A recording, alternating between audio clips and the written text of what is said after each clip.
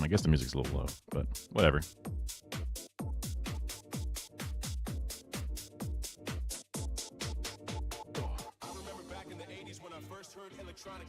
Oh, we were able to start on time today. That's nice. Can I get a soda, Kara? Thanks. Forgot. I guess I should wear headphones because Kara's still mulling about. When she puts the stream on, I can hear myself, and it's weird as hell. That's fine. I don't understand people who satisfy with ordinary pop music. They just listen to whatever radio station decides they should like. And my God, they like it.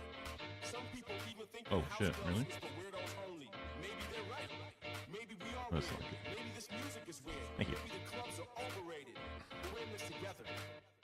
Bit of a good day. We didn't get so the person still that I was talking about, the DSA, to get the information for the Chevron stuff, boycott Chevron thing. They are out on. They're still a part of the delegation thing, so they haven't gotten back in town basically, and they're kind of busy. And I get it. And I guess there's no super rush specifically. At least I hope there's not a rush.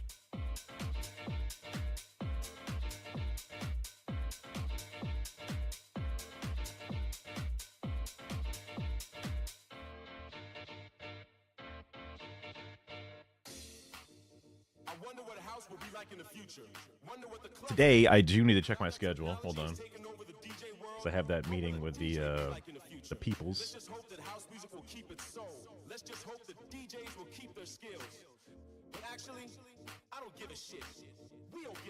City councilors. So that is at 9 a.m. So that makes sense that I should just stay awake, or at the very least do a slight nap. But let's see. 9 a.m. is a pre-meeting. 10 a.m. is the actual city hall thing. And maybe we'll even, like, I don't know, meet up somewhere. So I definitely have an end time for today's stream. So I'll keep that in mind for sure. And that would be going for fucking 8 hours, which I've done plenty of 8-hour streams, but I should get my stream chat back up. Hold on. Then, whoop, cool.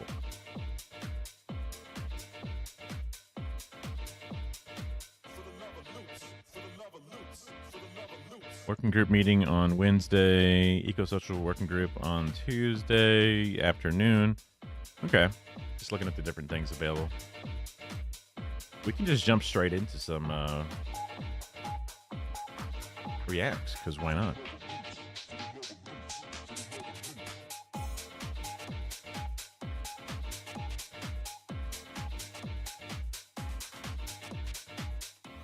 Some weird stuff I haven't seen before, some other stuff that... We can start off with something long, but gets us into the show. Oh, I probably shouldn't have done that like that. I should do my other tab button. And then I still try to pause it as fast as possible, that I failed. Hit the old backward. Grab the link. Throw it into this. For that.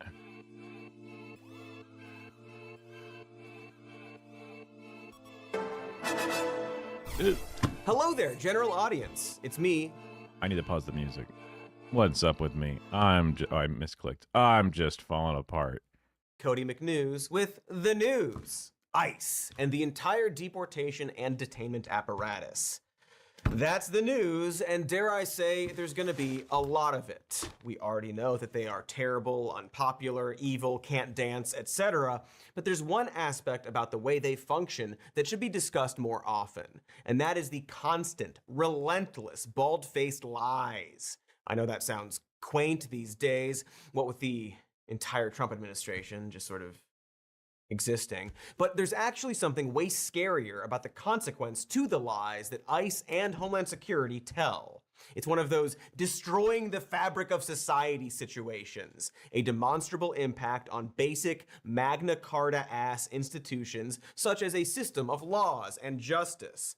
And so myself and the rest of the McNews family wanted to talk about and debunk and detail these lies. Untruths that, in the grand scheme of history, might be far more consequential than any other lie happening right now. Yes, even that one you're thinking of. The one you tell yourself every morning to get through the day. Sorry if that got too real, but there's just not gonna be a new Blade movie anytime soon. You have to face that fact eventually.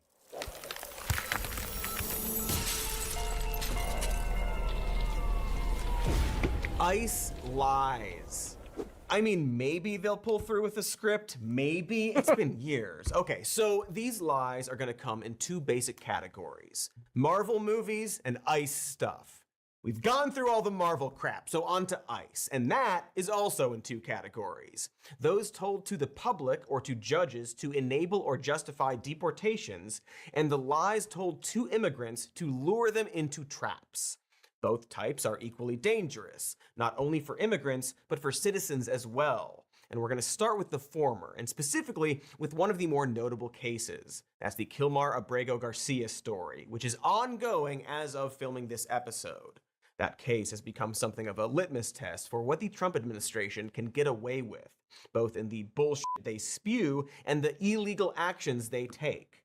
For context, Kilmar Abrego came to the US in 2011 when he was 16, seeking asylum from a gang in El Salvador that was extorting and threatening him and his family. In 2019, he was arrested outside a Home Depot because he was looking for work and ultimately detained for 7 months. He was accused of being an MS-13 based on the fact that he was wearing a Chicago Bulls hat. An officer claimed he received a confidential... I did not really... I guess I didn't do enough research on this story when it originally came out, but I did not know that he was arrested back in 2019. That's crazy. Tip that Abrego was part of the Westerns MS-13 gang in New York, even though Abrego never lived in that state. That police officer later was suspended for giving confidential information to a sex worker. So here comes the first lie. This is a MS-13 gang member, a tough cookie, been in lots of skirmishes, beat the hell out of his wife, and the wife was petrified to even talk about him, okay? So addressing that first part, despite what Trump keeps saying, Abrego was not found to be a gang member. One judge did mention the informant had claimed Abrego was a gang member, the one the suspended officer had cited, but Abrego was not charged with any crimes, nor in any way proven or verified to be in any gang. Claims by informants, you see, have to actually be proven for them to hold up in court. Well, that's the idea, at least. A judge that same year, while not granting him asylum, gave him protected status against being deported due to the risk of being targeted by gang violence back in El Salvador. The court specifically barred any deportation of Abrego to El Salvador.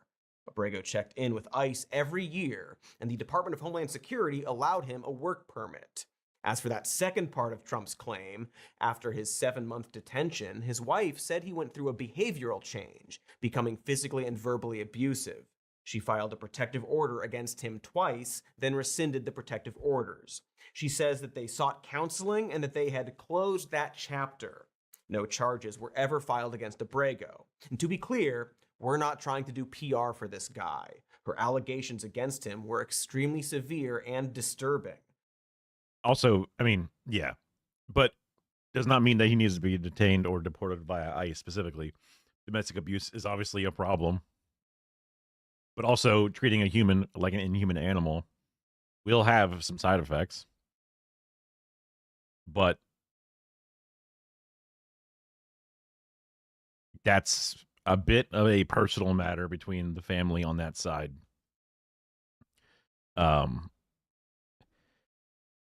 And then, oh man, there was like, oh, right.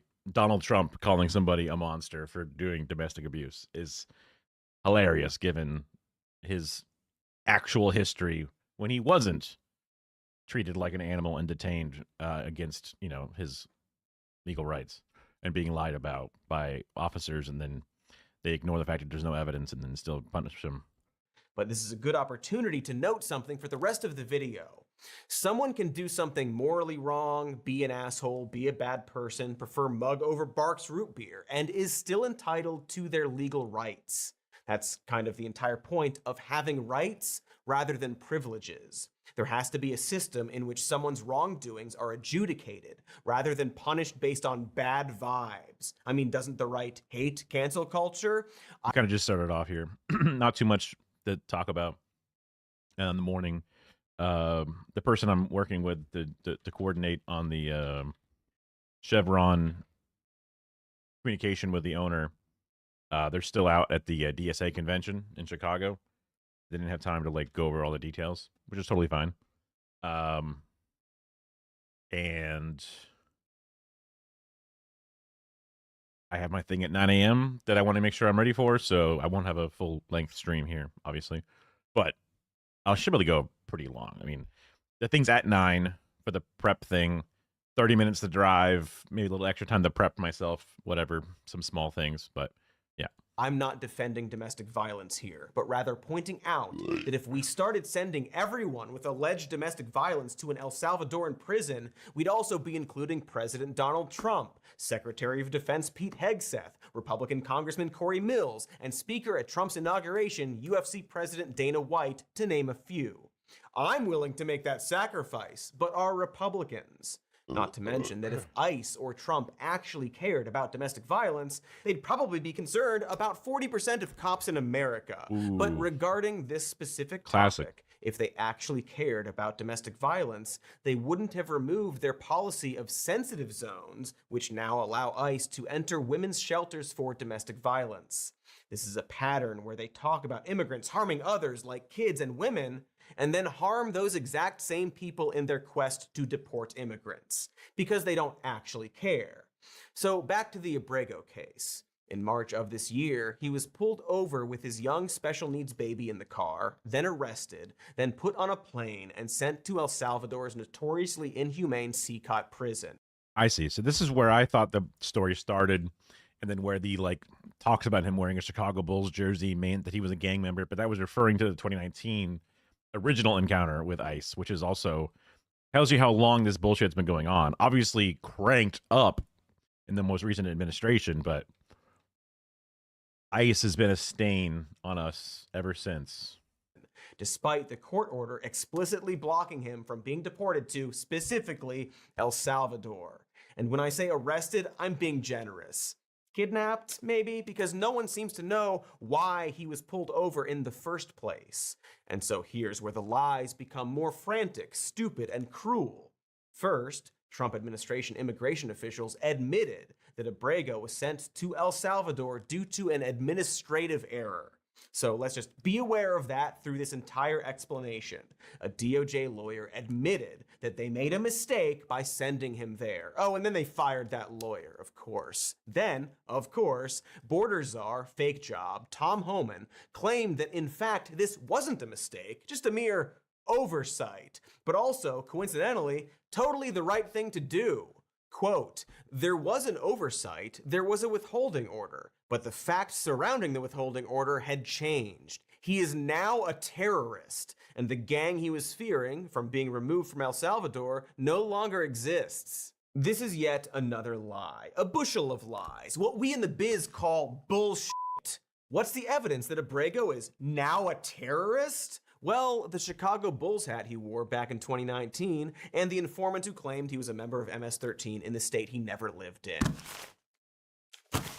Oh, that's all it takes. I'm so sorry, Chicago Bulls fans. I mean, even more sorry. Also, the gang that Abrego fled in 2011, Barrio 18, does in fact still exist, particularly inside of CCOT, where thousands of members are being held. You know, the prison that Abrego was sent to, along with a huge number of innocent people due to El Salvador's shady legal system.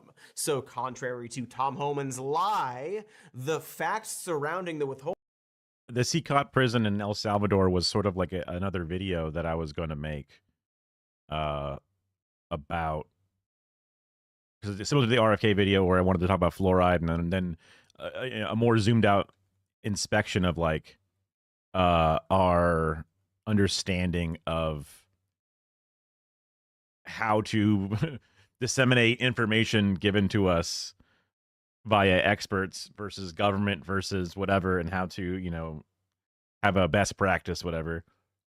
That video got muddled, and I didn't feel smart enough to write the script in a way that made sense and a cohesive thing. I also want to make a video about El Salvador, and as a nobody, as an idiot, I'm like, I don't know, that just sounds like a place that's, whatever. It probably has a corrupt, rough, government thing, but then how did that happen?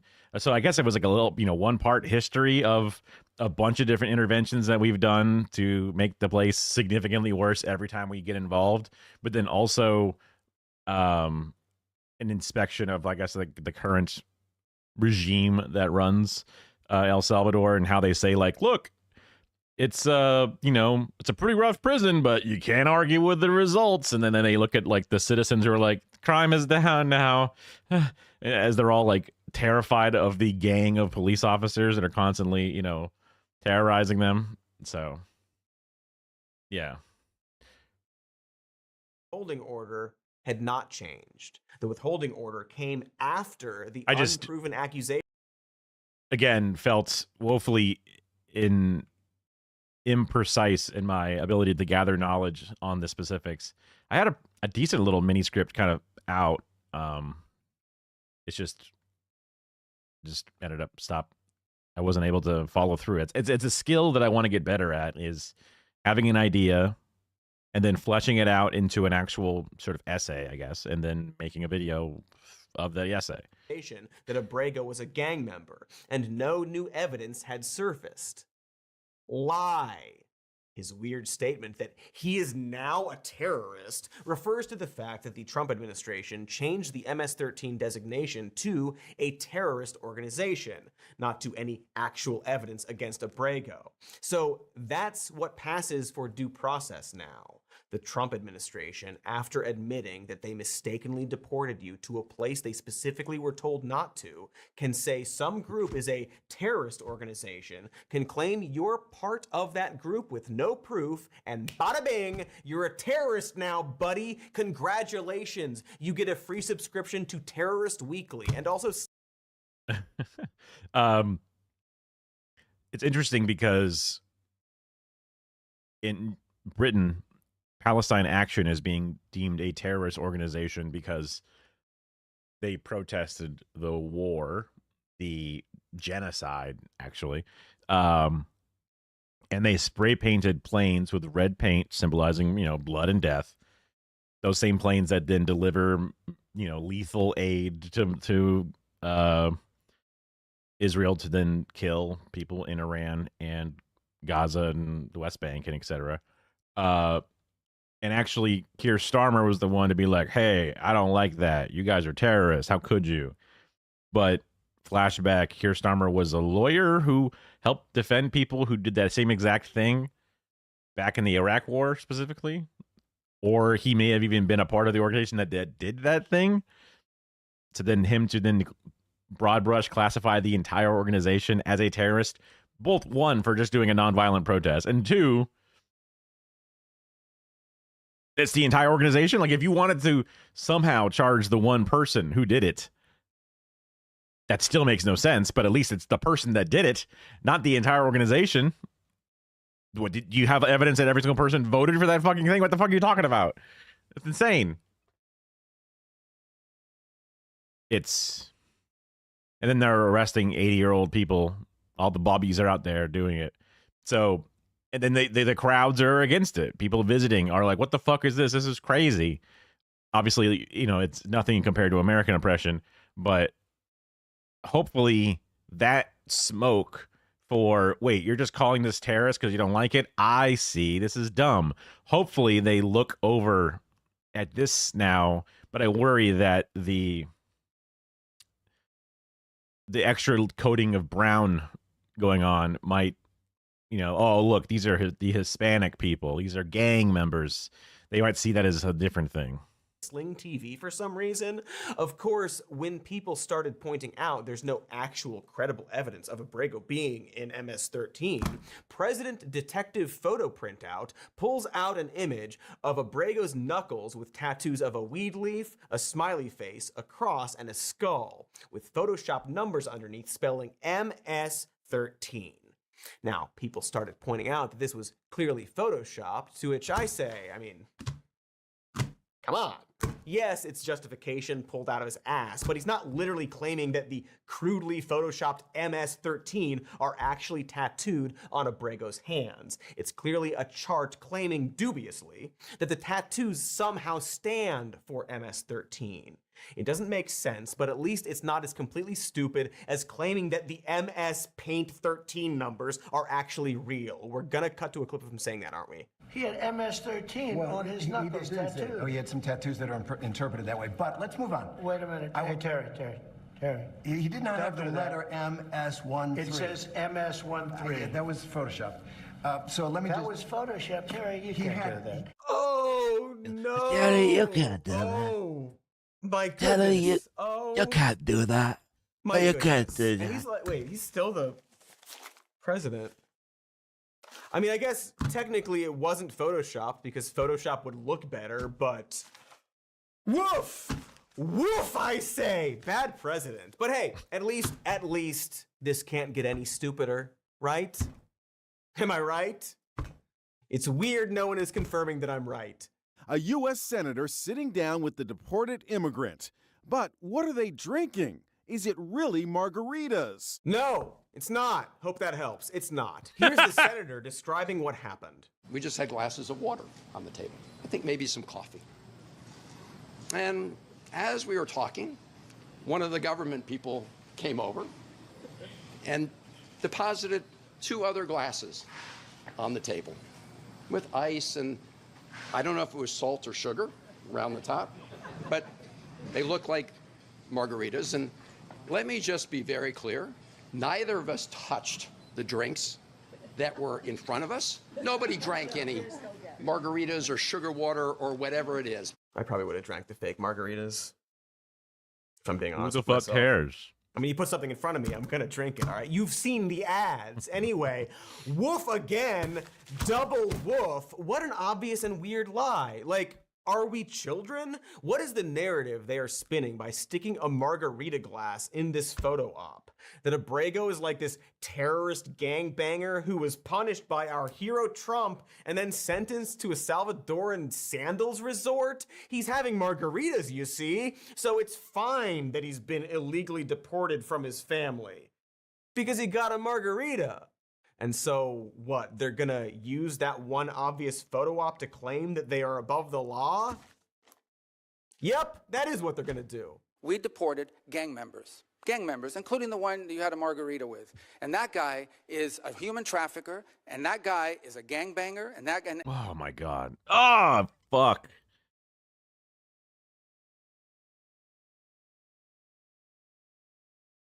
I forget how fucking evil they are. You know? God damn, dude.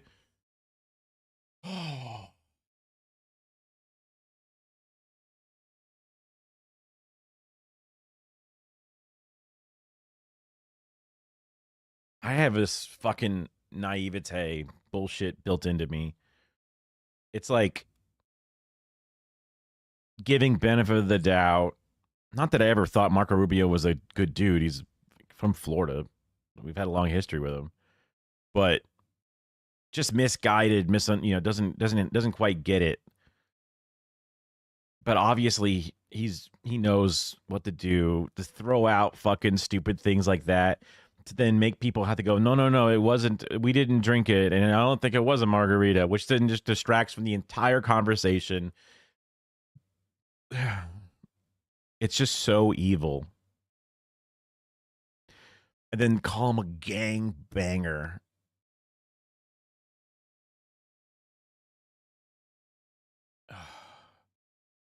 You know, I'm embarrassed how much it twists up my insides with like the searing rage to be like, what? You know better than this. This is so fucked.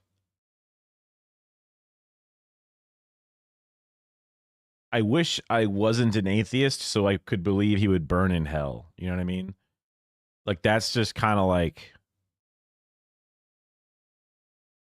the world is what it is, and this motherfucker can just live life like anybody else, enjoy the fucking benefits of being a fuckhead and an evil person, lie, be cruel, and he ends up having what might be considered a more secure life than others. That's just fucking wrong, man. It's so, like, there's so much injustice all over the place. So why does this one random thing just hit me? But it's just like the least, it's just not, it's just, I don't know, man. It's just, it sucks. And the evidence is going to be clear. In the days to come, Mr. you're going to see Chairman, who you went to look, defend. No judge in the judicial branch cannot tell me or the president how to conduct foreign policy. No judge can tell me how I have to outreach to a foreign partner or what I need to say to them. And if I do reach to that foreign partner and talk to them, I have under no obligation to share that with the judiciary branch. Man, I don't think you can just say someone is a human trafficker, at least not without credible evidence. Like, perhaps if there was video of him partying with a human trafficker at Mar-a-Lago, then maybe. Like, if you're really good friends with a human trafficker and then there's some sort of falling out with them, and your defenders claim that the falling out was because he was creepy to young girls at your club, but then you're asked about it and you say, actually, we had a falling out because he was trying to hire people for my club, and then they're like, wait, underage girls? And he's like, yeah, I guess. Then maybe. Also, to specifically one of the larger, more well-known accusers of Jeffrey Epstein being poached from Mar-a-Lago specifically. Like, it's not just a person who then worked. It was a person who was then poached to be trafficked from your place after interacting with them at your place with you. What, did I mute it? Fuck. Then maybe. Sure. But in Kilmar's case, the accusation comes from a traffic stop where he was driving 9 other people. During that stop, the cops accused him of trafficking people and having $1,400 on him. And then let him go with a warning. You know, as you do for human traffickers. A warning? So I guess if you're a cop, you can just say someone is a human trafficker. We don't know what you're doing, but be warned, you motherfucker. How dare you drive people to and from a workplace? How dare you and your fellow workers who just got paid a bunch of money be driving around? How fucking dare you? You be warned. You know, what the fuck? Trafficker. My bad. We live in a police state. And we've been in one for a long time. God damn, dude. Papers, please. Gestapo ass shit. Also, the Trump administration did, in fact, have to provide. I thought that was so fucking weird. Like, at one point, I took money out. Way back when I was still in college, I was like getting, because this is after the car accident where I had that tiny bit of like money extra that helped my entire life start. And I took a big chunk of it and gave it to my brother so that way he could then apply to like some coding technical school. Because he was like not doing great in like the traditional university setting. And it costs a lot of money. It's upfront, it's a private thing, whatever.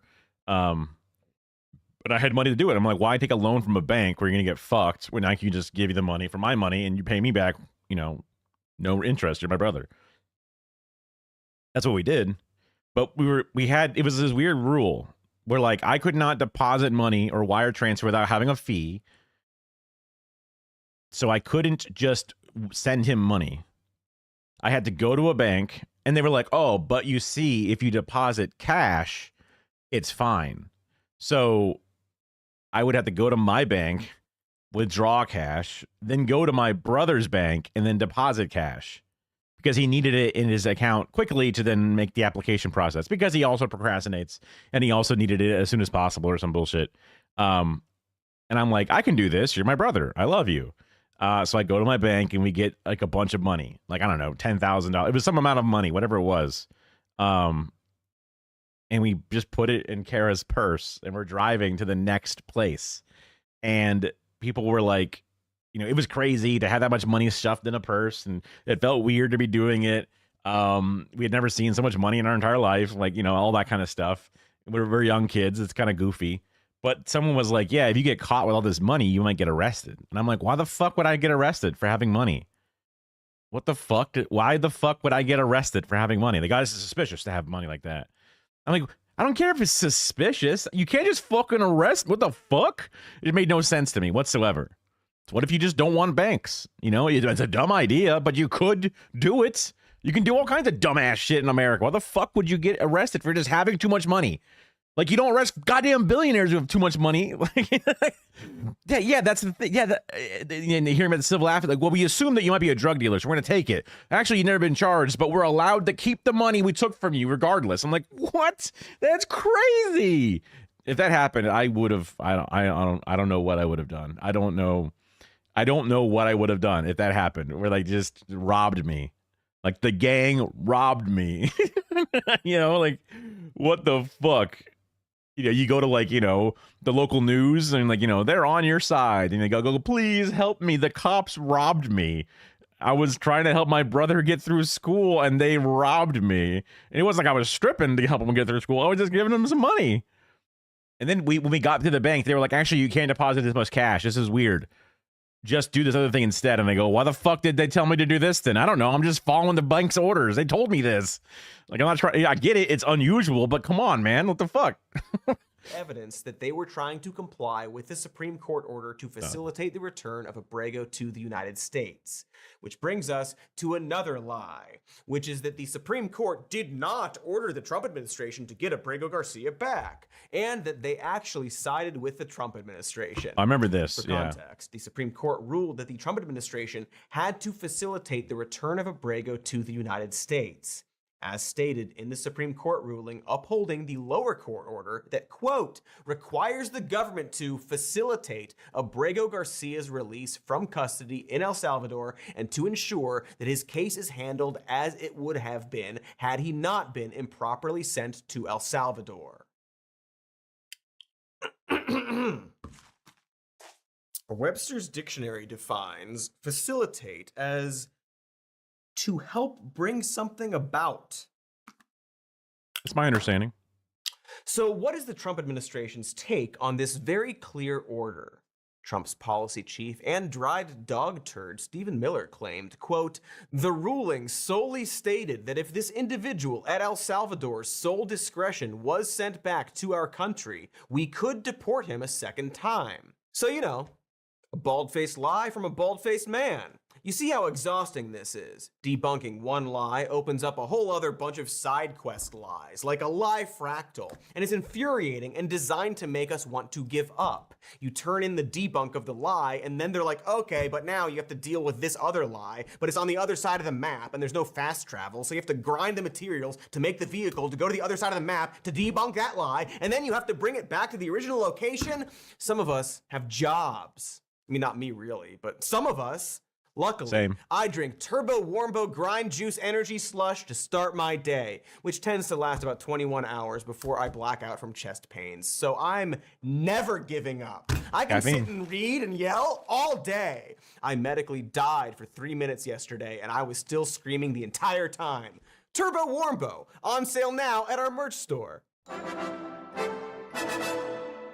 Anyway, so you accidentally sent a guy to the very country he was seeking asylum from against a court order. Whoops-a-diddly-doopsie, but what can you doozy? That horse has left the barn, and by horse I mean human being, and by barn I mean constitutional protections. But whatever could the government of the most powerful country on earth even do? Their hands are tied! I mean, not tied in the same way they tie the hands of teenage immigrants who make a right turn on red in literal handcuffs, but you know, tied. How are they supposed to get him back all the way from El Salvador, a country we have absolutely no leverage with, other than the fact we're paying them tens of millions of dollars to rent out their people zoo for those we deem our undesirables? Attorney General Pam Bondi claimed that it's really all up to El Salvador, that there's literally nothing else they can do, saying, quote, if they want to return him, we would facilitate it, meaning provide a plane. That's up for El Salvador if they want to return him. Meanwhile, President Bukele of El Salvador claims there's nothing he can do either, saying, quote, I don't have the power to return him to the United States. Even if we provide the plane? You're sitting right next to each other, guys. Figure it out. But sadly, no.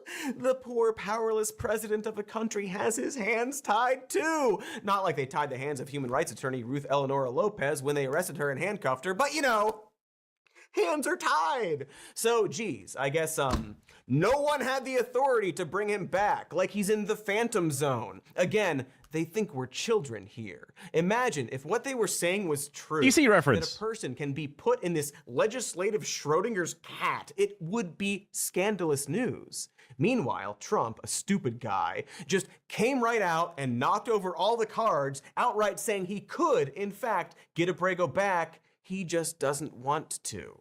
You could get him back. He does this all the time, where he just, everyone, all the evil little fucking goblins that make my insides get fucking twisted up and bleed internally, they set up this whole elaborate means tested, kind of like the best way to lie and to distract the fucking media and to muddle the argument. And then Trump comes out and completely blows up the entire thing. There's a phone on this desk. I could. You could pick it up, and with all the power of the presidency, you could call up the president of El Salvador and say, send him back right now. That's the thing, because Trump knows the bully pulpit, the phone calls, the fucking just calling somebody a piece of shit. Like, that's just the thing that he can do. He goes over and bitches at the guys from Canada. He bitches at the guys from fucking Greenland. He shits all over fucking the leader of Ukraine. Like, without power to do it, he just shits on them and puts the pressure on them. Everything, all the laws are vibes, and they just have to see if they're actually going to happen or not. It's all you and what army, and then when someone does something, they have to decide, I guess we're okay with this or not okay with it, right? That's how every fucking thing ultimately comes down. It's not like it's fucking magnets where it goes like, oh wow, look, womp, womp. Like, oh, negative and negative are like pushing each other away. Crazy. Like, it's not like that. And if he were the gentleman that you say he is, I would do that. But the court has he's ordered not. you to facilitate that. I'm not the one making this decision. It's so funny how there's that Aaron Sorkin view of politics and justice where the bad guy is tricked into confessing and is therefore found guilty and punished. Yet, you got the first part of that right, but somehow not the second. I think Trump clearly resented having to ever lie about lacking the power to do something. He'll lie about pretty much everything. He loves lying. He's got a lies kink. But if the lie is about him being weak against some other country, well, can't have that. So yeah, they eventually brought him back to the United States easily, by the way. They brought him back, albeit to... Like, even that photo op, that situation when they were trying to, like, this senator, or I think a senator, maybe governor, whoever it was, the person that went down to El Salvador to talk to Obrego specifically, he didn't get to come home with him. Like, just smuggle his ass back. I don't give a fuck, dude. They had to put him back in the fucking prison at that point. It's crazy to me that they got him out. They sat him down at this fucking restaurant and then, like, all right, back in the hole. Like, that's fucking wild. You know, the fucking guards that are with the fucking senator just pull out their guns and say, back up, he's ours now. And then they're like, oh shit, SEAL Team 6 is like his fucking, staffers or whatever secretly, right? Like, why the fuck wouldn't you do that? God damn it. It makes me so fucking mad. Oh, fucking him around easily. They always could. They just didn't want to and lied. Like, they objectively lied about this. There's no spin you can put on it. They accidentally deported him. Then they said they couldn't bring him back. Then Trump said he could easily bring him back. And then they brought him back. It's not just lies, but lazy lies. Stuff that we used to care about, but we all know it doesn't matter anymore, which is kind of the... I wonder if when Trump is done, when he's in the ground one day, after natural causes, when he finally, hangs up the political mantle as another option, right? Had his 2 terms and somehow does not feel emboldened to go for a third because, hey, I actually earned that previous one. Maybe I should go for a third. What do you think, guys? Whatever the fuck bullshit they're going to pull. But when it's finally over, for sure, one way or the other, I wonder if we're going to go back. Or if that's one of those ratchet effects where, like, now we've gone that far. There was that couple of years after the Biden win in 2020 where people kind of felt like in the 21, 22, people felt like Trump didn't have the steez anymore. He lost. He was out. I wonder, what's up, Darius?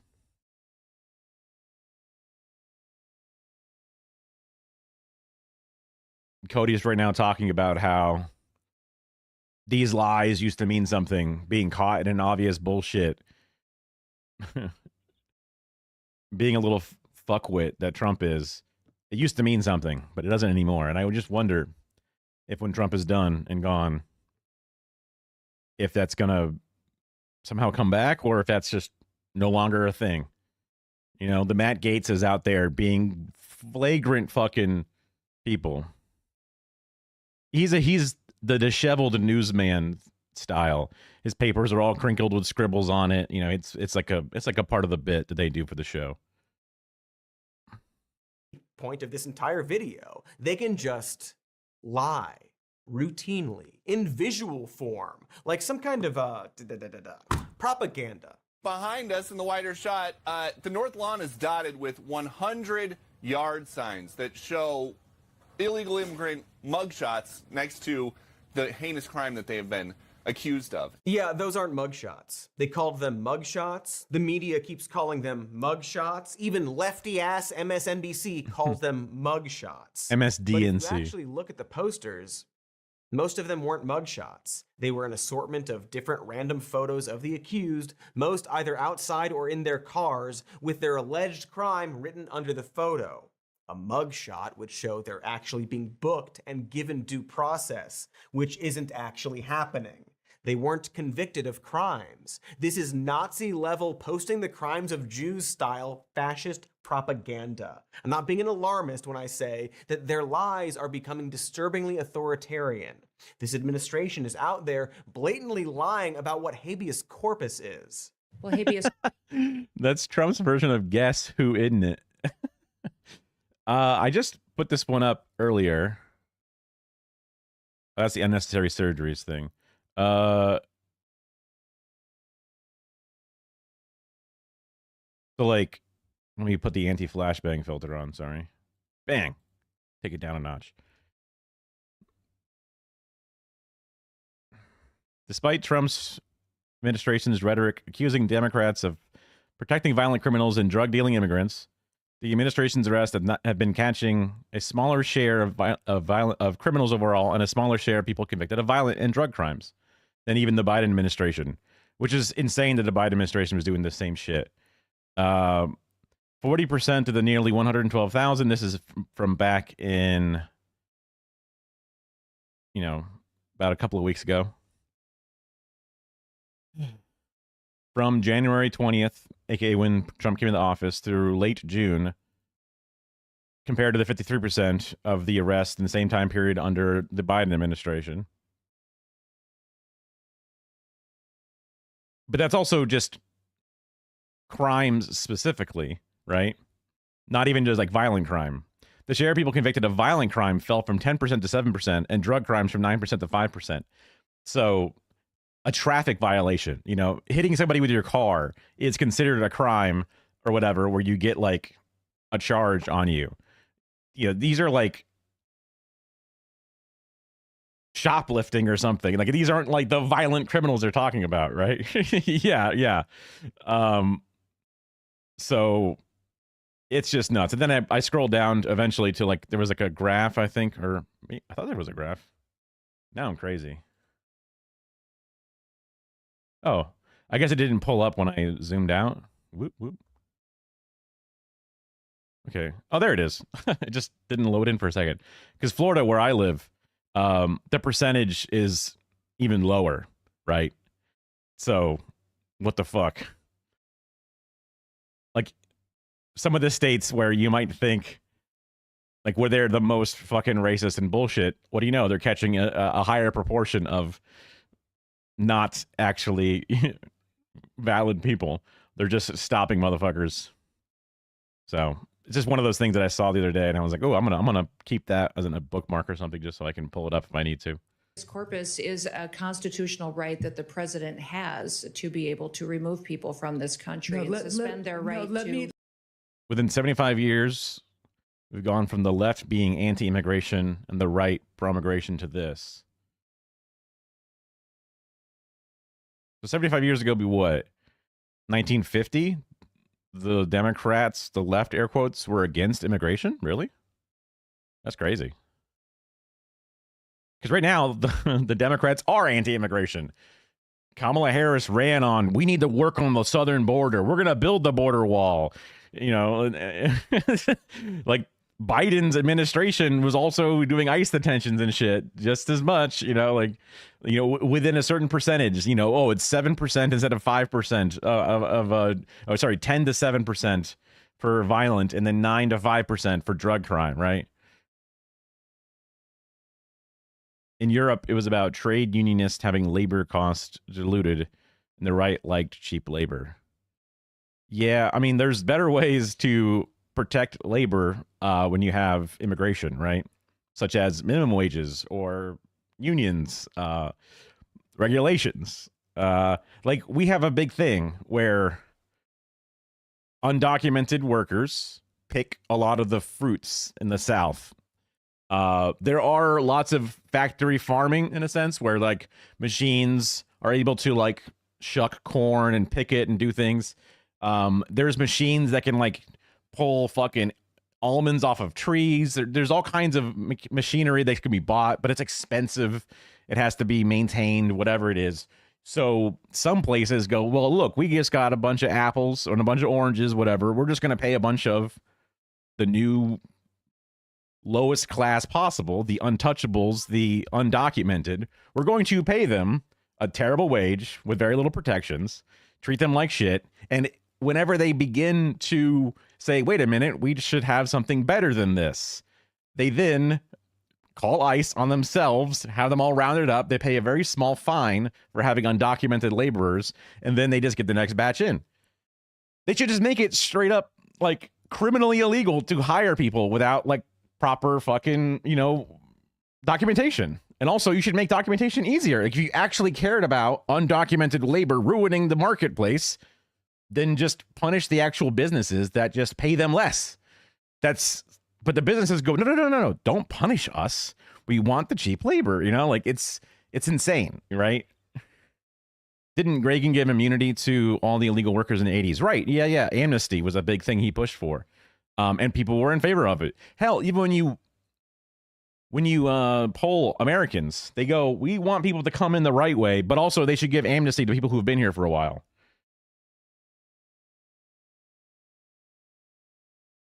Even as insane they are.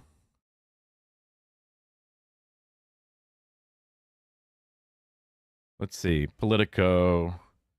I'm going to turn the anti-flashbang filter on. Okay. Americans make a U-turn on immigration since 2024 election. I don't know what this means. Americans view immigration has swung dramatically upward in the past year, with a new poll showing record high support for immigration amid Donald Trump's thing. A record 79% of Americans think immigration is good for the country. Wow, that's crazy. According to a Gallup poll released Friday. I'm looking at the amnesty thing. I was looking for something that had like Americans' view of deportations. Immigration Hub. This is probably closer to the information.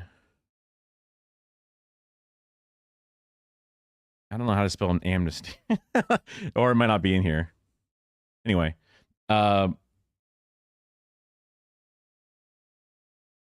mean, immigrants commit less crimes than natural-born citizens, as a fact. Not only in America, but just across the board. And then people talk about how like Korea and Japan have these like inverted pyramid problems with their population where they have like a waistline that's thin, right? Yes, per capita for sure. I'll find that as well.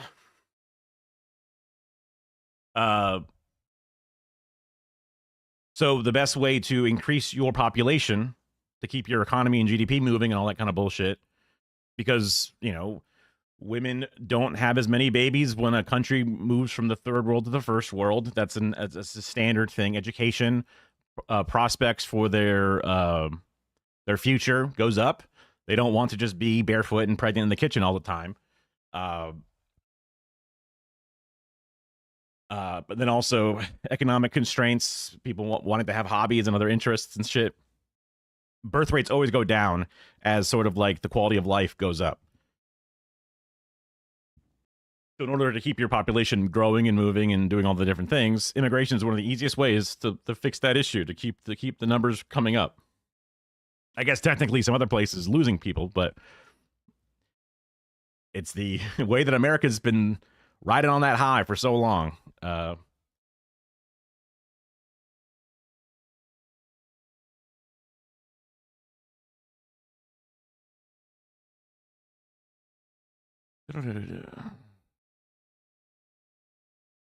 NPR, immigrants are less likely to commit crimes than U.S.-born Americans. Studies find. Is there a nice big graph or something? I guess I have to read it. Okay. During the current presidential campaign, research indicates that immigrants commit less crime. Much of the available data, extensive research, please. Thank you.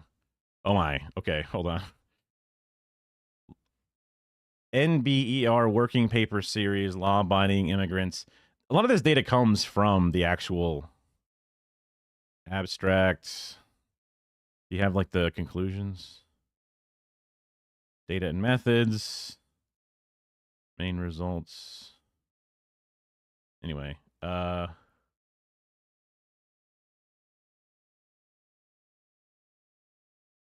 we go. Immigrants today are 60% less likely to be incarcerated, 30% the relative U.S.-born whites. This relative decline occurred among immigrants from all regions and cannot be explained by changes in immigrants' observable characteristics or immigration policy. Instead, the decline is part of the broader divergence of outcomes between less educated immigrants and U.S.-born counterparts. As a group, immigrants have a lower incarceration rates than U.S.-born for 150 years. Moreover, relative to U.S.-born immigrants, incarceration rates have declined since the 1960s. So it's gone even further down, specifically. And then finding the exact numbers, I don't want to just take too much time to do it. I think the big difference, to be honest, is our social net. If you go to America, you can't survive unless you work, and even then it sounds pretty hard. Yeah, we don't have much of a social safety net, for sure. And you do have to work, but the whole point of a social safety net, like, I guess I can understand where you're coming from, where it's like, oh, look, we invite more people in, but those people also pay taxes and get stuff. Like, do you think that you could live a reasonable life if you were just 100% unemployed, jobless, without a house, and then just got everything from the government? The social safety nets are that strong that you can just live without it? Because if they're that strong, then why the fuck are you mad, right? So I assume you understand that you want something a little bit nicer than the barest of resources that they could provide you, which is also what they're going to want, right? And also, like, America is kind of built to kill you. It kind of is. There's always the metaphorical gun pointed at your head. Like, if you don't produce, you will die, or whatever. In a very non-understanding way. Like, yeah, it's not great. Do you want to change jobs? Well, you'll lose all your health care, all your prescription help. You know, catastrophic injury. Did you break a leg? Now you're in medical debt for the rest of your life. You know, like, even if you get insurance later, it won't cover the past thing. Fuck yourself, you know.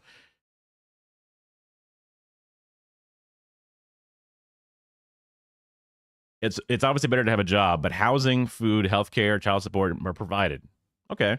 So I guess you're worried that the jobs aren't available for you because they're taking the jobs, but also you're worried that the social safety nets are being used despite them getting jobs and paying into the social safety nets. I mean, like, I can understand being worried that the pool is small, and also in the UK, they're defunding elements of it, trying to privatize it. Don't ever let them take it away from you. You have something that we don't have. We're the only one that doesn't have it. And, like, every time that they piss in it, you're doing it to make it worse on purpose, to make you think that maybe a private version is better. I promise you it's not. I promise you it's not. But if you think they're able to live such an awesome life with no money, no jobs, get provided all the things for free, then I guess you'll also be provided all those things for free, in case your life gets so bad.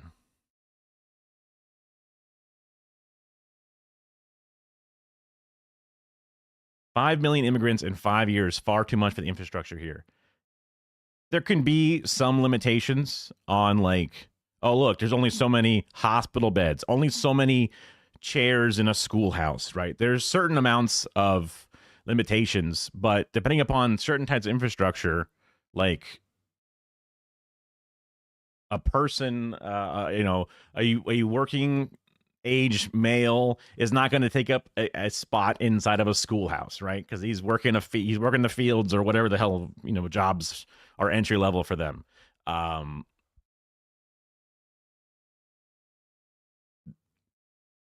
But there are technically limitations, but that's also where like incentives to then go to different areas are supposed to be. But when half the countries are Islamophobic like crazy, the most liberal places that will actually accept them are where they all get funneled into.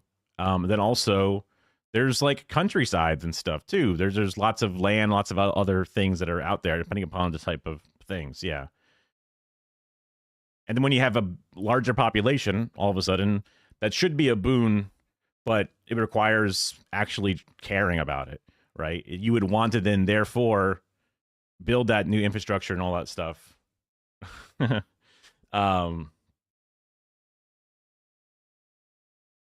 Exact balancing acts of how many people, how long it can take to bring things up to speed, whatever it is.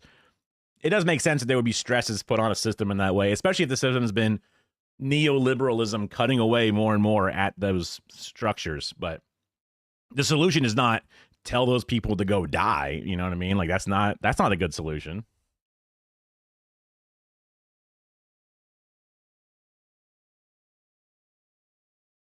Yeah, I mean, one of the biggest things that I've heard a lot of people advocate for, all these white screens are like blowing out my face. I'm like, oh, I don't need to wear sunscreen anymore. One of the things people push for in America is we should have more nationalized construction workers and stuff. Army Corps of Engineers. Back in the FDR era, New Deal, that's where a lot of things happened. There was actually like state-funded art measures where artists all over the country were paid to like paint a mural at the post office and shit. Just government money spent on its own citizens to then beautify / build up the entire country. And then we reap those benefits for the next 50 years, milking it, letting it fall apart in front of our eyes as they never wanted to spend another cent on it. And it's just like, you need to look over at China and you go, God damn it, look at them going crazy with that fucking, internal investment. All those people like to talk about, you got to invest in yourself, pay for college. In America, you got to pay for college. Earn those skills, invest in yourself. So then you can go and then, build on those gains. But those countries then turn around and never invest in their own fucking country. They just invest in fucking helping do war and helping the fucking war companies make the money and sell more arms to Israel and shit. Expansionary physical policy from the state doesn't seem practical anymore because it will be income taxes and not corporation taxes funding it in the present climate.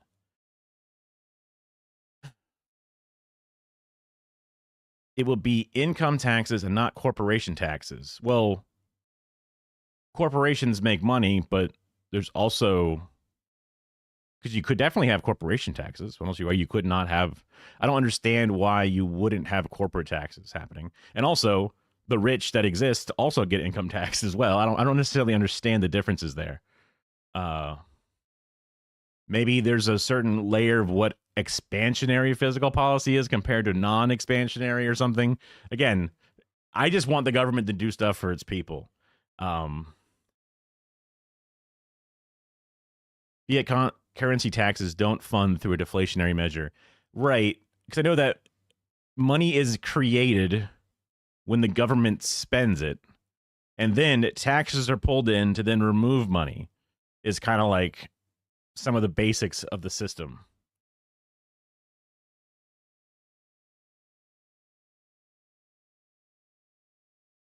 They move there on paper and then you get nothing.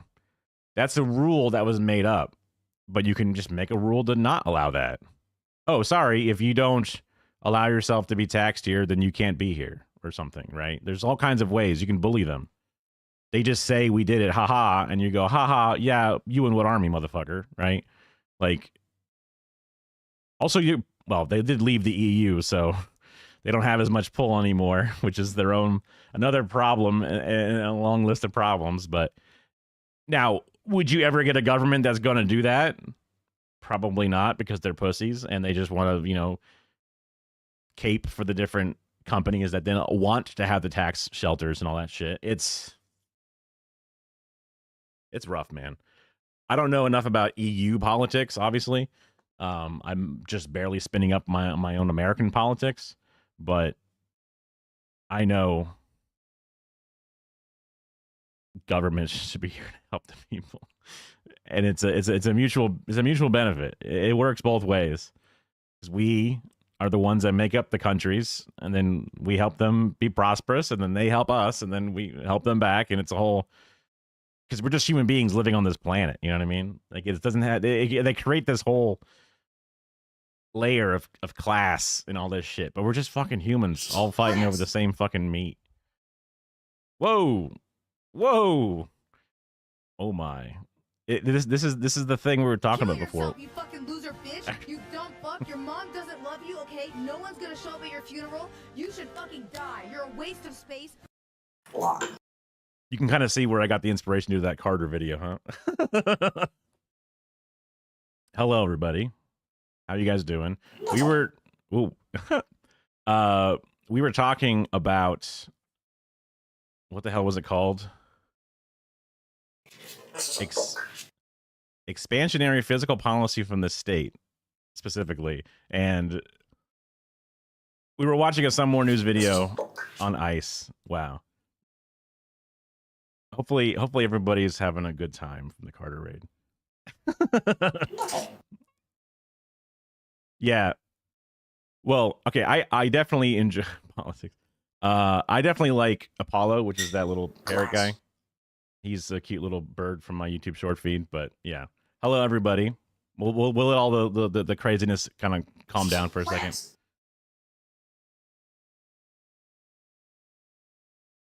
My chat box usually has like one person at a time, so. Are we going to do this kind of thing? What kind of thing? Oh, thanks for the bits. Whoa. No. You're all good. You're all good. Maybe some other people have higher knowledge on some stuff. Bit strike Neff style. I think I have an alert that comes up for bits specifically. I forget what it might just be a default Twitch one because I didn't make one yet, but.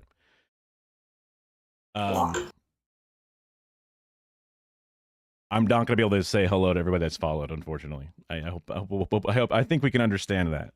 And thanks a bunch, Carter, for doing the raid. So the question was, immigration can be tough because in Europe, social safety nets exist, where in America, they don't exist. So in America, immigrants come in, they have to work because, it's bad, right? You're gonna just starve to death. So there's a thought that in Europe, you could just technically freeload or whatever it is. But it seems like people also want to have spendable money and other good things. You only know stuff about cats. Yeah. I guess a little bit more about me is... Oh, there's it is. That's the bits emote. Yeah. That uses the one ZZ emote that Kara made for... That's one of our cats. I'm a bit of... I like to call myself a recovering dumbass because I was born and raised in Florida. I just played Dota and like fucking Call of Duty 2 and like just had a regular life. I had my college years, played some World of Warcraft, got a job for like 15 years, right? You've not seen my name spelled? My name's spelled Sniffin? Oh yeah, it's my last name, Sniffin, and then J is the first letter of my thing. Plants. Yeah, that's Apollo. That's the there's a whole up channel of him guessing. They're like, "What is this made of?" And he's like, "Ding, glass or rock." all these different little names. Metal. Oh, Jamie Spelling, got it. So I've been on a bit of my own leftist journey. I was like, oh, look, I voted for Obama. Racism solved, right? Like I was my own little debate bro, Reddit atheist. I was a contrarian for the sake of being a contrarian. I grew up being like, I'm on team. I love the color red just because that was my favorite color. And the Red Ranger's name was Jason. My name was Jason. So red was my favorite color. Red was the best thing. I'm a boy, so boys are cool. Girls drool or whatever. Rock. And then I was like, okay, you say all this women rights stuff, but men's rights matter too, because I just wanted it to be different and to be annoying. And I would be like, yo, women got the right to vote without ever even voting. How did they seem unpowerful? They're the most powerful thing ever. How, just saying shit, just to say shit. So then I learned a bit more and more.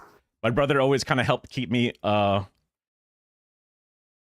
he helped keep me on the rails when I would get close to getting off the rails. Because there was a period when I was like watching the H3 podcast, enjoying the internet, and then Jordan Peterson was on the H3 podcast, and I'm like, yo, that guy sounds reasonable, right? My brother's like, you need to be careful, bro. And I'm like, what do you mean? So I'm on my own. I'm on my journey. You know what I mean? Like, so I also naturally have a bit of like every time something happens, I think of like the most normalized centrist view. And I'm like, I need to understand why my knee-jerk reaction brain is wrong, I appreciate that Russian Slender also was a Red Ranger enjoyer. There was one episode of Power Rangers. I was homesick for whatever reason. And the Power Rangers was on, and we never get to finish the episode where we had to go catch the bus. And there was an episode where there was some frog monster, whatever, and all of them were one by one getting caught by the tongue and eaten. And then finally the last Ranger, even the Red Ranger got eaten, and then the Pink Ranger shot the bow at it, and then it blew up, and they all came out, and it was okay. But I was so crushed that the Red Ranger was like killed or lost that I was like, no. And then like we used to like VHS record the episodes so we could watch them after school. And I was like, Mom, you have to erase the tape. You can't let Craig see that the Red Ranger got eaten by the frog. It was very important to me. I was like actually super upset. So I really was invested in that element of things. Now clearly the metaphor for the French, the frog eating the red. Okay. Yeah. Yeah. So like I can understand the fear, going back to my normalized centrist brain. I can understand the fear for, oh God, these people are going to abuse the social safety nets, right? Freeloaders and all that kind of stuff. So then I got to think to myself, don't let that take over. Don't let the lizard brain take over your mind. Your mom wouldn't let you watch the Power Rangers because it made me jump on the bed and do karate moves. I mean, what didn't make kids jump on the bed and do karate moves? Anything good did. Like my version of Twitch growing up was being 18 months younger than my older brother. So I would stand there and watch him play video games in the same room, right? I would get hyped watching him play video games to the point where I was like jumping up and down or just losing my mind to the point where I start sweating right next to him, right? And he's like, calm the hell down. He's like playing Final Fantasy or some boring ass like turn-based shit. And I'm just, I'm just over there pogging, like. So, I mean, Twitch was an obvious platform for me. And the first person, because my account's like from like 2011. So like I've been doing this shit for a while. I watched a person who played XCOM because my brother played XCOM. Yeah, it wasn't Justin TV when I was watching, but I was just watching. I just watched one guy from Australia named Beagle Rush who made. You were a Pink Ranger fan? That's cute. That's awesome. I don't want to think about how the Yellow Ranger was the Asian lady and then the Black Ranger was the black one. I don't want to think about that too hard. Just randomly thinking about that. Man, the 90s were wild. I tell you what. That's crazy. Yeah, that's crazy. Oh man. Fuck. Yeah. Also, because the comedy styles of that XCOM streamer were very similar to my brother. He played games very similar to my brother, and it was like a parasocial connection because I kind of like didn't get to hang out with my brother as much anymore. You know, growing apart from your friends, moving away, all kinds of stuff. Oh, really? Was it really? The actor for the Black Ranger talked about that? Interesting.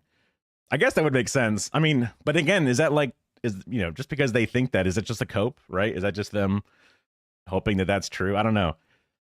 Because I think back on like all the different exposés about like the fucking Nickelodeon channel and all the insane shit that was going on behind the scenes, where it's like, I don't know if I trust those fuckers.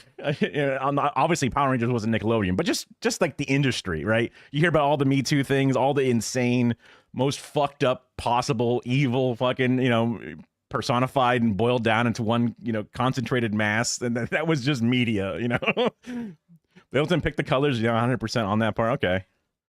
It was just a coincidence. Sure. Yeah. I mean, the Blue Rangers are boys, Red Rangers are communists. Oh, if only. I don't know enough about them. Like, I later in life would just talk about these little random things like coworkers, and they go, "Oh yeah, that guy was so and so, and he was a karate person, and this, that." I'm like, how the fuck do you know all these things about these like random, actors? Aussie 80s kid shows are your jam. Around the Twist, etc. I have never heard of that. Sounds cool though. What is Round the Twist? I'm gonna guess it's a live action show, just because when I think of foreign kid shows, it's always some kind of like, what is it? Bill Nye the Science Guy style ass show. It's on YouTube. Have you ever felt like this? Like this specifically? I mean, like, I feel like right now all the time. The actor played the young version of the Red Ranger. Oh, at the end of Mighty Morphin Power Rangers, is now a TikToker that owns his own dojo and is very anti-fascist. Hell yeah. All right. Jason David Frank was so into it. Crazy he's not around anymore, but he poured so much into the franchise. Is that the guy who did Power Rangers specifically? Strange Things Happening. Are you going round the twist? Is that the name of the show? Oh. Oh, really? Wow. Oh, that might be why he's not around anymore. If he's passed away. Rip. He was definitely like the first time I saw a dude with a ponytail, and I'm like, wow, he's cool. Like that was probably the first time I was exposed to it, right? Oh, wow. Yeah. That sucks. Because they wouldn't be that old, right? I mean, he would be like, I don't know, 50, 60, something like that. I imagine he must have been like 15 years-ish older, whatever. Legend of the White Dragon. Dang. Well, that's a bummer. But life happens, I guess. I don't know. Making sure I didn't leave any side tangents unturned, because talking about my journey and who, where my mental framing comes from, and then obviously getting more and more involved in like 2016-ish. I started paying attention to politics more because Trump was kind of crazy and different. But I was like hyper libbed up. Like I was like watching Colbert and going like, hell yeah, this is awesome, right? Because I remember watching Colbert like on the Comedy Central here and there and just thought it was funny. Never really got too into it. I was a bit of blue no matter who kind of guy, whatever it was. But I was watching Colbert, and then the COVID happened, and I was watching Colbert. And I really liked it when they were like at their home setup and like doing things very similar to the Twitch streamers I would watch and things. It felt very true and real. But then at one point I had seen Hassan on Twitter a lot, just that face of the guy going, with the eyes. And I'd seen those posts here and there, and they seemed like they were decent posts. And then randomly while I was scrolling, it was like, hey, I'm live at TwitchCon. And I was like, oh, I didn't even know he had a Twitch. And then he was just there live at TwitchCon. There was like a Velcro wall and like a money grabbing pit. That was like the first ever Hassan stream I watched. And I was like, oh, I've been very interested in the creator space. Because like before I went to college, this is like 2006, I was doing like spoof commercials about Crunchwrap Supremes and a bunch of shit. I wanted to be a YouTube person, but I always did like I should do the standard, you do stuff like go to college and you get a job and you get a career, kind of like safety net thing. But then I just got laid off in July. So time to try the thing again where I stream and do stuff. So that's what, I got some severance or whatever it is from working there for 15 years, which is nice, but we'll see if this works out full time. Also, I was doing some video editing for Cinemarxism. That's some of the stuff I was doing behind the scenes more recently too. And then obviously I did that, those couple of Carter videos, like the Kill Yourself video. The other one I did a couple days later, or maybe a week later, and then there's 2 for the green screen submission. So it's possible that I could freelance video editing, or I could spin up a Hassan Clips channel or something, right? There's weird ways to like make money nowadays, so we'll see. Yeah. 2016 was crazy. Mongo Summer. I don't know what that is. Mongo.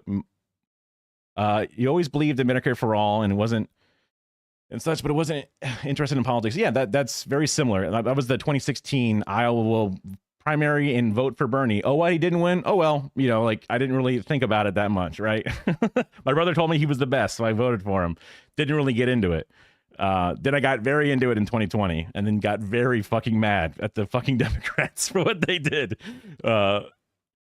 Election day 2020, a streamer I used to watch all the time rated Hassan. I stuck around for his election coverage, and here you are. Yeah, I wasn't there for like the January 6th and all that stuff. I joined like September-ish, something like that in 2021.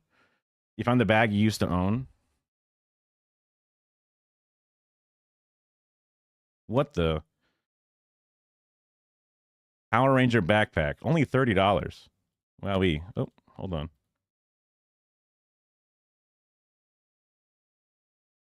That's just a bag. That's not like a backpack, it's a bag. There you go. Get the Pink Ranger, Hosen. And pink and yellow. I guess that's just a girl power bag, yeah? Yeah. Yeah, you were like, Bernie sounds cool, but I didn't care more than that. I also was too young to vote. Obviously, yeah. I think my first election was Obama. I think it was 2004, 2008. I forget exactly which. No, I guess it would have been 2004 would have been Bush election. I don't think I was old enough. I can do the math, but whatever. Who cares? I'm like 37 now, so I'm a bit of an older guy, I guess. It feels like I'm an older guy. I'm older than a lot of the people I follow who are like way smarter than me. So I'm like, damn it, whatever.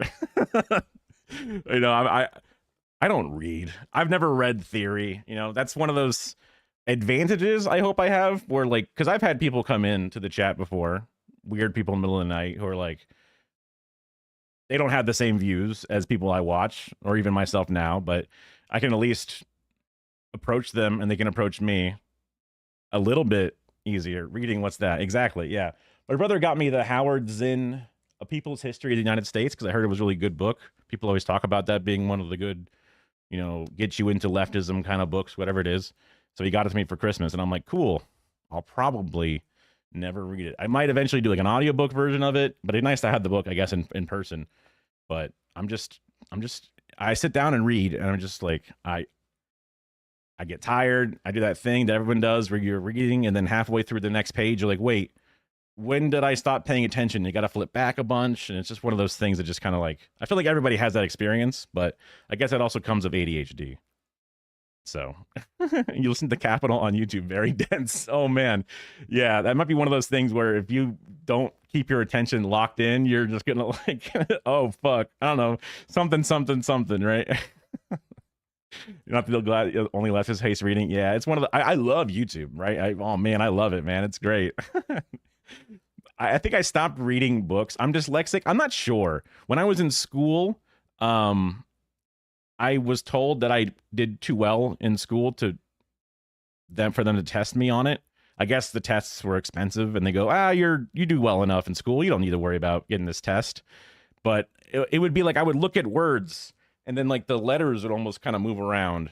And nowadays, when I read words, I kind of just vibe read, where I just kind of like look at I kind of look at the rough length about the beginning of the letters and about the end. and I kind of go, yeah, I know what word that's supposed to be. Where people will typo stuff in chat, and I'm like, I don't even know.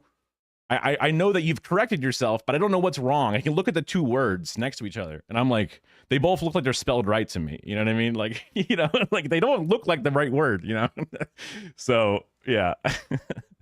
But it's one of those, like, I don't know, self-diagnosed, question mark, whatever. I don't read good. That's fine. You know, I'll make do. I'll find out another way to do it. Because, like, I've listened to a lot of audiobooks. So, like, another part of my life, you know, from, like, high school years before now, it was spent with, like, Warhammer 40K. So, like, I did a bunch of Warhammer stuff. I was at, you know, Magic the Gathering card store with my friends in college, and they're all playing cards. And I look over, and people have fucking tape measurers, and they're rolling dice with little toys. And I'm like, that looks sick. So I got into Warhammer around that college time, and I've played that a bunch. And I've listened to a bunch of the different lore books while I'm painting minis. I'm like listening to the whole Horus Heresy, and I'm like, this is awesome. But I don't know how good audiobooks are for, like, true retention versus actually reading a book. I guess the last physical book I read was one of the Night Lord books, which is a 40K, like, pulp fiction novel. Not Pulp Fiction, the movie, but just, like, a pulp fiction thing, right? Where it's just, you know, they call it bolter porn or whatever, where it's just a bunch of dudes doing stuff. Apparently the author's one of the better authors, and that was the only one book I've read as an actual book. I honestly don't remember shit about it, so maybe reading isn't much better than audiobooks anyways. I don't know. Oh, man. But I don't know how often. Yeah, typos not in this chat. Yeah, Goat's usually the person who's hanging around, keeping me company all night for the most part. You can adapt better. That's true. That's a part of it. Like, I never really believed too much in IQ, even back in the day when I, like, took an online IQ test, and I'm like, oh, I didn't get a good enough score. Let me take it again. You know, and now I believe that I'm like almost a genius because of my random high IQ score. But I've always felt like intelligence was better understood as your ability to learn or your ability to adapt or whatever it is, because sometimes you work with people and you don't know how to say it, but they're like, they suck. You know, they're not the best, you know, like, no matter how hard you try, they're never gonna, like, get it for whatever reason. Just one of those things. I've always been, even though, like, so, and there's a Brace Belden quote. I can never find the podcast clip that it's from, but it's like, if you want to be a good leftist, you need to be the best employee at your job, always picking up the shifts, always going above and beyond. Everyone needs to come to you to fix the problems. You know, you got to be in shape. You got to be, you know, clean smelling and shaven and, like, looking good, because you want it to be you want to look the part, to be inspiring, not only in your actions, but also in your appearance, all these different things. And I always was the hardest working guy, or one of the hardest working guys, working at the fucking KFC Taco Bell, ringing up orders and helping to figure out how to get to the menus when someone's struggling, and doing all the different things, whatever. It was always one of those things that, like, the right wing-ish upbringing of, like, worker pride, and, like, you gotta be, you know, proud of your work, whatever it is. I think that's helpful, because if I was a lazy piece of shit who didn't shower and everyone hated me, and I'm like, guys, we should unionize, they'd be like, go fuck yourself. You know, you just want to, like, you want to, like, organize on our backs, right? Like, but if you're, like, the biggest Giga Chad and everyone looks up to you and you're like, we should unionize, they go, like, well, I guess we should because he wants to, right?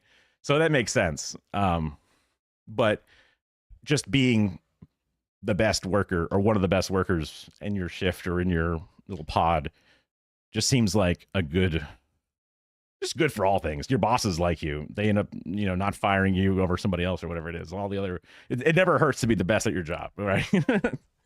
But there's, like, that was one of the, you know, small advantages I had from either a combination of my upbringing or whatever, but then also just the way my mind is able to learn new random things.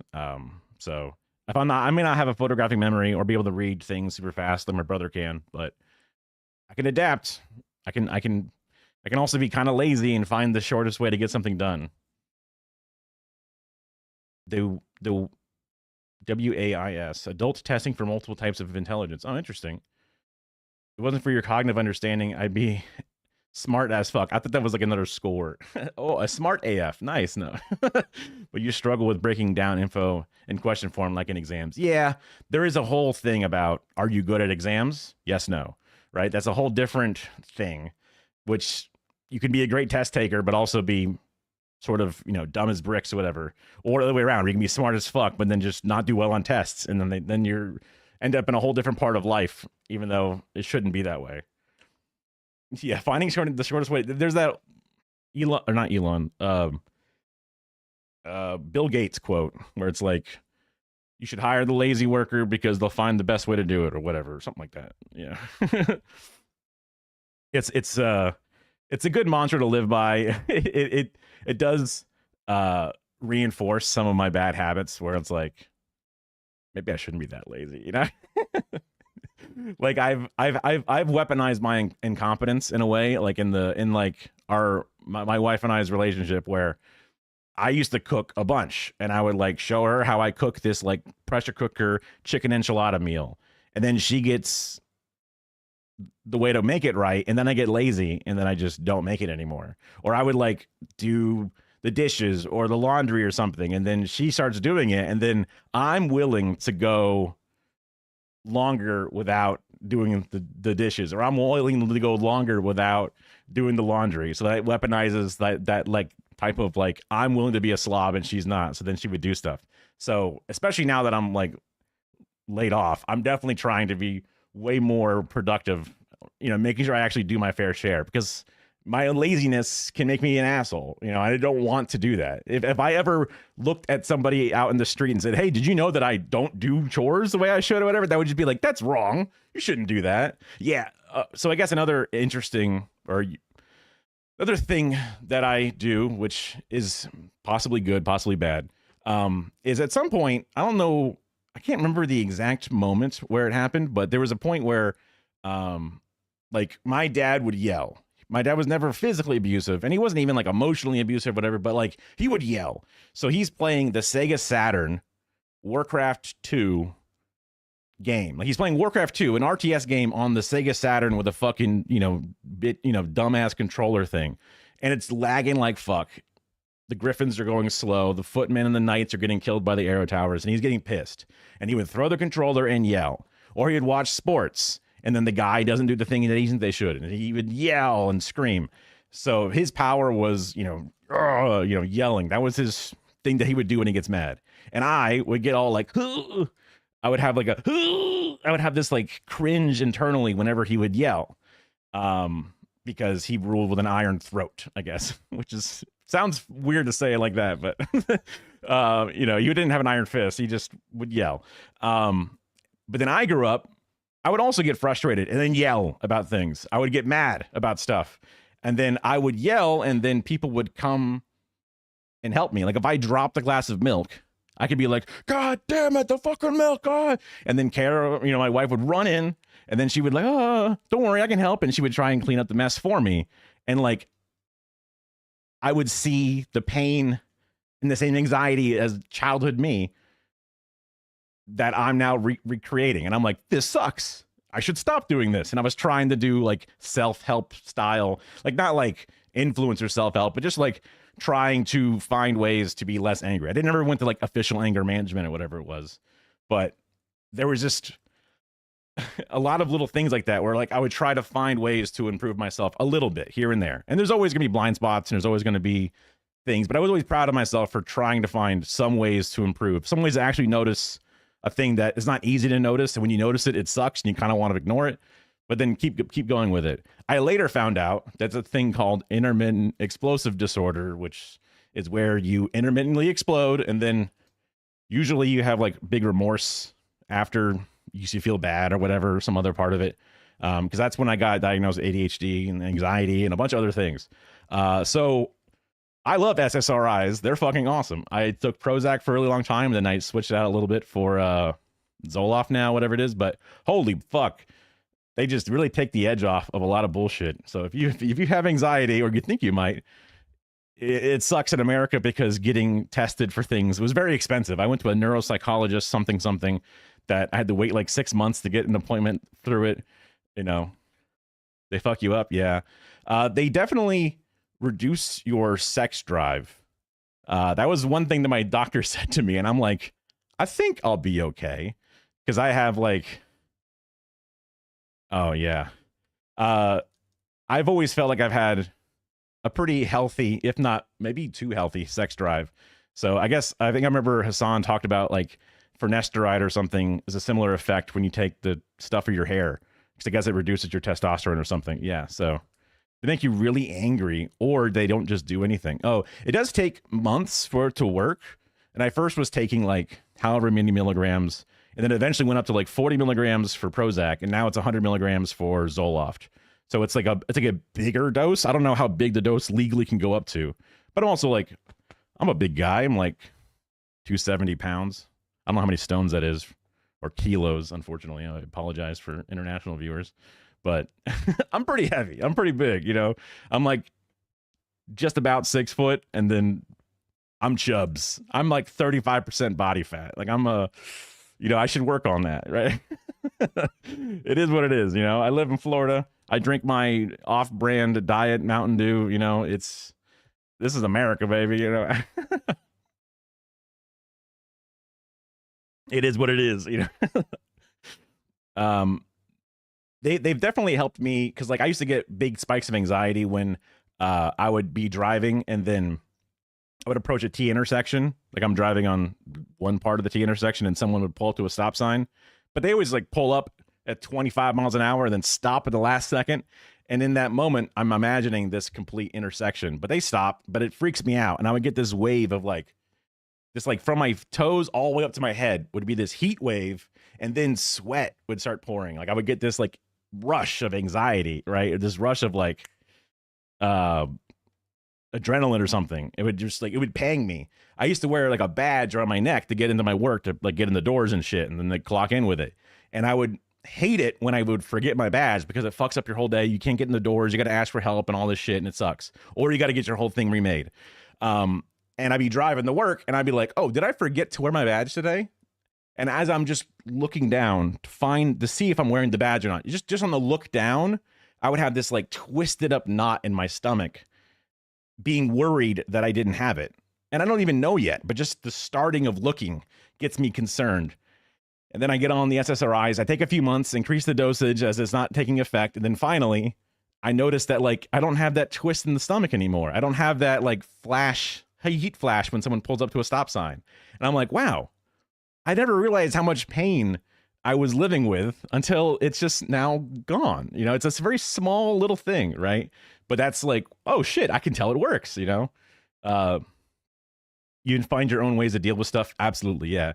I've had a few strengths tell me they couldn't offer anything. Yeah, that's one of the things. Like my mom went through a bunch of different stuff. She had a bunch of different like combinations of depression or a few other things that kind of kept it hidden from me, because mental health was always seen as like a weird stigma. So they never wanted me to know my mom's crazy or something, but like she just had regular shit, you know?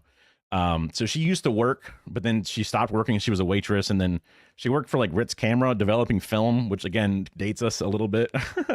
And then she just kind of stopped working and was kind of just a housewife at a certain point when I was like, I don't know, middle school-ish, something like that.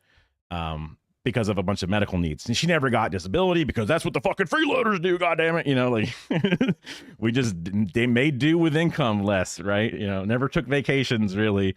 Only, you know, drove cars that were like 22 years old and shit, you know. It's just one of those, we're technically middle class, but also not doing super crazy. You notice that it starts a lot more after you get hit by a car. Yes, I was omega crushed by a car. I actually have all the nothing too gross, but like I have all the different, like, this is back in 2011, so this is the passenger seat of a Ford Taurus, and that's where I was sitting. That wasn't. They only got one photo from the car graveyard, whatever, which is kind of a bummer. Like that's the tire kind of like turned sideways and like laying flat. It was like a pesticide truck that hit us. And I guess its tank was apparently just filled with water, because they do that. So it was a lot of tons. It just smashed us. My wife doesn't drive. Her parents never taught her to drive, never gave her confidence. And then I was there teaching her how to drive, driving back to my childhood home. and then oh fuck, crunched. So like straight after the initial accident, broken glass splattered in my face. This is just a CT scan, but that's my femur. It's my right femur, snapped straight in half, and that's well, this is the traction, whatever. And then that's my right elbow. It's like that's still not supposed to be broken there, and all the different pins and shit that got put into it. So like I got fucked up, and then I had to wear a medical halo because I had an internal decapitation, which is a really fun thing to say. My occipital condyle was snapped off of the base of my skull. So this is the most interesting thing that ever happened to me. I'm like 24-ish, you know, at this time, something like that. Yeah, so I had all my long hair, but it was really gross. I couldn't shower, right? Especially in the ICU. So they just took like a beard trimmer and shaved my head. It sucked. Yeah. So I had 10 days in the ICU and then another 7 days in a hospital. This is like the first time I was able to stand up under my own power again. It was a crazy time. The bolt holes would get infected. I had staph infection in it once, but luckily for me, it was a type of staph infection like from like the 70s where we have a cure for it because there's like a antibacterial resistant form of staph infection that if you get that in your skull, you know, you ain't gonna make it. You know what I mean? No, yeah. I mean, it's I was happy to live, and this also gave me a really interesting perspective because I went through an insane amount of physical pain, but the entire time I had no idea that the doctors were like, this is like a very similar car crash injury, broken head skull injury that like Dale Earnhardt died from or whatever the fuck. Like people don't really live from this thing. Your son's going to die. But they kept telling them that. They're like, we either need to fuse his neck and that might save his life, or we're not sure, but maybe we can do this halo thing because the halo is not only meant to stop a skull and the neck from separating, it's more to like keep a neck straight. But like I had like a team of neurologists deciding what to do. It was a wild time, and they were going through a bunch of bullshit. Like it was tough as fuck for them. My mom, thankfully, was not working and was able to be my full-time health advocate and was able to like deal with bills because we would get bills, tell them it's pending litigation with a whole lawyer thing. Sometimes they would send bills for things we already paid for, trying to get us to pay for it again, being the most scum of the earth motherfuckers out there. It was a very eye-opening moment for me, but also because my entire family was thinking I was going to die.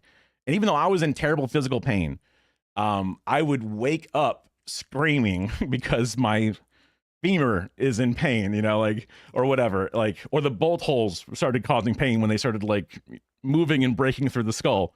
But again, that's physical pain. I forget how bad it was, honestly. I kind of just forget. But the emotional pain is living with them still to this day, you know, like, and if I died, fucking A, it'd be even more insane. So I matter is I guess what it kind of tells me a little bit, you know.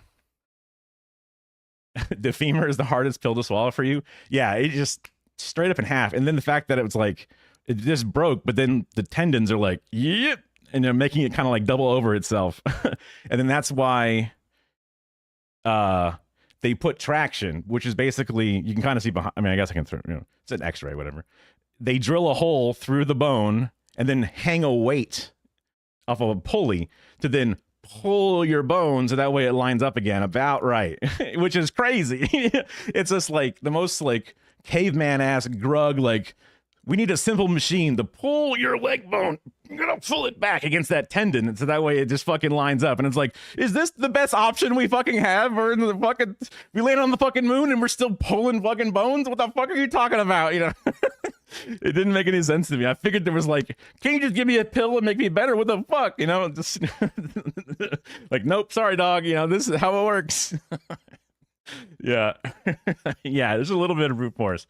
There was like, because I had a classic simple machine, honestly, the pulley, you know, it still hits to this day, you know. the wheel, a killer, the pulley, awesome, yeah.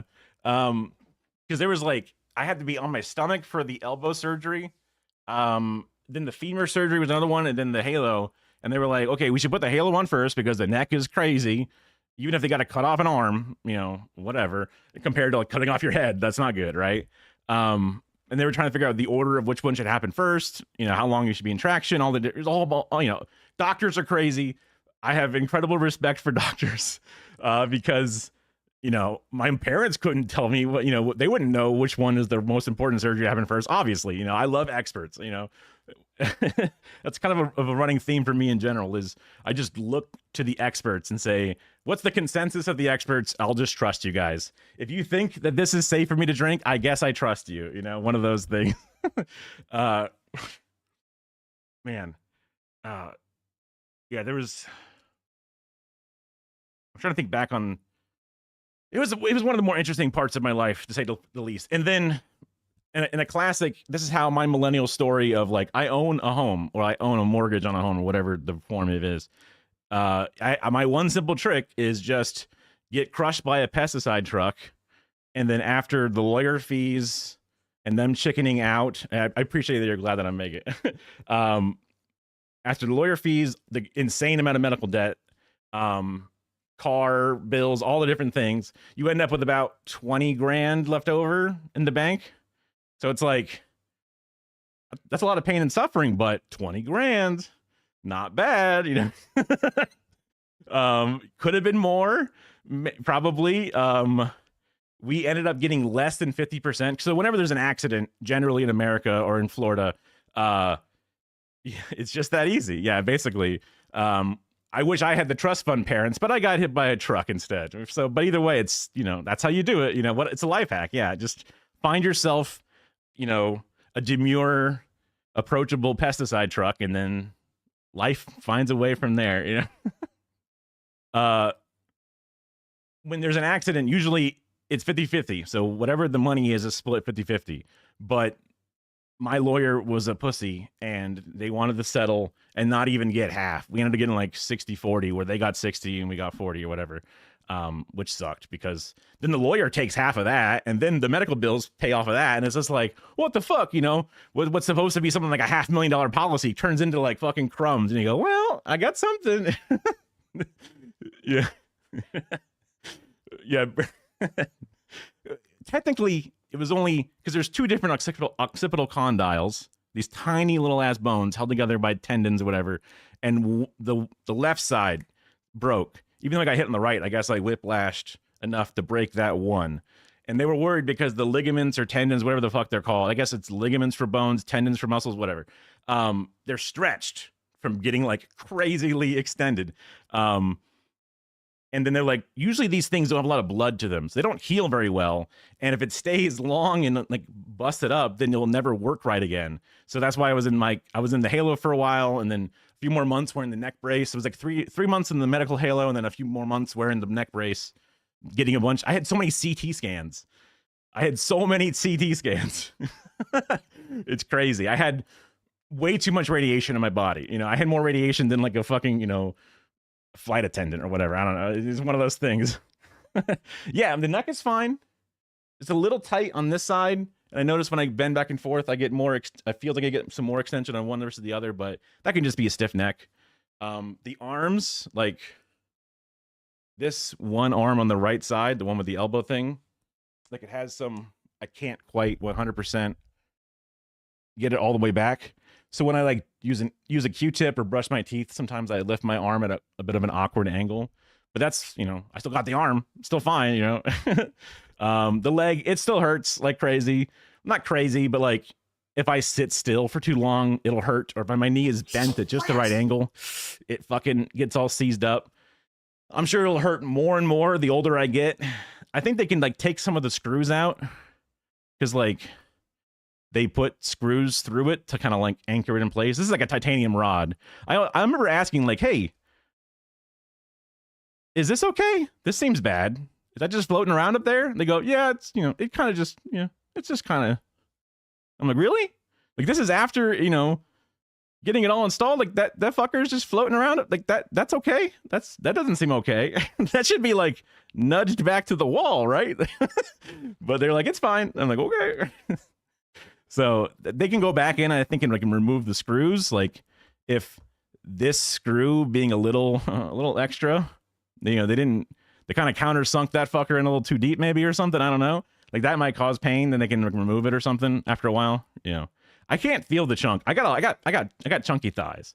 So like in order to feel down all the way down, I don't think I can feel that chunk. Maybe it naturally gets pushed back in. This probably was like an X-ray during the operation, right?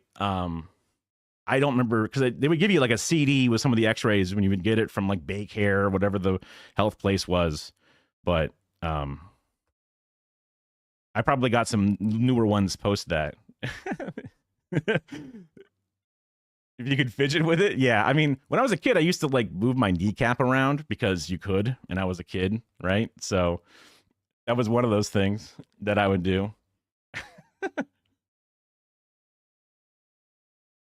So again, one of the most interesting things that happened to me, and the fact that it gave me that incredibly small safety net of money, where like I could pay first and last month's rent without too much issue.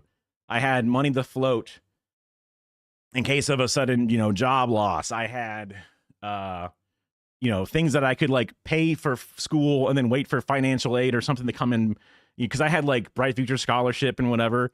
My wife got the Pell Grant. Like we had money that we could wait for then the money to come in, so we could prepay for stuff and then wait to get reimbursed. Like it's just one of those things that I think back on, and like other families have significantly deeper pockets. My family didn't have any extra money to just give to us or whatever, but some people just get like, they're just rich, and it's crazy how much that small amount of money created this layer. And then also I was 20, she was 19 when we, met up, and then kind of dated and never separated. So we just were one of the weird millennials that just happened to sort of like get into a really long-term relationship at an early date.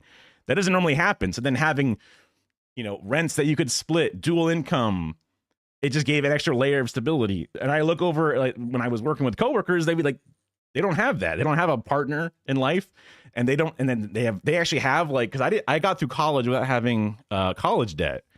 Just because the time period, my parents, when it was like 1990, they bought Florida prepaid, which was like locking in the 1990 rates for college.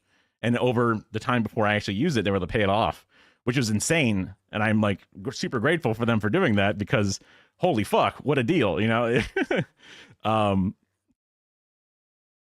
So we got out without having debt, but people don't have that. They're not fortunate to have that, So it's like, yeah, medicine is barbarism. I remember thinking that there should have been a much more slick looking halo thing with like a piece of metal that comes over the head or something. Why it had to be these 4 bars that are like positioned off of what is basically a weirdly goat like fluff held together like football vest. It just we had to borrow my aunt's convertible to go to rehab, because I couldn't fit in a car. I couldn't get the fucking headgear into a car. Like it was either take an ambulance every time I wanted to go to the fucking rehab and spend an insane amount of money, or hop in my aunt's, convertible, just cruising down Tampa, just hanging out with this fucking, mostly shaved bald head, and like headgear, just driving the road, blowing people's minds. They're like, what the fuck, looking over at me. And also 100%, if we got in a fender bender, I'm dead. 100%. Airbag comes out, pushes the fucking rod straight on my skull. Like I'm gone, right? Just one of those things that you got to roll those dice, you don't got the money to not do that. You just got to go for it, That one would have been quick. That's about as, that's like a bovine kill factory level quick, where like this studs just fly straight into your frontal lobe or whatever, That would have been quick, yeah. Oh man, I still remember waking up, like getting consciousness again, because like when the car was coming, when I'm like, we're turning left, and I'm like, wait, like I remember saying wait, and it's like echoing, and like my hand is like smoky, how there's like a blurry kind of smoky like after shade effect, and then the car coming was like smoky. There was like this smokiness to it, and then it was like it went into like a black, and I could hear, but it went black, and then like I'm awake again, and I'm losing my, I'm going crazy, like it sucks. I'm like, this isn't happening, kind of like to myself a little bit. I went like this. And my hand was covered in blood, and I'm like, okay, because I had all this glass like in my face from all like the safety glass. Thank God it's safety glass. I guess that would have fucking sucked if it wasn't just little cubes of glass, but actually like fucking shards. I remember I was chilling. It was like my arm was just like chilling on the door, kind of like you're just like catching the wind or whatever, and you're just the window's open, and I couldn't move my arm at all, but I felt fine for some reason about it. I looked over, I was like, okay, arm's okay. I couldn't do anything because it was just frozen in shock. It's like there's a break right here really bad. The body's like, don't move it, right? Just don't move it. It just happened to be just chilling there. And then I look down at my legs, and I can see that like because you have like two thighs, but one of them was like super like it was just I guess I should like it was like very clearly busted, and I was like, okay, that femur is broken. But as soon as I saw that, I'm like, okay, that leg is bent inward. But then I like wiggled my toes, and I'm like, we're still good. It's just a broken bone, just a bone, just a bone. I still got motor function. I'm not paralyzed, right? That was kind of what I was thinking, which is weird because when I couldn't move this arm, I didn't think about it, but I felt fine with it. It was just one of those like not thinking straight. And I'm just like, Kara is like, like losing her mind. She's got her own anxieties and things. And then, this horrible thing happened. It's her boyfriend's car. And like, then he's like dying. And what the fuck? I don't know. I can't imagine the insane shit that's happening to her. There was some like priest that walked up because I'm like coming in out of consciousness, like in waves. And there's a priest that walked up to the window and started like saying a prayer for me. And I'm like, I really appreciate the thought, but I'm just not religious. So you just don't have to, my man. You know what I mean? Then the firefighters showed up, and they're doing like the jaws of life to get the door open. Yeah, I mean, like I really appreciate it. It is very nice to them to want to save my soul or whatever, right? And like care for me. I also remember I was able to ask a random person who was like, "Holy fuck, bro!" Someone came up to the window at one point, and when I was like, "Call my mom." And then I rattled off my home phone number because we still had a home phone, right? This is 2011. And I just had it memorized in my brain. I could just say it because I wasn't able to pull my phone out and give it to them or whatever. So that was very handy to have that phone number memorized.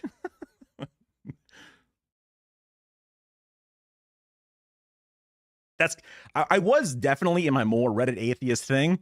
I don't think I had the energy to start up a debate, that wouldn't... Some people are like, there's no atheists in foxholes. Bitch, I was dying. And I'm like, get the fuck away from me, man. I'm like, I'll take my chances. Although, when the firemen were cutting me out, I was like, all right, let's do it. But I was like, guys, just so you know, I am an atheist. I'm pretty sure I only have one shot at life, so I would really appreciate it if I could live. I was trying to make it clear to them, like, please don't fuck this up. I really don't want to go to the afterlife because I don't think there's anything there. So please keep me alive. It was just one of the things. And then like when the door was getting cut off, that, was like relieving a bunch of pressure that was squeezing on me. So then like I could feel my right leg, the busted bone leg, just bleeding internally like crazy. I could just feel it. And like apparently my thigh like swelled up like massive because it was just a bunch of blood inside of my body, just no longer staying inside of itself. And I was like, guys, not like a Marvel movie thing, but I was like, guys, I can feel my femur, my leg just bleeding internally. I need you to know this so that way you're prepared to save me. They are such chads. I actually went back after surviving, and I was like still in my few months of like wearing a neck brace and stuff, but I went back to that firehouse to be like, dude, thank you guys. Like we came back to like say thank you and to let them know that like you saved my life and I am here alive today because of what you guys have done. Unfortunately, they were like out on a call or something, so like some people were still there and they appreciated it. We took photos and stuff, but like we actually wanted to go back to that place and do that thing because we were like, they were fucking awesome. Firefighters are awesome. No one says fuck the firemen, right? They only say fuck the firemen when they get the calendar, and that's a different tone when they say that, right? Versus the cops, right? Yeah. I mean, yeah. I was getting put into the ambulance, and I remember at this point, I think I had learned that some ambulances are real ambulances, and some ambulances are just a van that they then wrap in the white bullshit and then make it ambulance. Like these private companies just buy vans sometimes, and I'm like, that would suck if your life's in danger and all you get is the fucking, you know, Sprinter van. Because like that's not equipped to do all the different things that a much more full-on big boxy back ass, you know, ambulance is for. So I was lucky that I got a real ambulance. And I'm going in there, they're loading me up on the stretcher, you know, putting me in, and they're like cutting my pants off because they need to do all kinds of stuff. And I was like, wait! And they all kind of like stopped for a second, right? And I was like, so I'm more of a grower, not a shower. So when you see my penis, it will be small. But know that I have a decent sized penis. I remember that vividly, and everybody like then immediately started going back to their thing. A couple of them very slightly laughed because I probably weren't expecting that, but I remember that distinctly. Which I wish there was like a body camera on that. Like I wish that was a thing that existed to some degree, because that was that was like one of my best. You know, that was a tight 5 seconds. It wasn't a tight 5, but it was a very good. It was incredibly great at like breaking the ice in the room or whatever. So, yeah. Also, you know, you can argue the blood wasn't where it belongs right now. So, like, why would, you know? But I feel like I only actually just drew more attention to my penis at that point, because they would be like, maybe not. I don't know, bro. Yeah. But also, they probably just see penises all day. They don't give a fuck. You know, it's one of those things where they would never care in the first place. Yeah. I mean, yeah, I talked about being an atheist, and I also talked about my dick size. This classic, you know, 20-year-old dude, whatever it is. Yeah. Yeah. I mean, it almost feels fake just thinking back on it, because that's so insane. But also shock is crazy, because the pain didn't really feel like pain when you're in the car. Like I'm in the car, how many minutes it takes for them to show up and then pull me out and whatever. But I remember like being in the hospital and just seeing the lights fly over as you're like going through. And I'm like, my parents are there at this point, and I'm coming through waves of like falling asleep. And like, as I would like pass out in the stretcher, I would like sleep. My body would relax. And then like my broken bones would move and hurt me. And I'd be like, and I'd be like tired, and then kind of, and like every single moment I would slowly begin to drift out into sleep. Searing pain would come through. And I was like crying, because I could not get out of this loop of just misery, which is, you know, horrifying. It's just one of those things you just have to get through it. There's nothing they can do. The drugs finally kicked in or something, and then I can kind of pass out. And then I remember like waking up as they finished the triage of the ICU under my unconsciousness / you know, sedatedness. And then I'm just laying there, and they're like, you know, getting me all situated, you know, neck brace on, everything. And then I just like was like talking to them for a second, kind of like, oh man, this is crazy. Yeah. You know, like, okay, you're all good. We cleaned you up, whatever. Okay. And then I just projectile vomit like a fountain right on back onto myself. And then they go, okay. And they just start cleaning me up again. And I'm just like, I'm so sorry. As I'm like, just like,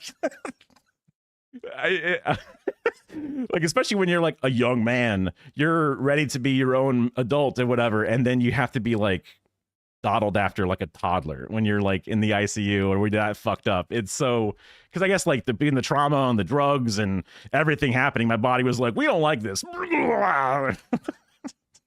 Because you know, when you go into surgery, they ask you not to eat food. I guess had eaten food, you know, whatever. Yeah, the delayed exorcism. Yeah. Thankfully, well, I guess my head could have spun around maybe, right? At least like 260 degrees. I could have done like a full like exorcist spin or whatever with my halfway busted off neck. Like even like being in the hospital, because I was on like insane pain meds because I was in insane pain from all the incredible injuries. And they would give you painkillers. And the painkillers make your shit hard. They make you constipated. They make you incredibly constipated. So they would give you stool softeners to soften that stool. And there's a fine balance. You get that wrong, and then I'm just like, what I think might be a fart or something. All of a sudden, I'm sitting in a pool of my own liquid shit. Yeah, opioids. Yeah. And I'm just like, nurse, I'm sorry. I just wet diarrhea'd myself, and then they would have to like clean me. And I just felt so weak and pathetic because I'd never had anybody wipe my ass since I was a fucking baby. You know what I mean? So it's like, it's a crazy experience. Yeah, pretty much. Yeah, exactly that. I would also like have to ask them for the bedpan because I was completely bedridden. So I would shit in a plate, and then they would take it and then dump it in the toilet, scrape it off like leftovers, and then flush it in the little like toilet in the bath and in the ICU. It's crazy shit, man. It's crazy. It's a weird life we live. Nurses, I can't believe the shit the nurses go through, man. I can't believe it. It's got to be one of the worst jobs. Like I'm like paramedic. They get paid even fucking worse, and they go through the most insane moments of the world between drug overdoses, horrible injuries, burnings, people dying, bleeding out in their arms. Like I can't imagine the stress that they go through. Holy fuck. Why the fuck aren't those people considered like heroes as much as the other people are? That's insane. They must commit suicide. They should be given the full VA treatment for what they have to go through, right? You know, same thing with firefighters, you know, probably even fucking nurses and doctors, right? Like, honestly, there should be a certain level, like, you know, if other people get to have the fucking free healthcare of America, they should definitely have that shit, yeah? But the cops get more credit. They sure as fuck do, even though their job is less dangerous than a goddamn pizza delivery boy. It's crazy. What was I going with? I remember at one point, and then again, I don't hold it against her because she's a nurse, and like an ICU nurse has got to be, it's got to be one of the worst nurse positions because it's the most intense shit. And then also the families are the most distraught because sometimes it's like the first moments that they're showing up, or their family member is going through some really bad stuff. Like there would just be screams just happening all times of the day because it's the place where the worst situations are. Families crying, all kinds of shit, man. It sucked. It was like one of the worst places.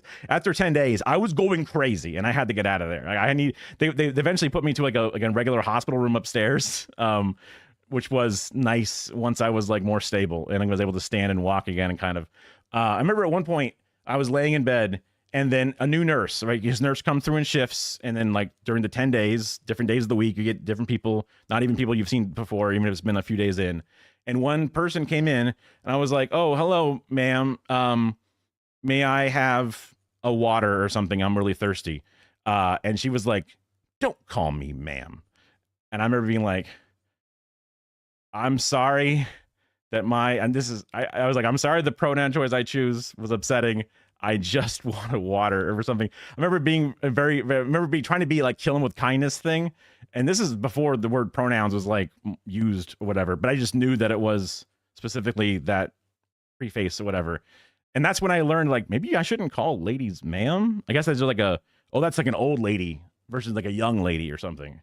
So like she's probably having a fucking awful day, right? On her second shift where she just, had to like, explain to a family why the baby died or some crazy shit. And then I'm in there calling her ma'am like she's some old lady or something. And I'm like, I'm sorry.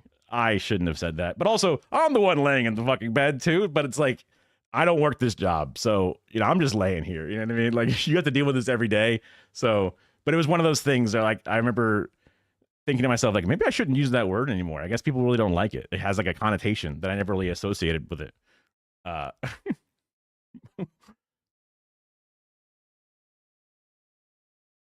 Like my brother's wife is a doctor at the hospital. She's not an ICU doctor, but she's like a hospital-ish, whatever the type of doctor that is. I always like to think of like the Scrubs doctors. Like they walk around the hospital and they, when she was a, should have catcalled her. Yeah. That is also what happens. Yeah, we got my mountain lightning. That's a follower emote. I don't know if you can use follower emotes outside of this. I think like followers only work in this chat specifically. I haven't really looked into how that works, but I thought like if you followed, you earned them globally, but I guess that is not how that works, which is kind of a bummer because, I think they're nice. They're free. All the cats are on there. Yeah. life sucks. So I guess I should give. I mean, the raid has there's Philco. Yeah. Mew. Yeah, Philco's a kind of a quiet guy. He's like a little 16-ish pounds cat, and then ZZ is like a 9 to 10 pound cat. Ma'am is a contraction of Madame. Yeah, I mean, she didn't say I'm not old, don't call me ma'am, but she just said don't call me ma'am, and it wasn't like misgendering or something, and they just wanted to be called Miss, or maybe ma'am is not married or married or something. I know Miss is not married and Mrs. is married, so maybe I should have called her Mrs. And if she wanted to be specifically, oh, that's cool. That makes sense. They would count as emotes for being subbed or whatever. Yeah, so that might have been what it was. I don't know. It could have. One random thing that someone says is locked in my memory forever. She probably forgot at the moment she said it. You know what I mean? So I don't want to and I couldn't tell you what she looked like to this day. So not like I'm gonna ever hold it against her if I ever see her again. Hell, she's probably dead by now. This was fucking 2011, so that was 14 years in January. So 15 on next January. We were the beginning third through the Some More News video about ICE, how it lies immigration. And then I was getting really mad because Marco Rubio showed up on screen and he was being the most disingenuous liar fuck. And I was talking about how I can't stand that these fuckers, like, I have that centrist brain. I want to give them the benefit of the doubt, but like, when they are so clearly being disingenuous and using the most, like, they went behind the scenes and practiced specific talking points to say, oh, they're drinking margaritas. That discredits this whole thing or whatever. And then people got to spend time saying they weren't even margaritas, but then that distracts away from the idea of like, why is this person who's being no due process sent away? And they act like it's the biggest own in history. And I'm just like, I wish I was religious so that way this person could burn in hell. But they get to just fucking be this wrong and live a life of otherwise luxury because of it. I hope they don't sleep at night. I hope they have fucking nightmares. But I know that's not the way it fucking works. So that sucks. So I guess long story short, I don't know. Be like me and almost die, so that way you can have the crumb of what is some amount of security for yourself. That's my tips. That's what I got, unfortunately. Let me stop you, ma'am. Habeas corpus, excuse me, that's incorrect. President Habeas Lincoln corpus, used it. Excuse me. Habeas corpus is the legal principle that requires that the government provide a public reason for detaining and imprisoning people. Maybe maybe it's smarter for me to just start a new video, so that way it's not like halfway through or whatever. So that way people don't go like, I'm lost. What's happening? There's one. So at one point I wanted to make a video on, so at first I wanted to make a video on fluoride because I grew up in Florida. Motherfuckers here always used to tell me, oh, you got to get a fluoride filter, bro. Bro, you got to get a fluoride filter. And even as my normal fucking whatever dude, I knew that was bullshit. That's just a fucking nothing. That's like a weird conspiracy thing. I never knew the details of the conspiracy, but I knew it was a bullshit thing. But now that as soon as fucking what's his name is going into office, I knew that he's going to enact anti-fluoride shit. I was like, I need to learn about fluoride now. Fuck. I need to actually look at this and like, if I want to say why I think it's important and why there are reasons I think it's not or bad, I have to actually look into this. And I had a little, I learned the history of fluoride and I was going to, put that in the video or whatever. But then the idea was, look, over the years, they make a number to say this much should be in the water.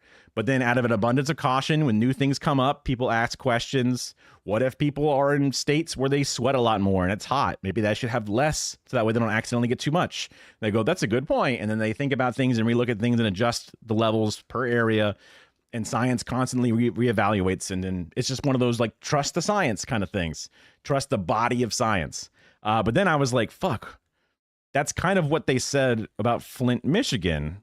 I know that I watched parts of that, like Michael Myers documentary that had it, I forget which one. I don't think it was Bowling for Columbine, but it was like, it helps you because it makes your teeth resistant to cavities by a noticeable and substantial benefit, which is very helpful, especially back in the turn of the century when this was first discovered. So that's what it's good for. But you do put too much of it, and then your teeth get kind of this weird texture or get yellow or something. Because when you're growing up as a child, you end up having a little too much fluoride in your body, and that puts out extra fluoride in your teeth as they form, and then that can cause a problem. So you don't want to have ugly looking teeth.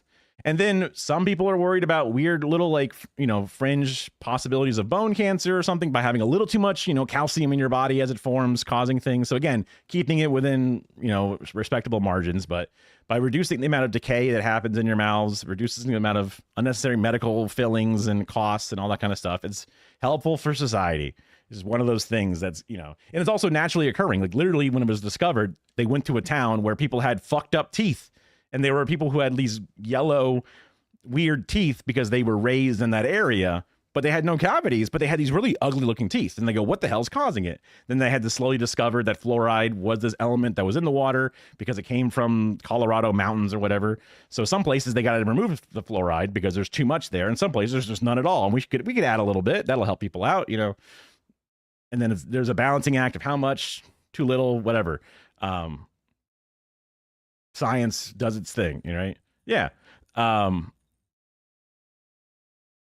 then, like, the John Birch Society was saying that it's a communist plot to make you docile. There's a whole well of insane people. What's his name? Alex Jones was the one because like a coworker I had, he had the InfoWars sticker before I knew what InfoWars was. This is back in like 2013-ish. Before he was, obviously he was popular in his own circles. He had been in like the Keanu Reeves movie, A Scanners Darkly or whatever. He was like the crazy conspiracy nut yelling on a megaphone, whatever. But he was kind of like tongue in cheek, which is why people say that he may have been a CIA plant or something for years because, whatever. But he sells fluoride filters that are incredibly expensive, as well as his brain pills and his memory shit or whatever. Oh, Waking Life. Sorry, you're right. I forgot because there was a couple of movies that came out with that same animation style. You're right. That was like a new thing, I guess.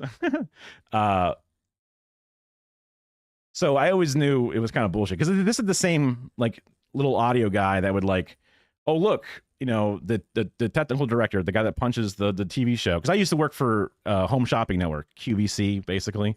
But they closed the Florida plant, basically. So, whoops. But I work in the live television production stuff, which is awesome. And the audio guy would be like, look, you're a brand new black father. Please don't get your kids vaccinated because they do stuff to test on black people or whatever. And I'm like, that's true, like with like the Tuskegee and syphilis experiments, but it's not true that the vaccines are bad for the babies. And I'm like, there's like layers to the you got to trust the experts, but also know when to not trust the experts kind of thing. Know when Obama drinking the Flint water to say, look, there's no lead in this. I would do it. Maybe the kids just ate some paint or whatever. Bullshit is a lie. It was a difficult line because I was trying to write this essay, and I'm not good at writing fucking essays, but I didn't know how to. I didn't want to say just trust the experts, goodbye, because there's obviously caveats to that. So it got muddled up into this like, how much history do I do? How much of this other thing? It was. Hopefully one day I'll get better at writing, whatever. But this video says the wellness industry doesn't what the wellness industry doesn't want you to know. I had a picture of RFK in the thumbnail. Ugh. So I figured this might be somewhat similar. If billionaires get it first, it's safe. You know what? That's a decent. Oh, I put it in the wrong box. That's a decent way to do it.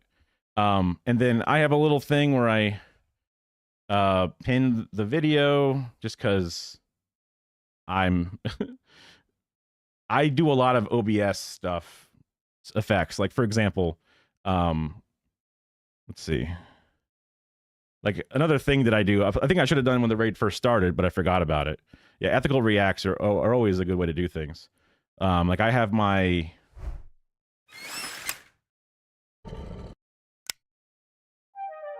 Joe Rogan effect like this, because sometimes what they don't want to tell you is that robots will be in your homes before you know it. And why would they want to put robots in your home? The reason they would want to put robots in your home is because the Pentagon wants to keep you down. Now, why would the Pentagon, the thing that's supposed to protect us, actually try to keep you down? That's because fitness is a lie. That's right. Instead, you should be fitting this pizza in your mouth or whatever. Yeah, it's like a little effect that does all these different things, and it has it all done up or whatever. I enjoy making stupid ass OBS effects. I use Streamer.bot to do all these things. This little like program. I love the idea of live streaming and content creation. I make a little button that plays a random piece of B-roll I have in this giant folder. That blew your mind. Yeah, I have another one where it's like I haven't made it good yet, I don't think. But I have, let's see.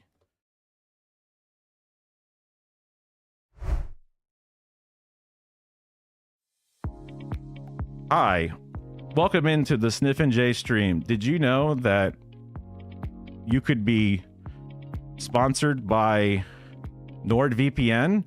That's right. Why, you know, if you wanted to watch porn in Florida, you can't anymore unless you give them your ID. But if you use promo code Soulless, you could get 10% or scam, 10% off of your fucking NordVPN subscription. That's right. Not a real ad, actually. I tried to make sure that was clear. I was gonna then, I guess, go back and like, stop. Okay. I wanted to go back and like, make them fake, like, things instead of the actual brand, just because that way it doesn't have any like confusion or whatever. And then I also made one more that's like a little simpler. This is in case I wanted to be based for a moment and like look at, you know, some fucked up video where people are you know, saying that women are not allowed to exist, and I'm like, oh, that's based, way to go. I love that. All right, this side, sorry. You know, I love that women should be just boobies, and women, they should be, you know, vessels for birthing or whatever. Yep. Okay. Like it never happened, you know? Just stupid little stuff like this. You have Slain? Yeah. I'm also like, I was never like a theater kid, you know, like that's one of the things that I look up to so much. When you turn your head, it cuts off half your face. Yeah, it's like the Zoom green screen filter kind of thing where it just uses the stuff to guess. So I leave myself, like right now, I'm normal, and then I could turn on just the me, but then leave the real me back here as well. And that's when like the curtain comes in and makes it look like it's actually coming from behind me or whatever. It's neat. But it's not as good as a real green screen, obviously. And it chugs the shit out of your computer comparatively. So if you're playing like fucking, I don't know, Battlefield 6 or something, and then you're trying to do these effects, it might like brick your computer. But when you're just chatting, you know, watching YouTube, it's super fine. So I've also had like a big, I've always loved, you know, I'm a guy who literally was behind the camera being a tech person before. And then YouTube and Twitch and stuff is a whole new generation of things. Like we were satellite broadcasting our broadcast cameras out in like 1080i. You know, I'm like the amount of money and things that we would spend on equipment that did the most bullshit nothing, right? Was like, it always shocked me how much money they would spend on a switcher that would just cut cameras, right? And this switcher has 3 Mix FX banks. Oh, hold your horses. This thing has 8 layers of keys. That's right. This Sony board that costs, 45, 400, to buy like all of them, they all cost like, hundreds of thousands of dollars, insane amounts of money. Software you have to buy. You can't upgrade the fucking hard drive capacity. They're just insane, right? Yeah. And I'm like, bitch, I got OBS. I have unlimited mix of effects. I have unlimited layers of keys. I buy one Stream Deck. I can control the entire thing. What the fuck are you talking about? I don't get how we did so much stuff, the old way versus the new way, right? It's just like, you give me 3 gaming PCs, I could, run this entire fucking, facility with a 100% uptime, with no problem. You give me like a 1% of the budget and I've got it made, we had like the Avi West, like kind of like the Live View backpacks, whatever. But instead of it being in a backpack, it was just like the Avi West encoder that would have like 5 modems in it. It's the same kind of shit that Hasan and them have, which is pretty sick, Yeah, I know exactly. There are certain things that are neat, like the cameras being able to be on 24/7 for like 12 years straight is impressive. The full frame SLR cameras probably would not like that, but it also looks like dog shit, right? That's the problem with the fucking, if you look at QVC, it looks like shit, right? It doesn't look good. So people don't watch it. Also, who the fuck is buying shit on? I don't get that. I don't get it. I never got it. It's just old ladies who are already used to buying stuff like that. That's how the whole network was run. So, me not working for the most boomerized version of Amazon, I guess is a good thing. I guess now I'm working for the fucking tech side of Amazon, technically, but, we'll see if it works out. I might have to go back to putting the fries in the bag or whatever it is after the severance is over because I might not make enough money. But my wife still got a job, so I can just be a fucking freeloader, right? I can just eat ramen. I'll just be as low budget as possible. But one of the things I really like doing was trying to find budget IRL stuff. So I was using different phone apps to try and see, because there's ways that you can get bonded cellular on just like the free end or whatever. Yeah, Kara. That's Kara. That's my wife in chat. So for Android, there's IRL Pro, which is a pretty good app. It has built-in bonding. So if your phone is getting Wi-Fi signal and data signal, and you could even plug in a USB Ethernet cable into your phone, that would give you 3 lines of data for your bonding of the signal. So it's not nearly as good as a real bonding system, but it's better than just having, just only one form of data to get back to your home computer. So I have a scene on this computer that waits for that specific SRT feed from my phone, and then it sends it to it. And then I also have a program that runs that notices if the bitrate drops, it goes to one of those like, oh, look, bitrate standing by. Hold on, we're coming right back. And then going back to the original scene when the bitrate's better, which is kind of neat that it's just all built in. So if I leave my home computer on, I can then stream anywhere in the world from the computer. I can use something like Chrome Remote Desktop to just go back into my home computer if I need to.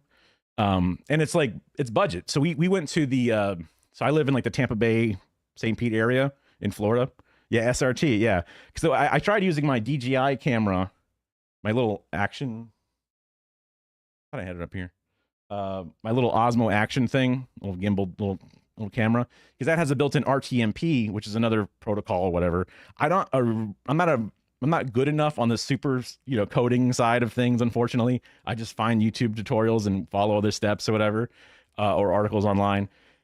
But I've, played around with it enough. So I had, that thing that can do RTMP, but that stream is kind of busted. But I could do that RTMP to an iPad, and then the iPad could run the Moblin app, which is the iOS version of the same kind of IRL Pro. The webcam feature is crazy wide. You tried setting up a server, but my brain got lost. Yeah. No, it's weird. And the DJI ones, at least the one that I bought, it's not a full action camera, but it's like the Osmo Pocket where it has a little gimbal and what is kind of like a little robotic webcam on top.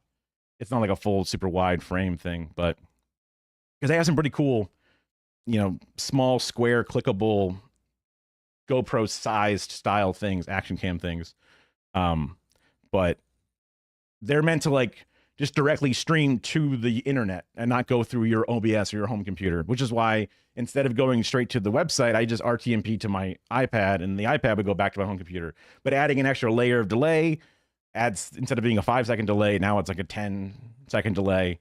And then if something interferes with that pocket going to the iPad, that can cause a problem. Or if the iPad has a trouble going up, you have more breaks in the chain. It makes it more busted. But it is a nicer, easier, lighter camera than your phone you're holding up the whole time, or a phone gimbal thing.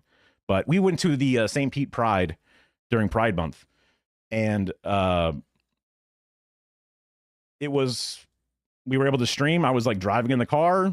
It didn't drop the signal one time. We were walking up and down, getting rained on a little bit, and it worked. So I was pretty happy with that, like IRL example of it.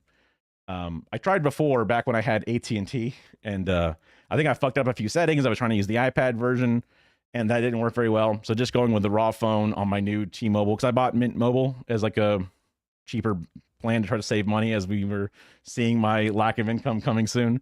So we're just trying to find ways to like tighten the belt a bit to make things work. But yeah, I would love to help people, like when Mike from PA, like a year ago now, was talking about multi-streaming, about how important that is. Like right now I'm streaming to vertical YouTube, and I'm also streaming to, like on my OBS thing, I'm streaming to regular YouTube as well as vertical YouTube. So I have a vertical version of my canvas. So whenever I switch to different scenes, it switches the scenes inside of my OBS. I guess you can't see that, but it's just a stacked version of myself.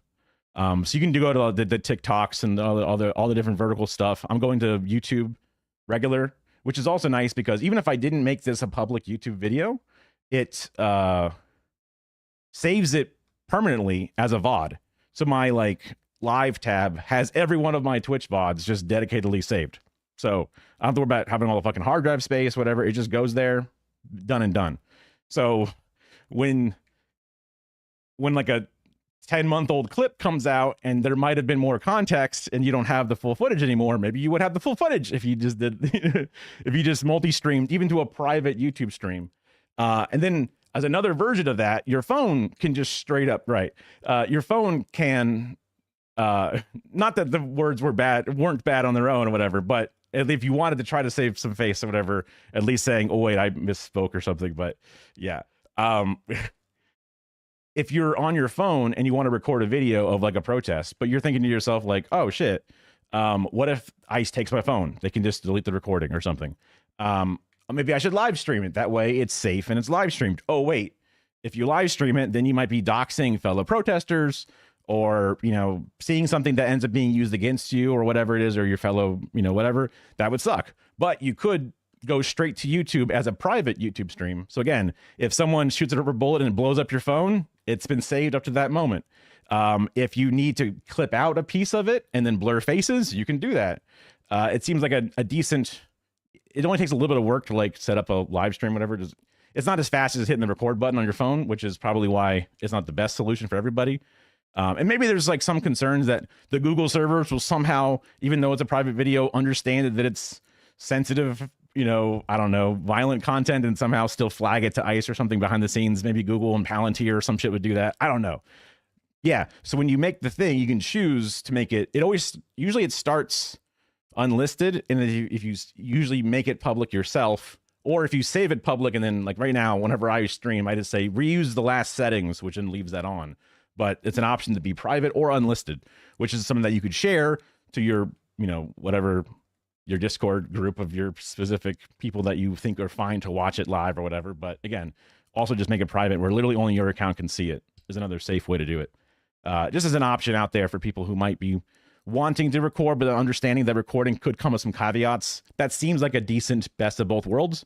So I was like going to make a TikTok about like, hey, look, you can do it like this as an example, just to show you. It could be a way that's useful, right? One of those things. So I would love to be able to help people do stuff.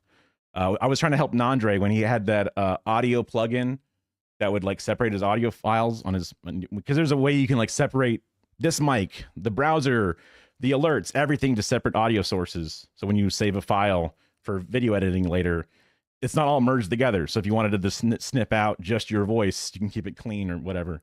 But there's a problem with that thing where it would not volume voice banana, whatever it is, but like the VB audio banana something voice meter thing. But there was one where like the virtual audio cables is definitely a pain in the butt, but there was just like this thing that it would make the audio sound weirdly crunchy and like distorted for a few seconds.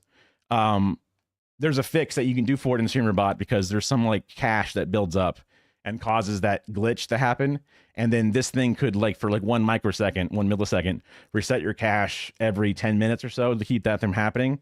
It's a stupid little fix, but when Nandre was saying that he was going to get StreamerBot, I wanted to help him set it up if he wanted the help. If he wants to do it on his own, I understand, but I know that streamers don't like, they may not want to go in blind on things. But I think he ended up fixing it without that help because he just ended up deleting a bunch of old scenes and that ended up saving the memory or whatever. So, you know, I'm always trying to find ways to like be not just like another streamer, but just I want to be useful to the community of people. So I'm editing videos for Cinemarxism here and there, little shorts, one of those longer videos, willing to edit people. And then at the end, I might just have to be a silent, you know, Asanabi / Mike / Carter / whatever Clips channel that just tries to upload stuff to make some money on the YouTube algorithm. I don't know how realistic that is. I have 3D printers. I'm Mr. Hobbies over here. I got so many fucking interests and hobbies. Another problem with being an ADHD person, I guess, is that I just think things are interesting. And then I hyperfixate and then super learn about it. Like at one point we were thinking that for hurricanes and shit, we should get a generator. Kara was like, we should get a generator so that when we lose power, we don't have to like, you know, empty out our fridge.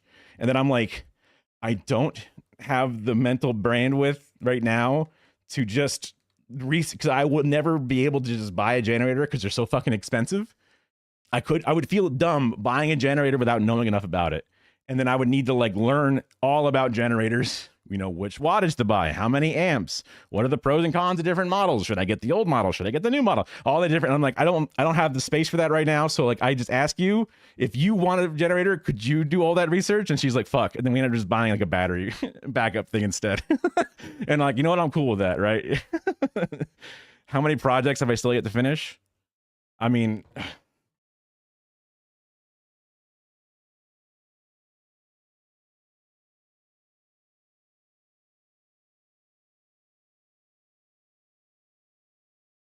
my brother, I'm 3D printing like a Warhammer 40K Power Fist. I have like 100 parts for it.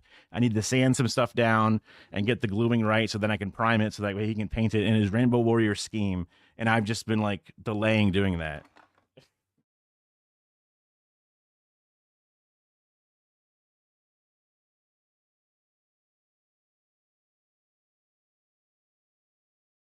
I just finished printing out a bunch of extra little finger joint pieces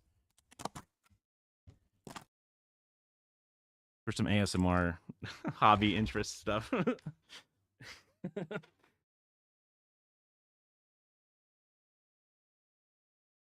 I got I have a resin 3D printer sitting in the fucking garage right now. I had to eventually just empty the bin because you're not supposed to let the resin sit in the tank for too long because it can cause damage to it. I was like printing out a bunch of fucking models for playing games and shit. This is the finished project. If you see, I will show you how my Power Fist works. Hello everyone. In this video, I will show. Basically, this is the end here. So it's like fully finger articulating. Bought some metal springs, which are basically just pieces of metal, just little strips of metal off the internet. So I have all the pieces printed out. Yeah, the sounds of the things popping off of the plate is awesome. Add to the pile. Cheapest mobile live stream setup. Pretend you're leaving a box someplace. Think Raspberry Pi, battery bank, webcam, USB modem. And you get to Linux. I have never Linuxed. I had a friend, well, one of my brother's friends from high school was a big Linux guy. He was like an Insane Clown Posse enjoyer, very goth, but also very like computer hacker. Ended up getting some crazy good job, very little, you know, knowledge or like official training because he like was able to bust him, get his stuff out there.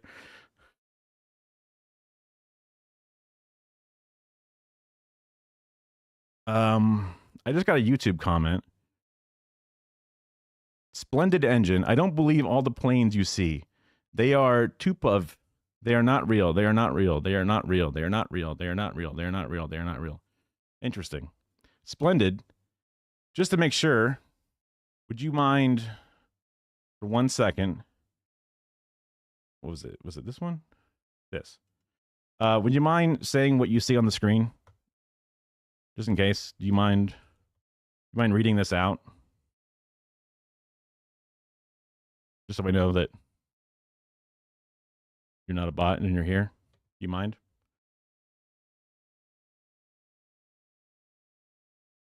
Just in case. I have some built-in like web bots that block a lot of the basic spam that comes through Twitch, but I don't have that for YouTube. So they're giant birds. Wait, I thought birds weren't real. Wait, I'm confused. Wait. If you're talking about the one that Carter was just looking at with the 3D printing in the little resin gel thing, that was kind of neat. I thought that was cool. Hopefully, because resin printing is really good for certain detail levels, at least on the current like ones that peel off the plate thing, which is why they make much better minis than traditional FDM printing does. But I wonder how strong it is. An analog horror monologue, yeah. It's one of those. No, yeah. Because that was from not the Neil Red guy, but a different YouTube guy. Yeah, who does a bunch of science stuff. And he loves doing experiments and then explaining it. I'm thinking this guy might not be real, unfortunately. I have not, they've had plenty of time with a delay, so I guess I'll just give him the old banner. Wait, did it not work? There it is. Okay. Yeah. So, I mean, hobbies are great. I think like, because people are like, oh, what are you going to do if you don't have a job? And like the shit's off or whatever it is. But I'm like, I have so many things to do. I have endless things that I could do. I could always entertain my brain with some other bullshit, right? There's endless amount of life. I want to live forever. I want to be in the fucking Futurama jars. Like there's literally already an endless amount of fucking movies that I'll never watch. Like I kind of stopped watching traditional media around 2011-ish, somewhere around that range, where like we didn't have cable anymore. I guess we closer to 2013, but we didn't have cable anymore. I was just watching YouTube exclusively or Twitch. I kind of just ended up like I missed out on a bunch of shit. I never watched The Mandalorian. I know Andor is really good. I should watch that. It's on my list. I have a bunch of movies I'm supposed to watch. I never watched one John Wick. I haven't seen any of them, right? I know like he's a gun shooting guy and someone killed his dog, right? I know John Wick and I'm sure it's great, but I don't know. Maybe it hasn't aged well over time. I don't know. So I was trying to do a thing where I would watch at least one movie or something on the weekends, but that's been inconsistent just because it is. I don't know. Maybe people today still are able to balance regular media and non-traditional media, but yeah. I mean, but I'm just saying like there is an endless amount of content. There's always something out there that you can enjoy. And then like if you're worried about living forever, it's really easy to die. It's one of those things that's like, even if you're a brain in a jar, dying is probably still scarily easy. You know what I mean? Like, it's not like one of those like monkey's paw scenarios where like you watch all your loved ones die and then you end up living, endlessly in the void, like the Hulk or something where you never age and you're alone in the heat death in the universe. Like that's not going to happen. You'll die some point, but I would just like to have the option to live as long as I want, I'm never going to be able to watch every YouTube video ever. Probably wouldn't want to anyway, but I wouldn't be able to. And that sucks. I would like the option. I'm probably going to die when I'm like 67 or something, or, from like a congenital heart disease or something. I don't know. It sucks. It is, you only get what you got, hopefully I can have helped the movement some percentage points. Cause I don't think I'm having kids, right? I'm already kind of old enough to not have kids anymore. So I want to make an impact in a different way. So this is a way that I could maybe do that. Maybe, I don't know. Let's see what the wellness injury doesn't want me to know. What is just one simple trick, just one weird trick. Having watched all the YouTube, man, you just be like doing like the you know, the big pointy face and red arrows. Like you would just be perma like fucking. I guess you're just gonna be a Gen Alpha person. I guess is what that's good. That's what you're gonna become. That's all it would be, for better or for worse. The healthcare system is in rough shape, but the wellness industry has never been healthier. You can find any treatment for any illness or annoyance, whether it works or not. Wellness influencers are the new celebrities. Everybody's got something to sell. I'm going to show you all the supplements. These are the wellness routines that I actually think are some of my favorite wellness products that everyone has. We sold so much fucking shit. I've heard. I think it was Denims that was going over like her healthcare routine about retinol and stuff, and I'm just like, I've watched so much HSN. Like it was literally my job.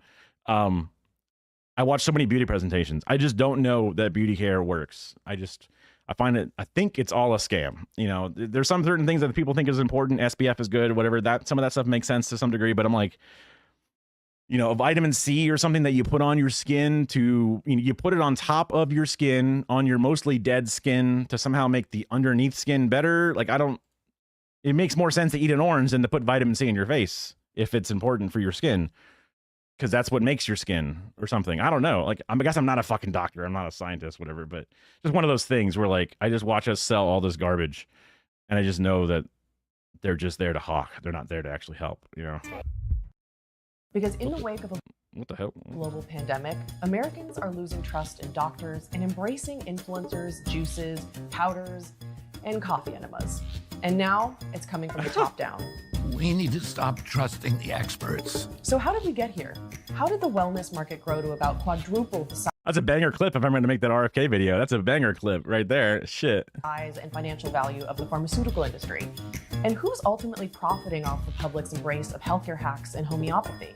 We went down the rabbit hole and through the cluttered algorithms, spoke with experts, influencers. I had no idea the numbers were that crazy. Global wellness economy versus other major industries. I guess this is in billions of dollars, right? But like, pharmaceuticals is only 1.6 billion compared to fucking. I mean, sports and tourism, I still think I would imagine to be less than pharmaceuticals, but wellness is goddamn crazy. Then I don't know what this one is. Health expectancy? I don't know what that is. and doctors, and even broke into the industry ourselves. There's a new one, Deep State Detox. Deep State Detox. It's a new supplement for patriots. To figure out how this movement started, who's funding it, and what it means for the future of our health. Vitamin E. Vitamin C is citrus. Vitamin D is the sun.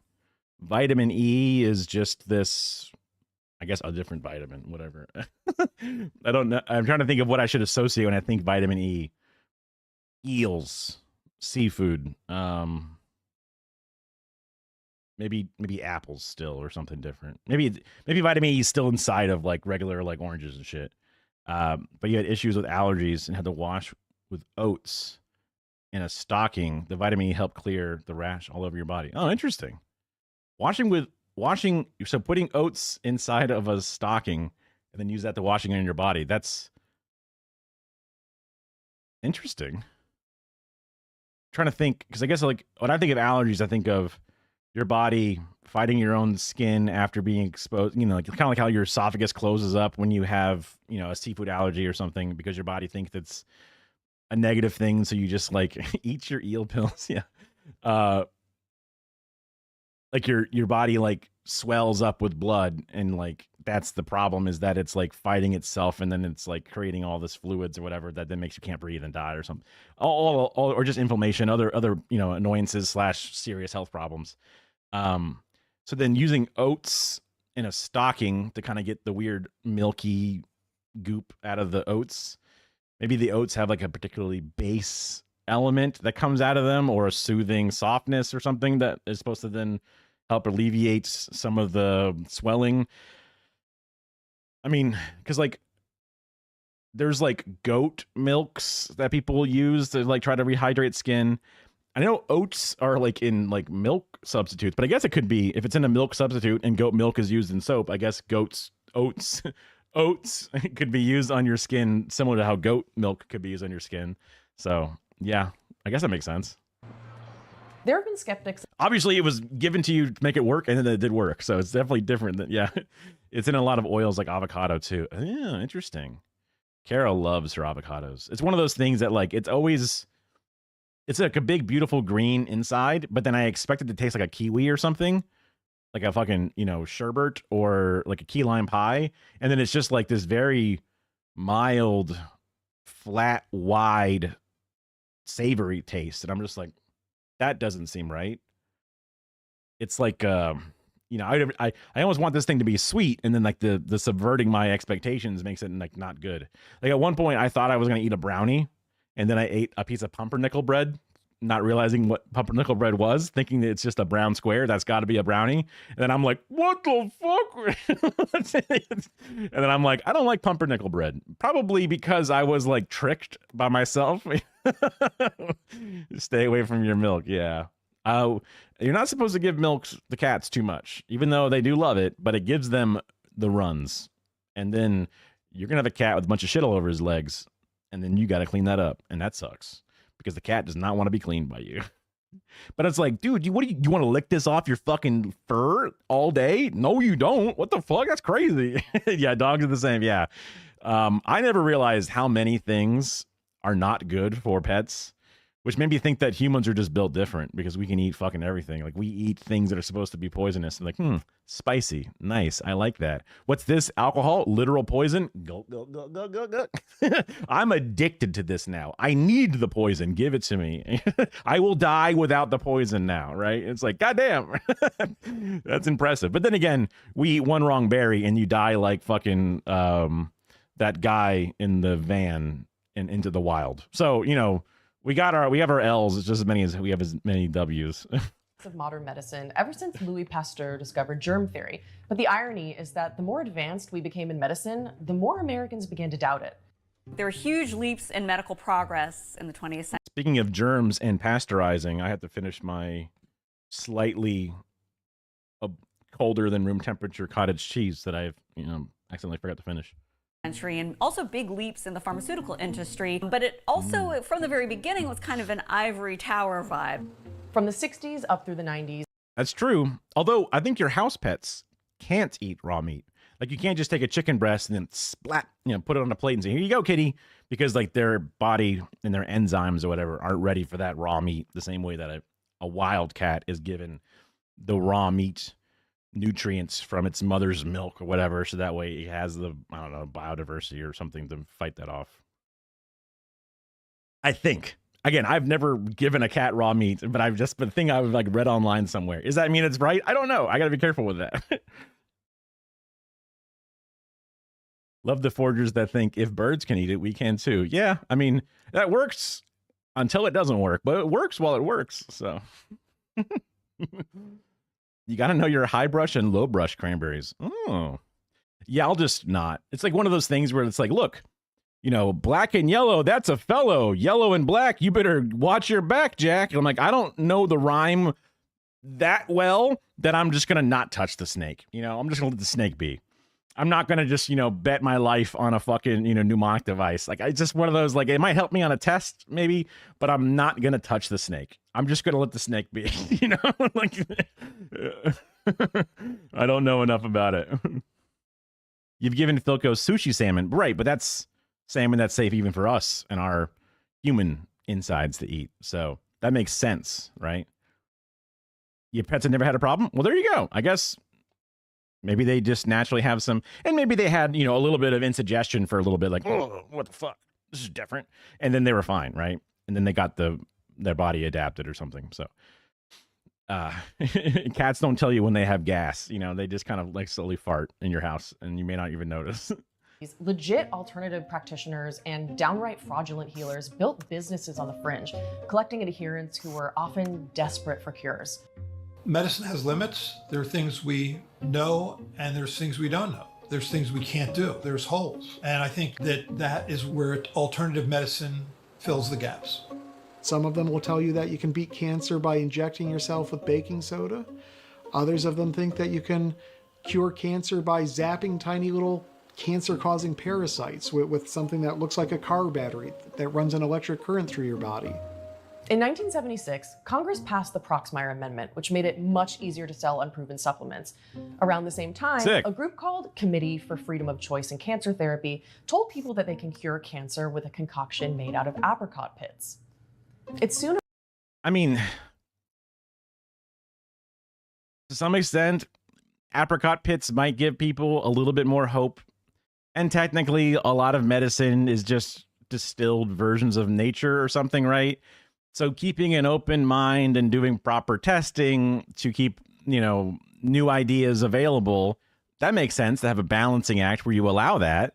But also, you don't want someone just swindling cancer patients who are desperate with complete fake nothing that's not tested properly. So, like, it requires proper fucking, regulation. It has to be, like, open to new idea regulation, but also not just letting it all through and letting capitalism figure it out. It emerged that the group was backed by members of the John Birch Society, a secretive yet influential hard-right organization of ultra-rich, conspiracy-minded libertarians.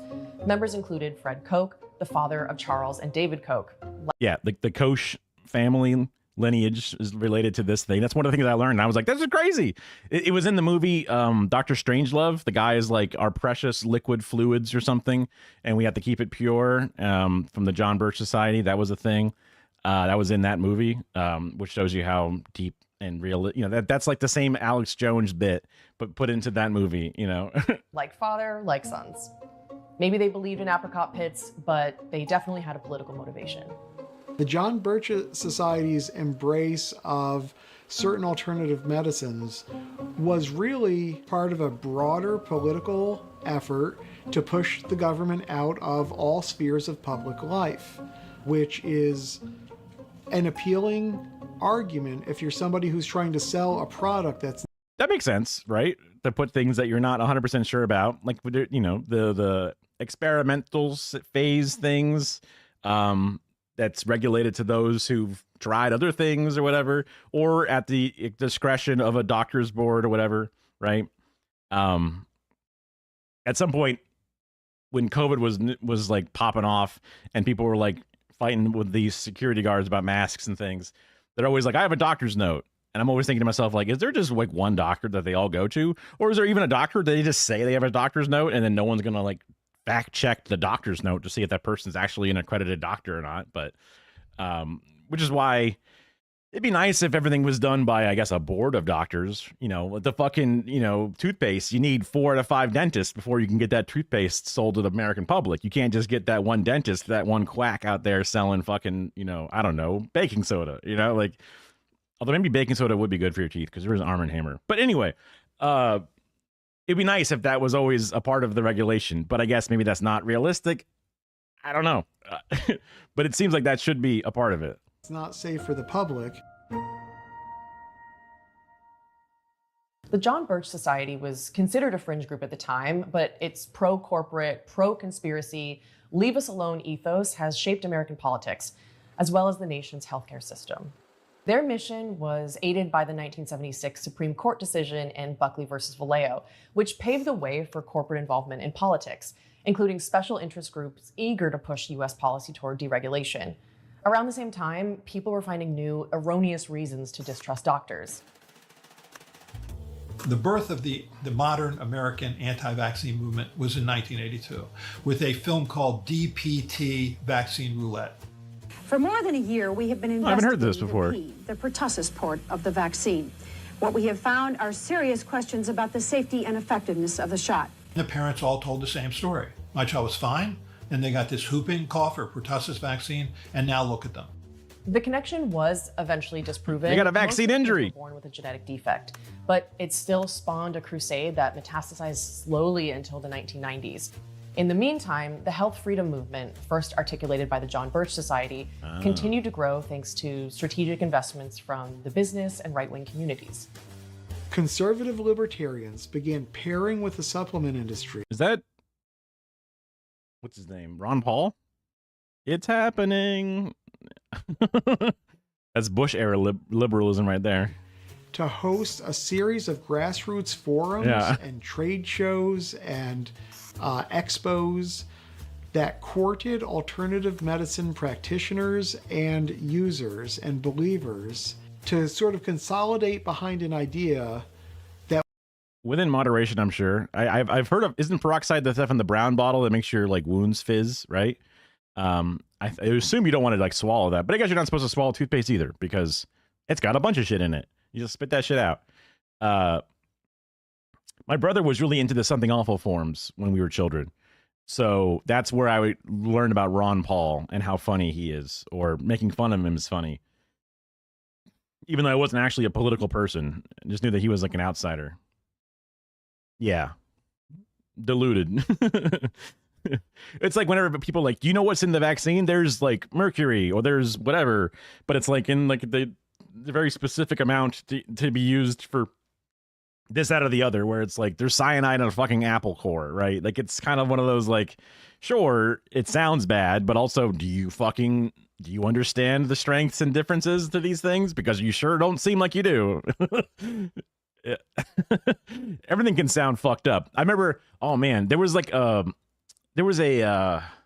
science fair project I saw about dihydrogen monoxide, about DHMO, dihydrogen monoxide, and how it's super deadly and like it kills people, and it's, you know, if you get it in your lungs, you die. Sure, right, yeah. I guess that's a bad example to use. And I remember seeing that thing and I was like, damn it, I want to use that. But I knew that if anyone ever saw that I was making the same study, that they'd be like, you stole this, you son of a bitch. So I was never able to use it, but I really wanted to. So I guess I was like, I can't steal it. I can't yoink and twist it. But, you know, obviously dihydrogen monoxide is H2O. Haha, that's the joke. It sounds bad. You can get people to sign a petition to say, let's ban DHMO in schools. Let's ban it from soft drinks. Why is DHMO in your soft drink? You don't need that. You know, like all these different things. So it's one of those like, sure, having a big backing and people being mad about it is one thing, and it's important to get people activated. Obviously, it's the whole point of activism and shit, but also it should come with like some legit fucking research behind it, not just one random quack. It needs to be peer studied, peer reviewed. The body of research should look into it. Even if fucking, I don't know, Copernicus got made fun of for being right and then later on they all realized it.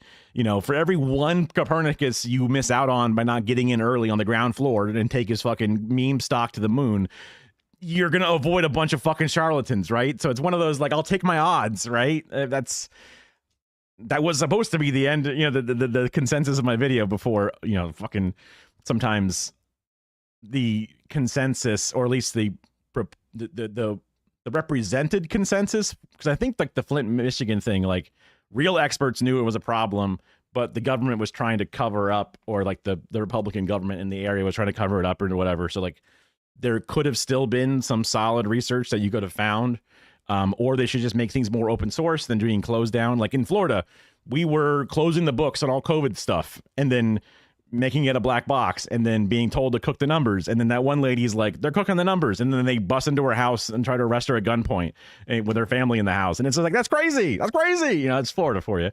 But like that should, so when a government's doing that shit, you should go, wait a minute, I don't like this. But when it's open source, that's where you can then go, okay, nerds, look at it. What do you think? You know, tell me what's good. that would advance their agenda. And the idea that they sold them on was that Americans have the right to choose their healthcare options. The FDA had responded to this increase in public appetite for supplements by ensuring that every supplement that was on the shelf had to first meet minimal safety standards. They had to demonstrate that there wasn't, you know, arsenic in their pills. Many supplement and alternative medicine manufacturers did just that. And there are millions of people who find these products useful parts of their healthcare regimens. But others in the industry resented the government's requirements. And when the Clinton administration's FDA proposed stricter labeling standards, it was simply a bridge too far. The industry showed its muscle by pouring millions of dollars into the Save Our Supplements campaign, which produced 2.5 million letters to Congress and this commercial starring Mel Gibson. Freeze! Drug enforcement! Ah! Oh! Oh! God, hey, it's only vitamins. It's only vitamins. Only vitamins. The next year, the industry dropped millions more into lobbying Congress to pass the Dietary Supplement Health and Education Act. Oh, Mel Gibson. Can he do anything right? People like the movie The Patriot. Maybe. I don't know. People like Braveheart. Was The Patriot bad? I remember being a kid and I liked it because I like guns. And like I thought it was sick because they're like, yeah, we're Americans. We're doing guerrilla combat. Yeah. Yeah, I guess if you're too young, Mel Gibson wouldn't hit. I was around for like the later Lethal Weapons. I wasn't around. Mad Max is the best thing. Right, that's true. He was in wasn't he in the original Mad Max too? Like the original, not like the obviously not the Fury Road new ones, but like the Mad Max 1 before they did like the much higher production value when it was like just kind of like weird, disheveled. Yeah, the first 1, 2, or yeah. Because like the first one was like it just looked like it was Australia. You know what I mean? It just was kind of like I guess it was supposed to be like very shortly after the apocalypse happened, but it was obviously because it's low budget and they couldn't just not have like a storefront somewhere or whatever. That's what I remember from the movie specifically. And then that was cool that the guy who played the original bad guy came back as a Morton Joe or something like that in the later ones. So that was cool. Interesting. Yeah. I mean, I remember watching those movies back in the day. I had such terrible media literacy. I was the kind of guy who's like, wow, Starship Troopers, shooting bugs is cool. What a cool movie. Like that was it. That's the takeaway I took away from it. Right. I'm dumb as bricks, I never quite understood anything. I didn't realize X-Men was about, people being closeted or whatever. And I didn't get that. I just thought they were like cool mutants. What the fuck? There's like there's symbolism and like all kinds of things that I would take it at base value. I would watch fucking Breaking Bad and I'd be like, Walter White is the main character and I am rooting for Walter. Skylar is a bitch. How dare she cheat on my main man, Walter? I'm so mad. Like I was like one of those like guys who was mad at Skylar, the most typical ass dude. Apolitical. Yeah. Star Wars. Yeah. Wars aren't political. Don't make it political, man. What the hell? Sometimes wars just happen. So I would watch the fucking, the new trilogy and I'm just like, a lot of politics going on, just kind of looking at the pretty shapes and colors and then waiting for the lightsabers to come out. I'm like, oh, hell yeah, neat. And all I remember was the lightsabers, completely forgot all the politics. When I was much older, I watched them again and I'm like, wow, there's a lot of talking. There's a lot of whole like background stuff going on in these movies. Interesting. Huh. Why the fuck did Jar Jar Binks say that the guy could be the Emperor? That's fucked up. What the fuck is going on in these movies? There's a lot of things happening I didn't realize. Why the fuck do you want him to be the chancellor? What the fuck? That's crazy. Why would you dissolve your own Senate, you dumbasses? That makes no sense. I am the Senate. I would like to get better at media literacy. When we did actually do the movie night, we watched Parasite, and I was like, try to understand, make sure you don't miss something, think deeply about it. And I think we ended up doing a pretty good job, but there was like some Reddit posts that after the movie were like, what does parasite mean? Like trying to find out some, like making sure we didn't miss anything. And some people had some pretty good, I won't spoil or whatever, but some people had some pretty good, like short, but very like witty analysis specifically. That was like, that's an element that I did not quite attach to it directly, but that's a good way to look at it or something. But overall, I think we did a pretty decent job. Not that movie is like, it's pretty obvious, I guess, technically. It's not one of those, like, you really have to, like, read between the lines kind of thing. But, or maybe it is a read between the lines and I completely missed it still. And even the Reddit comments also missed it. I don't know. I would like to get better at media literacy. It's a part of being illiterate, I guess. Act of 1994. Really loosed this alternative medicine industry to source Grok told me so. Make at least claims that sounded like this really could work for you. Now, they couldn't make specific claims. You couldn't say things like this product will shrink your prostate or this product will prevent heart attacks. But you could make vague claims, supports heart health, supports prostate. You can say reduces the appearance of wrinkles for free. You could have like, this is not intended to treat, cure, or prevent any, disease. That was a good disclaimer we ran all the fucking time over all kinds of things. We used to have lawyers sit in the room with one of those big Ethan Klein mute buttons that would mute our shit off of the delay, and they would say something like, "This cures cancer," and they go, "Oh fuck," and they hit the button. They eventually got rid of that, and they just don't have it anymore. I think it's because when HSN was his own company before QVC bought them out, they had their own legal team that was very careful about the claims of the brands that came on the network, where QVC is like, bitch, that's you. If you say that, you get sued. We don't give a fuck. Which is a bold strategy. I don't know how often lawsuits happen or whatever, but they just had a whole different methodology behind the idea. So, interesting. Prostate health, supports immune health. And that really helped to launch the industry. The industry has grown exponentially since 1994, powered by some of the world's biggest corporations. You want to get big. Hell yeah. And some of the world's shadiest, most fly-by-night hucksters. Goddamn, them dudes are huge, man. They built them bigger back then. What the fuck, man? Back when you could take actual horse testosterone, you know. Back when you had a heart attack at the age of 29, you know, like that shit fucked you up, man. God damn. To prove how easy it is to get in on the action in this barely regulated industry, we too have become shady fly-by-night hucksters. Introducing Deep State Detox, our brand new formula designed to help your cells thrive in a world of big government toxins, including heavy metals, Wi-Fi signals, and seed oils. Plus, it'll invigorate your subconscious. Seriously, we Googled custom supplement manufacturer, chose one of the countless companies that offer the service, and sent them a few emails asking for a blend that fights heavy metals, Wi-Fi signals, and seed oils, and I'm not dead right now. Just need to move and get in a better position. I'm not dead right now. So that rock is definitely doing something. I can feel it doing something, that's for sure. Maybe I should lay, I don't know. With that suppositive life-supporting stone shove up your rectum. inspired subconsciousness.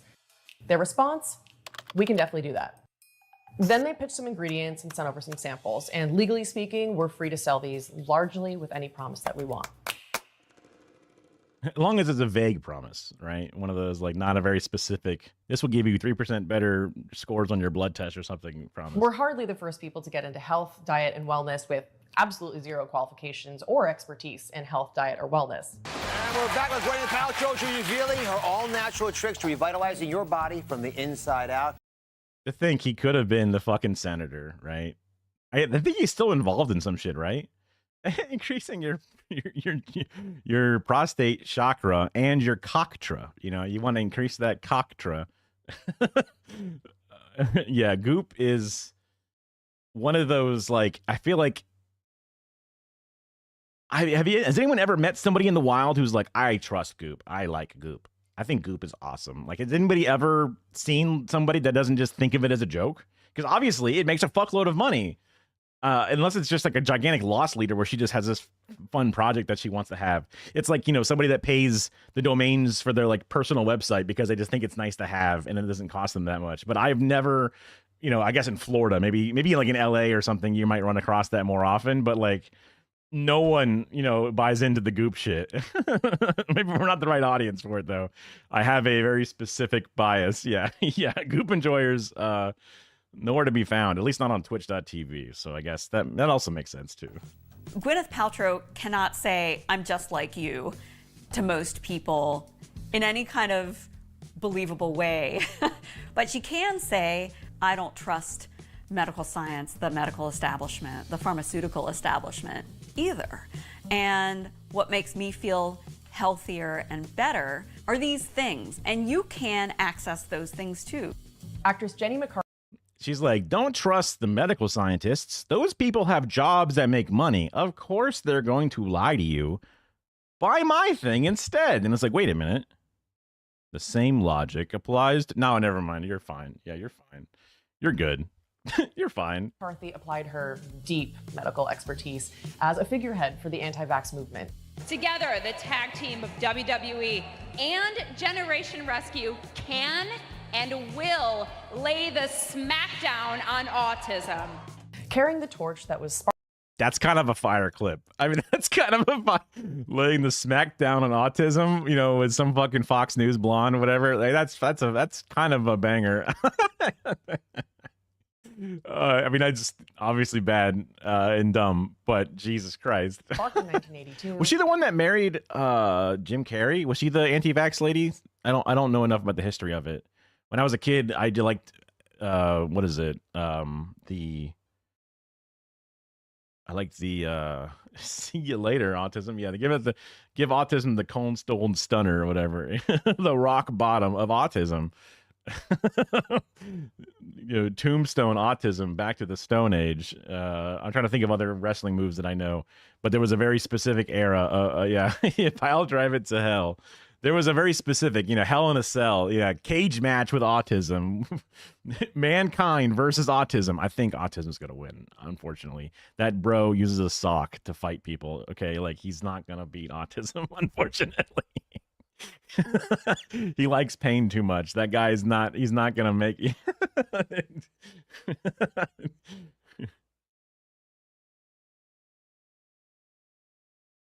It's weird to hear how many Americans don't get that places like the Oz doctors aren't given money to push things on us so we can trust them. Yeah.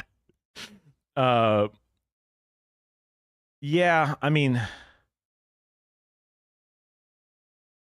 Also, their bullshit TV show where they want to do clickbait, but for the Oprah era, they want to have that fucking killer soundbite after the second to last, commercial break in the Oprah show to keep you watching the network.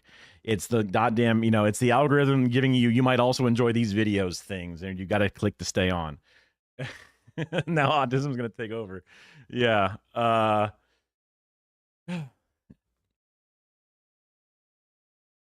This must be a clip from the website because it has the WW before the WWF. I don't think in the 80s. I think they still had when I was a kid, it was the WWF still. So this must be a archive clip or something. But which I guess makes sense that they would put their new watermark on it. I guess there's a certain level of skepticism between the it's your own freedom of choice thing. And then also the contrarian where everybody else trusts the doctors, but you know better because you're cool and hot and sexy and smart. And it's I am. That's right. I'm special. I'm the protagonist kind of shit, right? I'm not a sheeple. I'm a wolf or whatever. My dad's very like that. I don't think I could. I think if I asked my dad, have you ever been wrong about something? He would struggle to think of an example of a time that he was wrong. Because he would take it as a personal slight that he can grow and learn or something, especially at his current age or whatever. Feeling like he has to be the smartest person in the room is a part of his personality. So I guess that's kind of where it sort of starts. And then they have the ability to do it. And how dare you take that ability away or judge them for using that ability? And truly ignited in 1998. In 1998, Andrew Wakefield, a British gastrointestinal surgeon, published a paper in The Lancet of 8 children who had recently received the measles, mumps, rubella, or MMR vaccine. Wait, really? I thought it was the World Wildlife Federation with the little panda logo. It looks kind of like Panda Express, but not quite.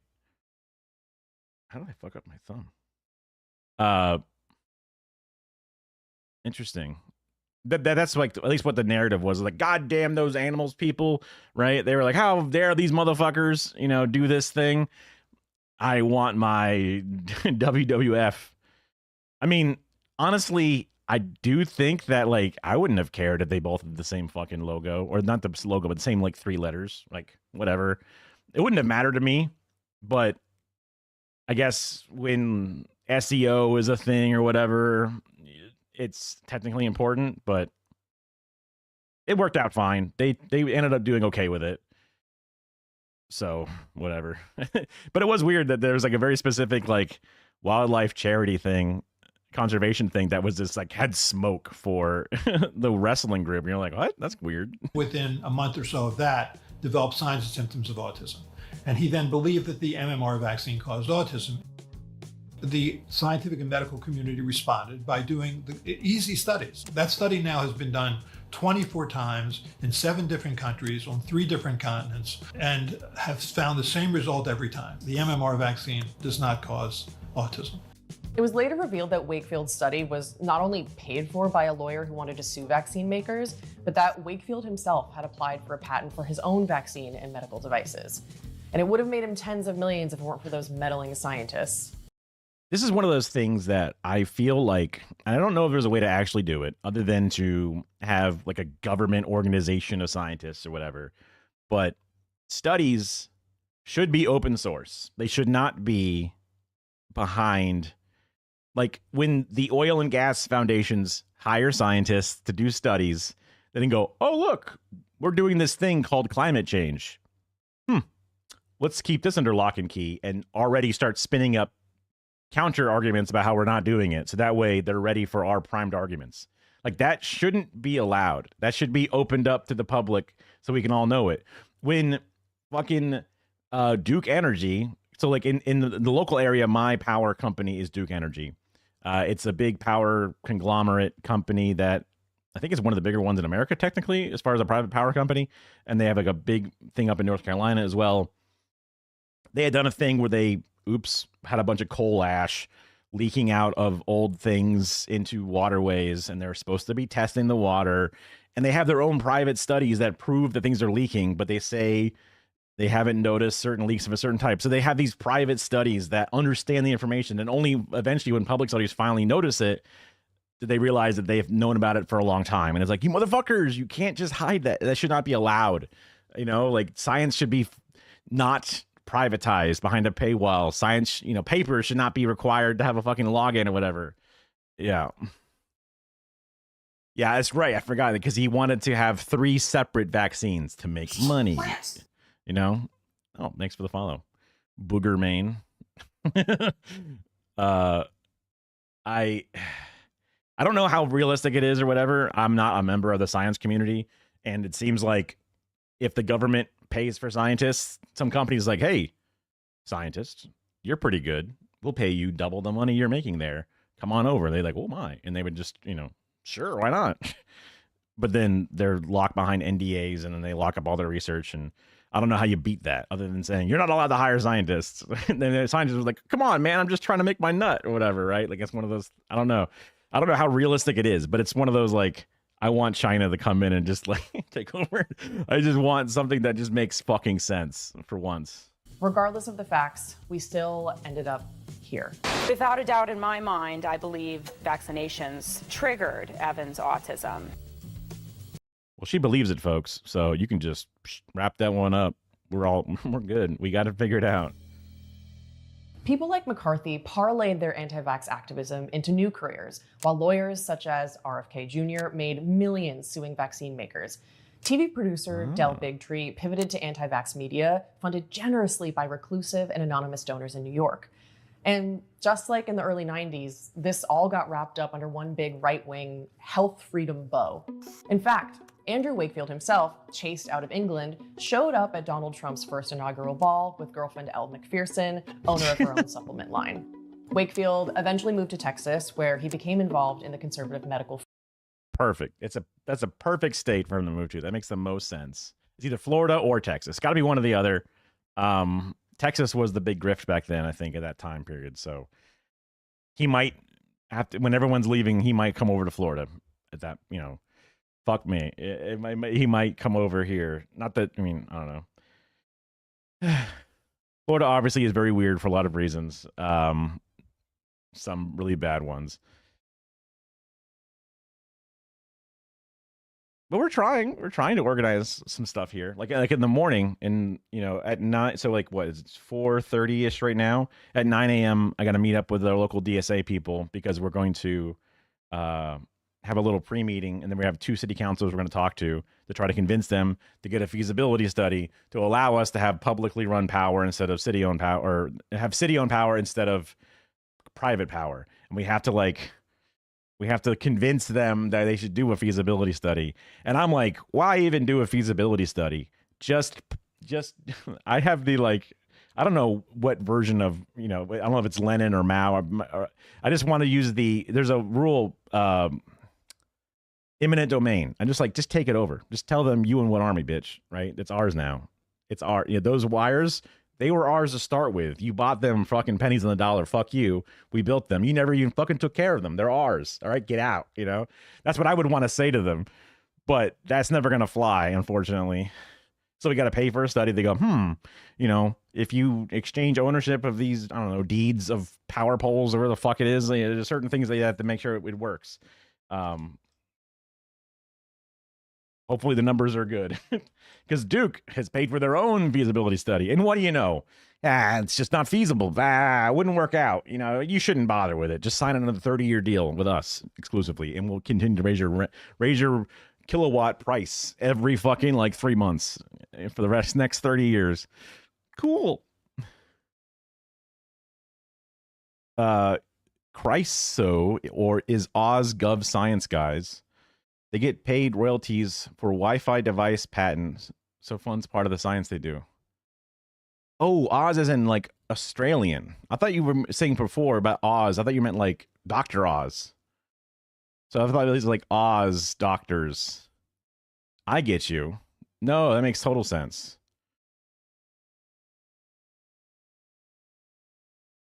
Is the Australian science guys, they get paid royalties for Wi-Fi device patent. Huh. Yeah. That makes way more, obviously, because, you know, Dr. Oz has very little to do in Australia specifically. One of the things, the little like factoids, and it's probably shifted a little bit in the numbers, but like within 10% or so, the Florida population is almost the same as the Australian continent's population, which I'm like, damn, that's crazy, because that's an entire continent, and Florida is just one of the states. Now, Florida is one of the more populated states. It's like the top 5-ish populated states. Obviously now it's not in New York or Texas or California, but it might be like the 4th biggest or something. But it's right around 30-something million people on each place, which is like, oh, neat. So whenever I think about the amount of land that exists in Australia, it's just Florida but spread out. You know, I'm like, dang. And then all the different politics, it's just the state of Florida as the nation entirely, you know? So it's just, it puts into a different perspective. Not saying that like, oh, it's a small country, they don't belong in the same field, whatever it is, but it's just a way to contextualize it or whatever.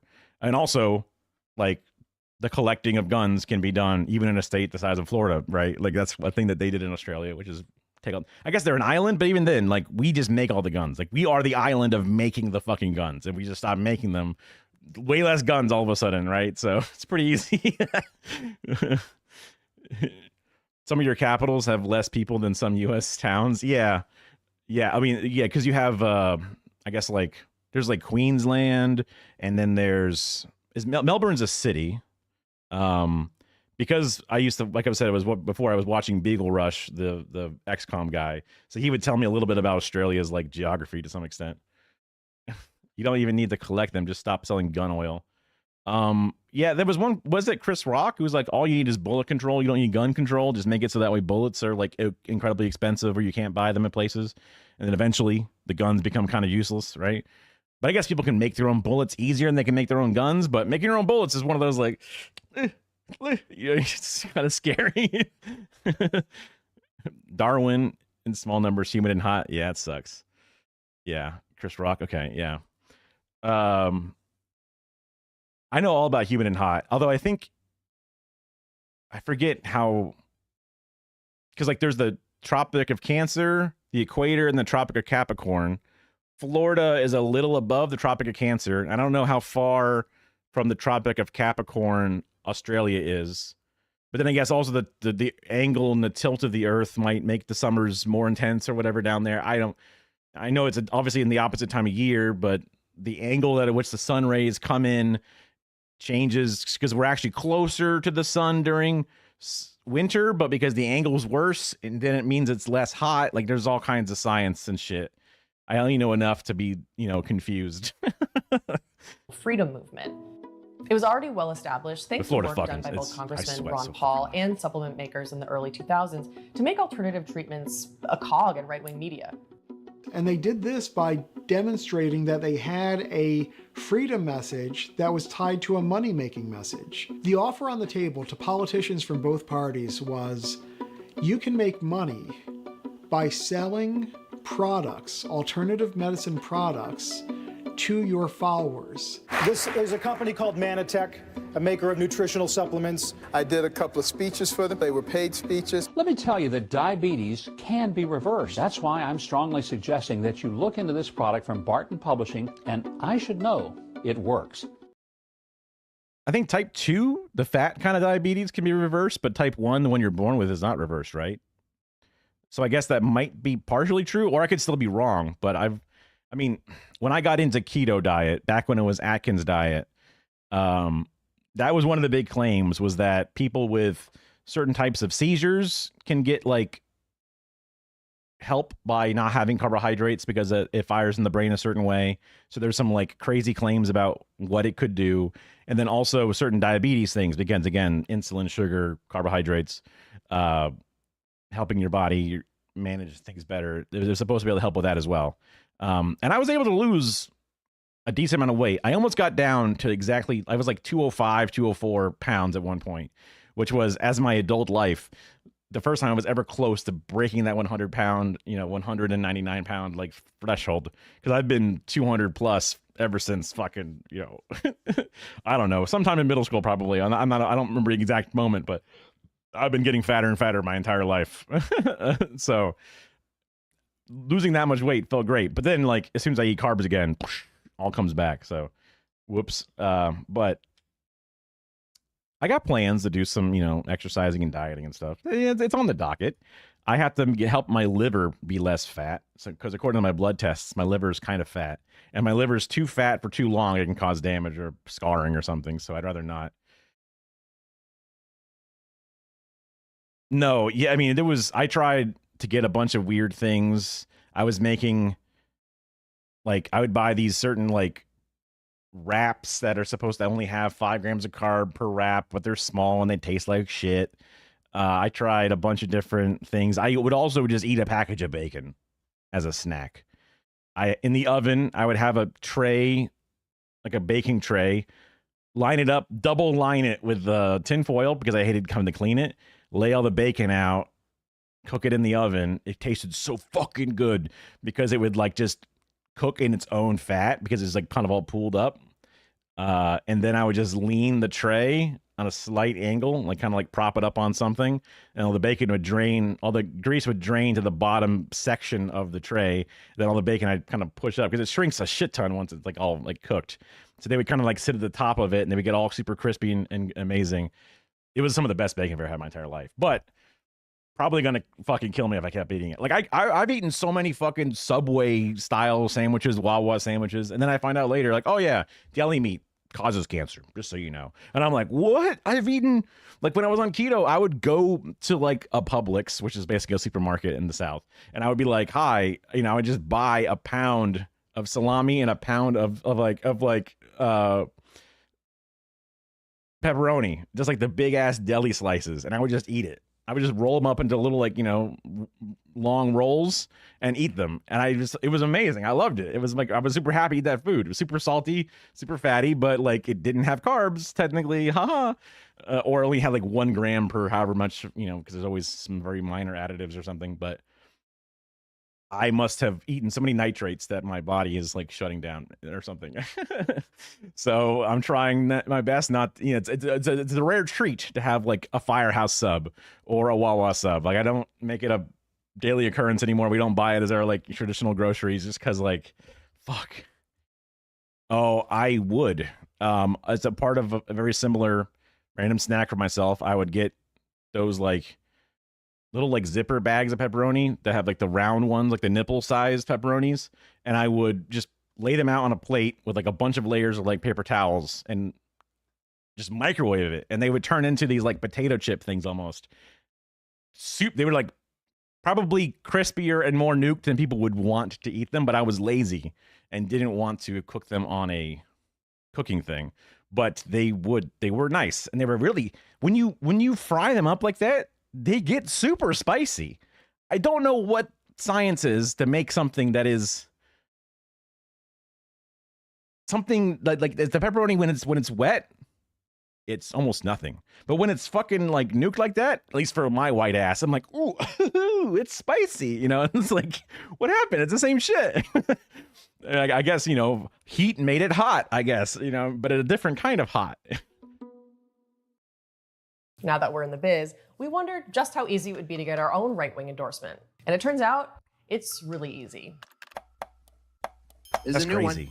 Deep State Detox. This is going to be fun. I saw this. I thought it was really cool. It might be something some of you guys would be interested in. This is from Deep State Detox. Let's check this out. For just $150, we got a dozen hosts to read an ad for Deep State Detox on the Rumble shows.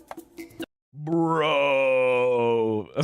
They went to Streamlabs and said, we got a deal for Rumble people. And they're like, you got it. You know, you give us 150, we'll give you out so many promo codes or whatever. That's crazy. That's crazy. Oh, also, I don't get this. I see this so often. People have a Shure SM7B, and then they want to have the branding of having a little like thing underneath the microphone, so they just make a block to shove on the back of it. I don't know. It just looks dumb to me. Maybe I'm too much of a TV guy where I'm like, that's dumb.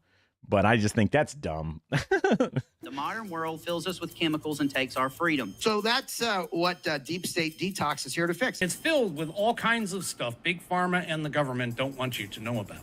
It sent visitors to our website. Well, you cut soda out by pouring sparkling water over ice. There's a little fruit juice I can stand.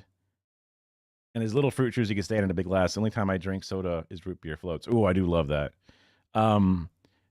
Oh, is that what, did they call it a flag? That makes sense. Yeah. I forget if I have, let's see.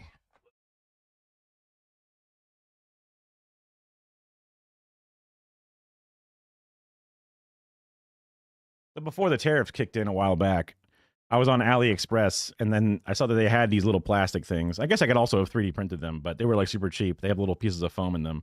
So I made some with my channel's face on it.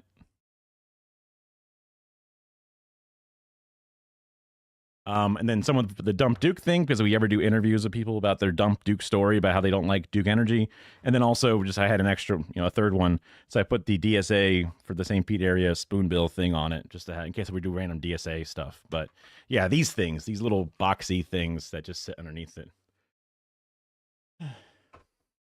Oh yeah, I was able to do some stuff with the DSA. Like I was running helping do the videos for the campaign, because we were running a city council person from our DSA.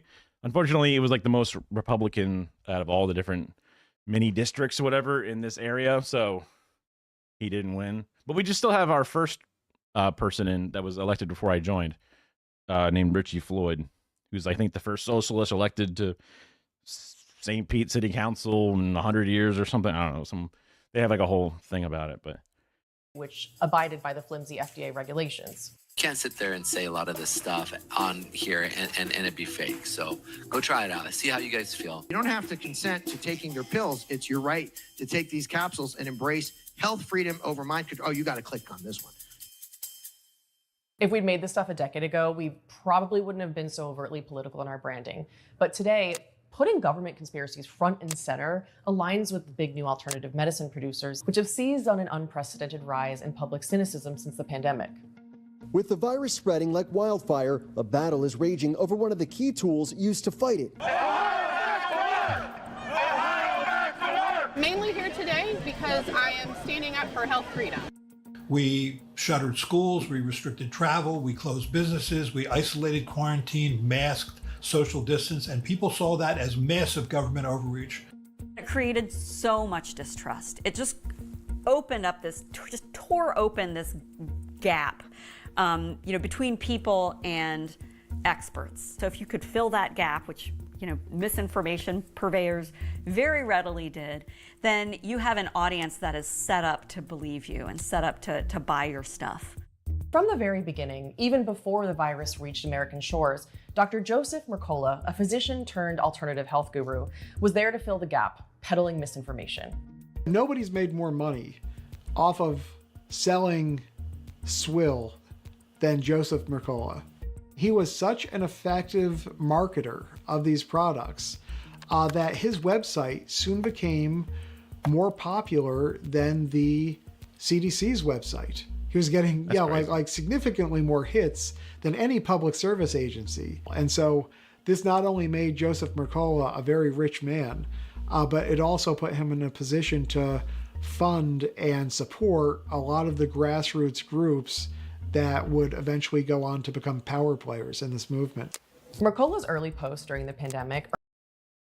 Sometimes, people have, medical issues, whatever it is, and I want to be, understanding of their stuff. And I just looked at my Google Photos real fast to find, like, I was a fat ass using my Steadicam at HSN, and I would be double masked back when that was the CDC guidelines. This is back from 2021-ish, something like that. And I'm up there huffing and puffing through a double mask, the traditional little like doctor one, and then the cloth one on top, always over the nose. Never, all these motherfuckers let it down, and they're just breathing out, and I'd be all fucking annoyed, looking over my cubicle at them. But I'm like, you think you can't breathe? I mean, like, there's probably some people who have actual breathing issues, and that's a thing. But like, I feel like most of the time these motherfuckers did not have a problem. So I don't know. That could be my I'm built different kind of bullshit coming through, but also like, when these right-wing fuckheads start saying shit, it's one of those things where I just like, I know you're fucking lying. And you're the person that always hates it when people lie to get fucking extra treatment or whatever, right? Like that you're the one who never wants anyone to have special treatment, but then I need my special treatment, please. I can't go into the Dollar General with a mask on, I'll die. I can't. Earned him the distinction of being the most influential conduit of COVID misinformation on the internet, which he, of course, parlayed into selling tons of books and liposoma vitamin C on his website, claiming that it can prevent COVID. He also insisted that actual COVID vaccines were a medical fraud. It's worth noting that 3 years before the pandemic, Mercola stated that his net worth was already in excess of $100 million.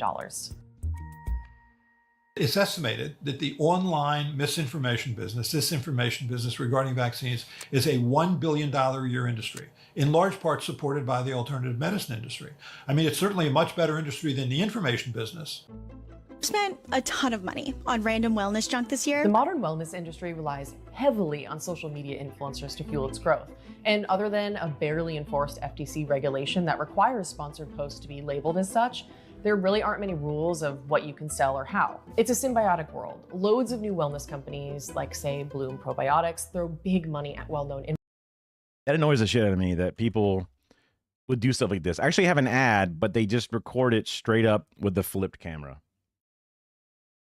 I mean, I got over the turn your fucking phone sideways when you film stuff thing. That was like a big movement back when vertical was kind of first trying to make its step out. But the fact that things are mirrored like that always pisses me off, because it's like, especially if you're trying to show me something, I can't fucking look at it. Influencers to pitch their products regardless of the product's efficacy. A recent study found that nearly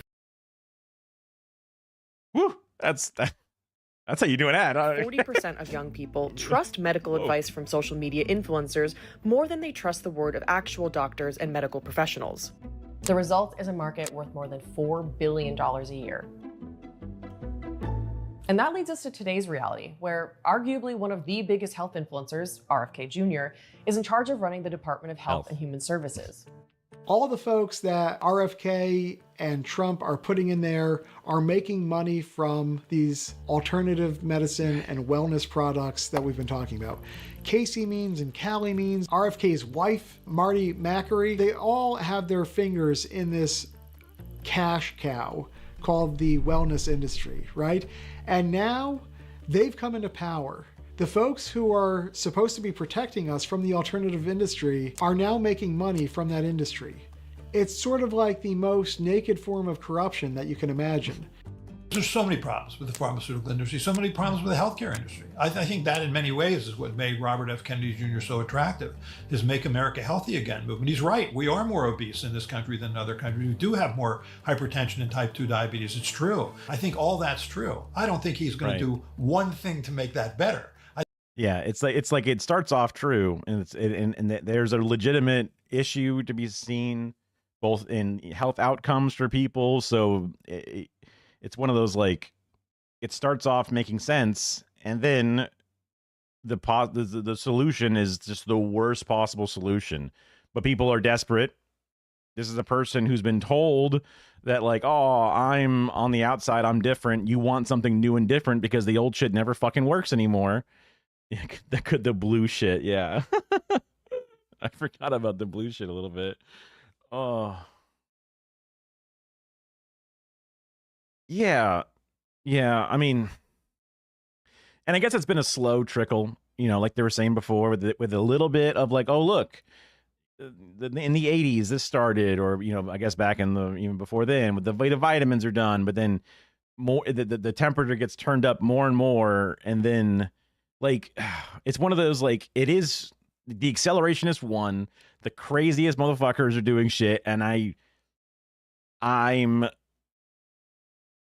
hopeful that the only possible upside is they're just so incompetent and make things bad that we can still buckle down, hunker down, and, you know, survive it just long enough to then hopefully have a whiplash effect and actually get people who can do something. Because I mean, honestly, more Joe Bidens, more Bill Clintons weren't going to fucking help either. And without it exploding, it would take a lot.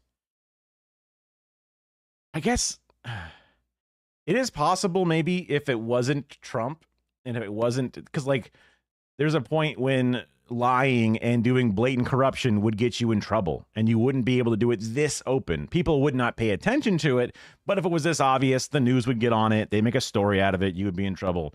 I think Trump, I guess, once Trump entered the scene and was not able to get pushed out even after losing once, that's when the accelerationist thing was kind of a requirement, because they're going too crazy and the Democrats are not able to go crazy in the opposite direction, or even crazy in their own direction. They're just feckless. But maybe if the world was just Bush's and Obama's back and forth, you could have done organizing and education through a slower process to get people without the accelerationist thing, maybe. Again, I just hope that they're so incompetent at it that the damage done, all the different regulations they strip apart, aren't so irreversible that we can actually still manage to recover and pick up the pieces when it's all done with, you know, President AOC or Rashida Tlaib or somebody. You know what I mean? Like, I just fucking hope. I don't fucking know, man. Like, just seeing that blatant corruption go unchecked with the dumbest motherfucker swimming in a goddamn bacteria lake or something. And it's just like, he's like, don't trust the experts. As he's like gargling fucking, you know, still water out in the goddamn swamp. And it's just like, what the fuck is happening? I think all he's going to do is make vaccines less available, less affordable, and more feared, and cause children to suffer unnecessarily. That will be his legacy. Yep. I mean, I can buckle down because I already got vaccinated. You know, those fucking kids are going to have a hard time with that. So that doesn't necessarily work out great, but I don't know the solution. I mean, I just don't know. So what happens now? Where do we go from here? Vaccine rates are down. The U.S. is shattering measles records. And oh my God, the graph. Like a fever, we may just have to sweat it out. Medical institutions need to undergo the sorts of reforms that they've been talking about for 50 years. What the fuck? That's crazy. What the fuck?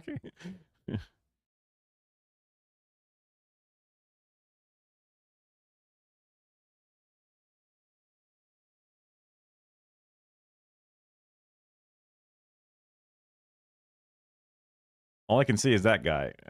I'm like, huh? Wait, the fuck? I'm fucking broken. Oh, is that Sim City or some shit or what? I forget what that was. They need to be more transparent. They need to be more accountable. They need to provide more access to the American public. That's a start. And we need to get corporate interests out of government decisions. People are going to declare their own truths, and they're not going to believe what they're told from scientists or clinicians.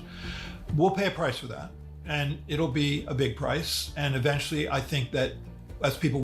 I don't know why this interview is so echoey. He's wearing the lav mic. Maybe they forgot to hit record or some shit. It sounds like he was picking up on a fucking shotgun on the camera. I mean, it's possible the room is so goddamn echoey, but usually a mic that close would not sound this thin. Had a severe rash from chickenpox.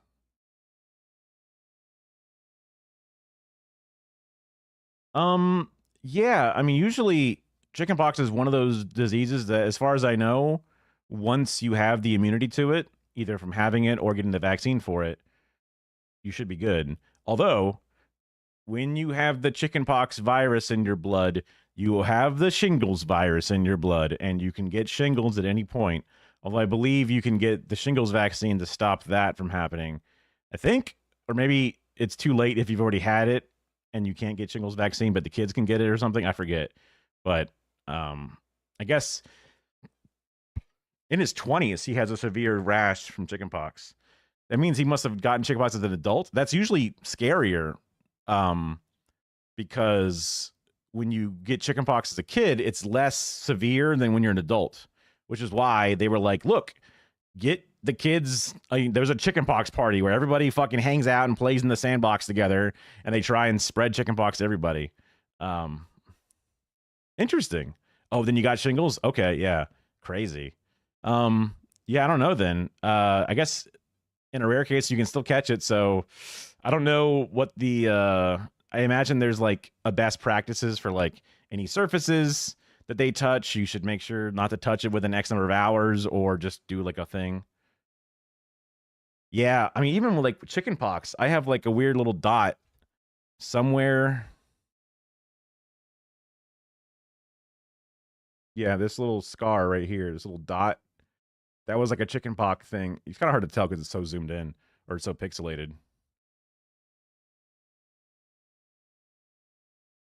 But yeah, there's a little thing there that because I also had like a really big chickenpox that was like big and it like spread out, and I got like around my eye. My mom was like taking pictures of it with Polaroids, and she was calling because like she couldn't send it to the doctor, but she had photos of it on Polaroids, and then she would call the doctor and be like, "Yo, it's getting bigger. It's the size of, you know, I don't know, $50, and then it's the size of a fist. Now it's the size of this. Now it's covering half his face." And then they were like, "Yeah, it's just a big one. Just one of those ones. Just, you know, keep putting the fucking, you know, pink lotion on it or whatever, the calamine lotion." And then it didn't make a huge scar on my face, but the little one, I guess I scratched this one so much it fucked me up. So that sucks that you got it on your torso that bad. The closest thing I had to that recently was just getting sunburnt like crazy, and then being insanely itchy from all the skin peeling off, but something that's nowhere near the same thing. Realize what that price is. They'll come back to what has been so helpful for us. I mean, so they kind of had a very similar idea of the video. Basically, they didn't like go deep into the trust the science. They were just more about like, look, things are fucked. What's the history of how fucked it is? Which doesn't necessarily match the video content that I was going to make, which I guess is good that I wanted to make something more unique. It's just I'm not necessarily the most equipped person to write it out. I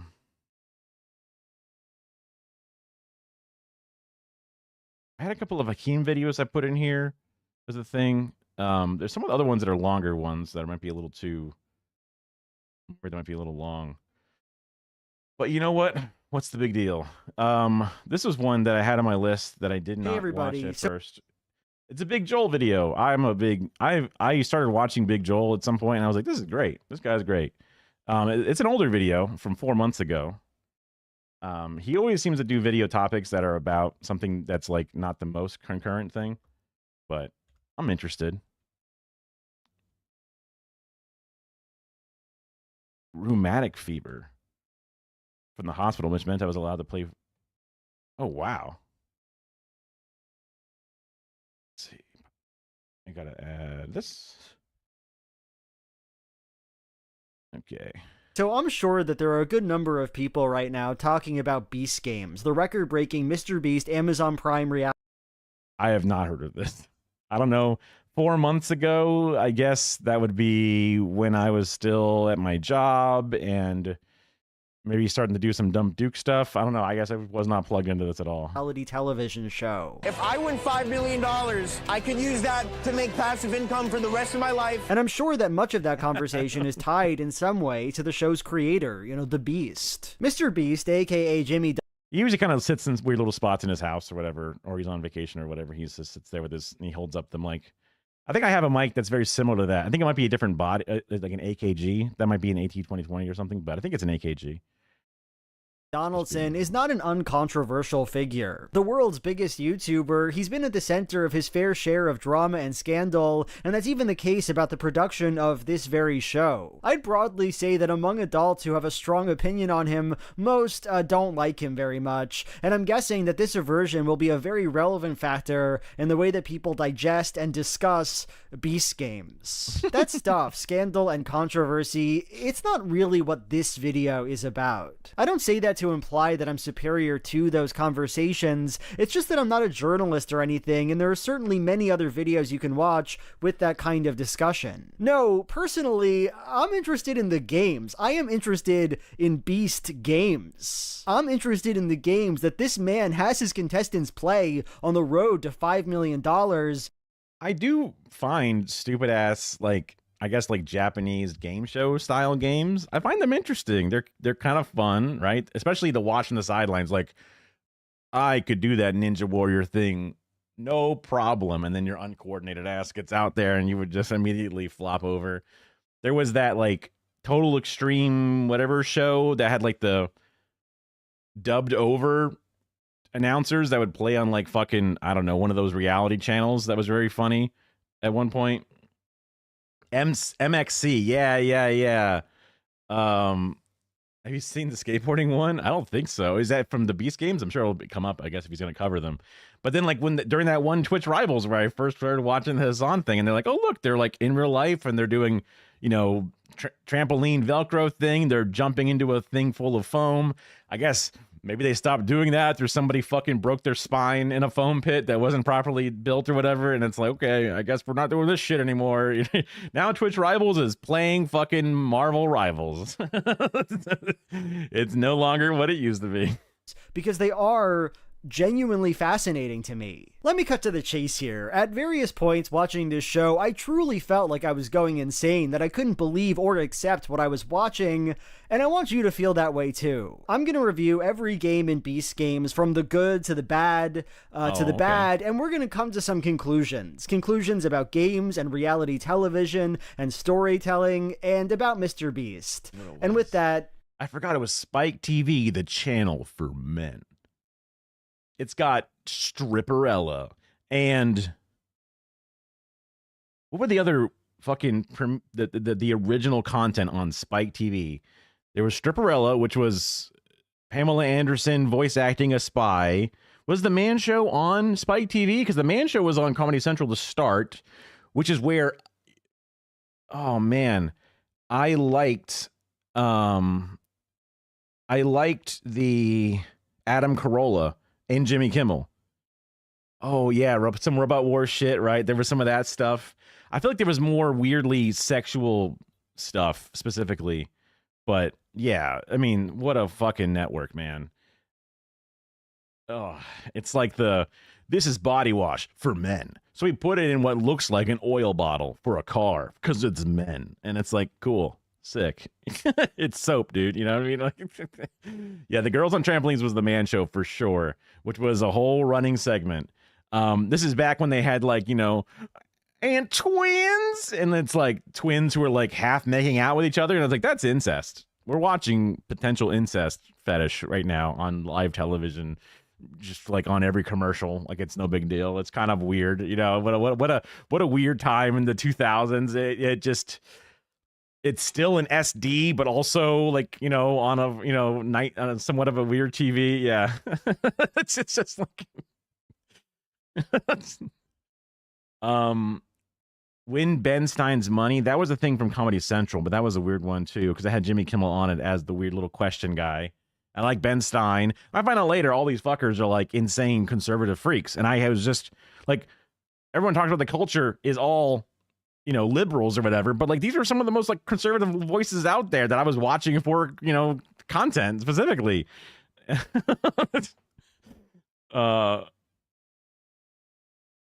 It's just like, I remember listening to Loveline with Dr. Drew and Adam Carolla after, you know, I stopped watching some of that TV stuff, and I was just like, these guys are cool. I was so close to going down the fucking pipeline. I just was in an age where it wasn't as willing to fucking trap me in that like event horizon to get me just over the edge. I was able to just circle it long enough to stay alive. Let's do this. Episode 1. Small Beast, Huge Money. Wow. Our show begins with a sweeping shot of 1,000 contestants. This is truly a massive number of people to start a show with, and there's something vaguely impressive about seeing them all. Mr. Beast stands amongst his people, and we begin. Game 1. The contestants can choose to press a button. The ones who press it leave the show. I appreciate the shooting style. It looks like, I guess if it's made for like actual streaming websites and not just YouTube, they used a bit higher grade cameras and stuff because they seem like they have actual like big sensors and depth of field and stuff. And split $1 million. Those of you that eliminate yourselves will evenly split this $1 million I'm standing behind. In the end, around 50 people leave and they each get like 20K. So Mr. Beast has always been money first, right? The spectacle of his YouTube channel has always been that he gives away massive amounts of money. And I've trapped each of them in their very own glass cube. The last one to leave their cube is going to win $500,000. There was a kid from that thing? Oh. I forgot about... Was that Andy Milonakis specifically? Because that was sort of the timeline when he was kind of like new and weird. Because he's like weirdly crude despite looking like a child. But maybe it was just a kid and I'm misremembering, or, you know, I'm crossing the streams of my fucking memory at this point. And here I take Beast to be nodding to that aesthetic tradition. Money in and of itself is engaging, right? It's fun to hear the words $1 million, and it's a bit audacious for him to give away so much so quickly. For these reasons, I'll give this introductory game a pass. I wonder if the 20,000 is a decent guarantee comparatively to what people would win otherwise. Because maybe people get nothing if they get eliminated along the way. Because usually game shows, when you get somewhere around the top 5-ish, there's some payout. And there's always scale for working on a show. So people always get something. So, oh man, like especially if you get scale per episode and you're like able to stay in for a while, maybe that would actually equal out closer to 20,000. But if you get eliminated in the first episode, all you get is a 20,000. So that's another like layer of the calculus you got to decide, and also you don't know how many people are going to quit, so you don't know how much it's going to split by. Yeah. Yes. Sure, it's not fun at all. Sure, there's nothing really to it. Just watching a bunch of people you don't know, press a button. Got our first taker. But if Jimmy doesn't rely on this gimmick too much, if it's just a one-off thing, and really, why wouldn't it be? I think it's fine. I'll give it a 5 out of 10. Game 2. Mr. Beast splits the room into rows of people and tells them one person out of every row must sacrifice themselves, leave the game for the rest of the row to keep playing. The last 3 rows where nobody volunteers to leave are eliminated. In order for your team to move on, someone must sacrifice themselves. So this is the first game in the... That's crazy. What the fuck? That's crazy.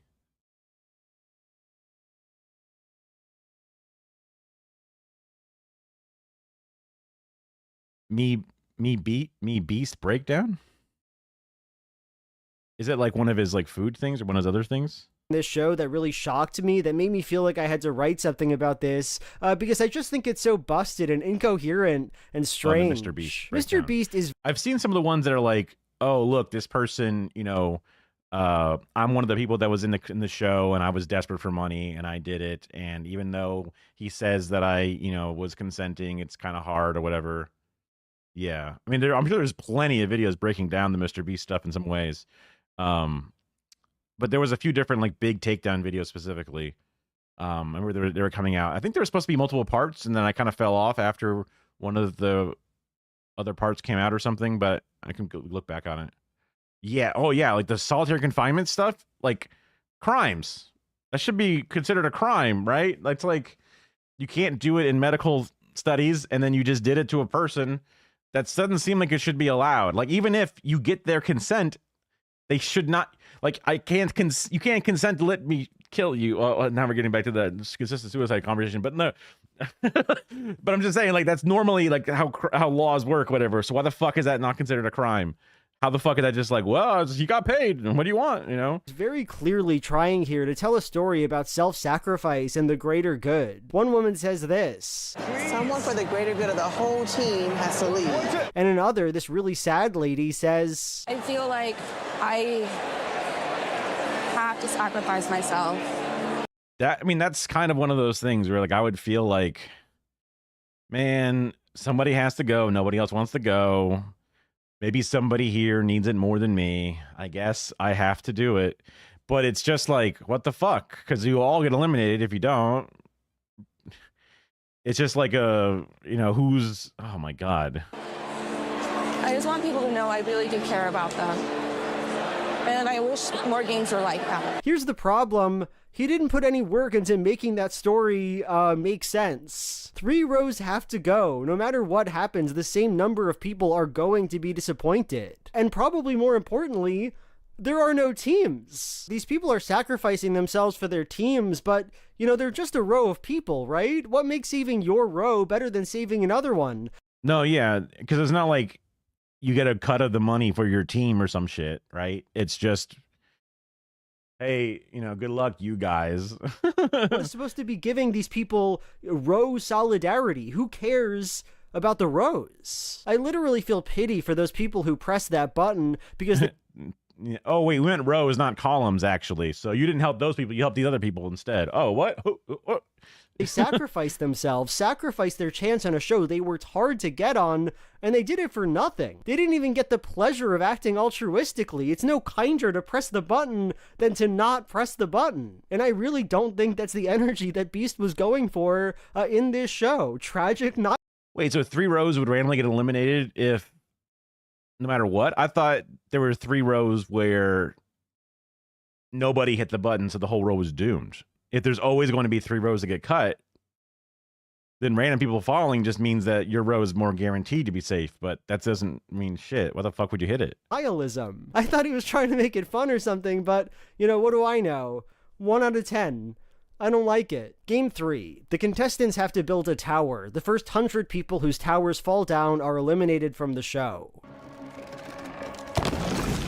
So I feel like it's time to take a step back here and talk about the obvious inspiration for Beast games, Squid Game. The whole show has this weird dystopian aesthetic. Guys wear masks and look like Squid Game type people. It's not rocket science, right? Mr. Beast's most successful video ever was his recreation of Squid Game, so he just decided, I'm the Squid guy now. That's my thing. Both this game and the last feel indebted to Squid Game mechanically. In the case of the row sacrifice game, we might recall the scene where the old guy seems to sacrifice his life for the... I never watched season 2. I just watched season 1. I guess season 2 may have been a little different or something I've heard, but it might still be good. I don't know. Protagonist. And by good, I mean, I enjoy slop. I watched the fucking new Star Wars and I was like, that was fun. I don't have media literacy. I just watch things and go, show is a bit like that scene if, instead of characters we've come to care about and love, the old guy laid down his life for the row. For his special row. 고마웠네. 자네 덕분에 잘 있다가 가네. And this tower game, yeah, it feels very similar. I hate when you get the desire to do something, but it's dark out and I can't do the thing.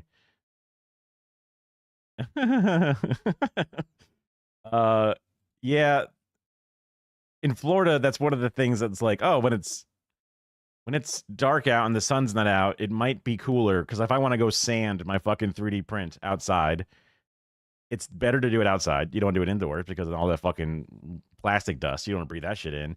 But it's hot as balls out and the fucking sun's up. But then you go outside in the night and then bugs get all over you and then that's no good. It's like there's no winning. You know what I mean?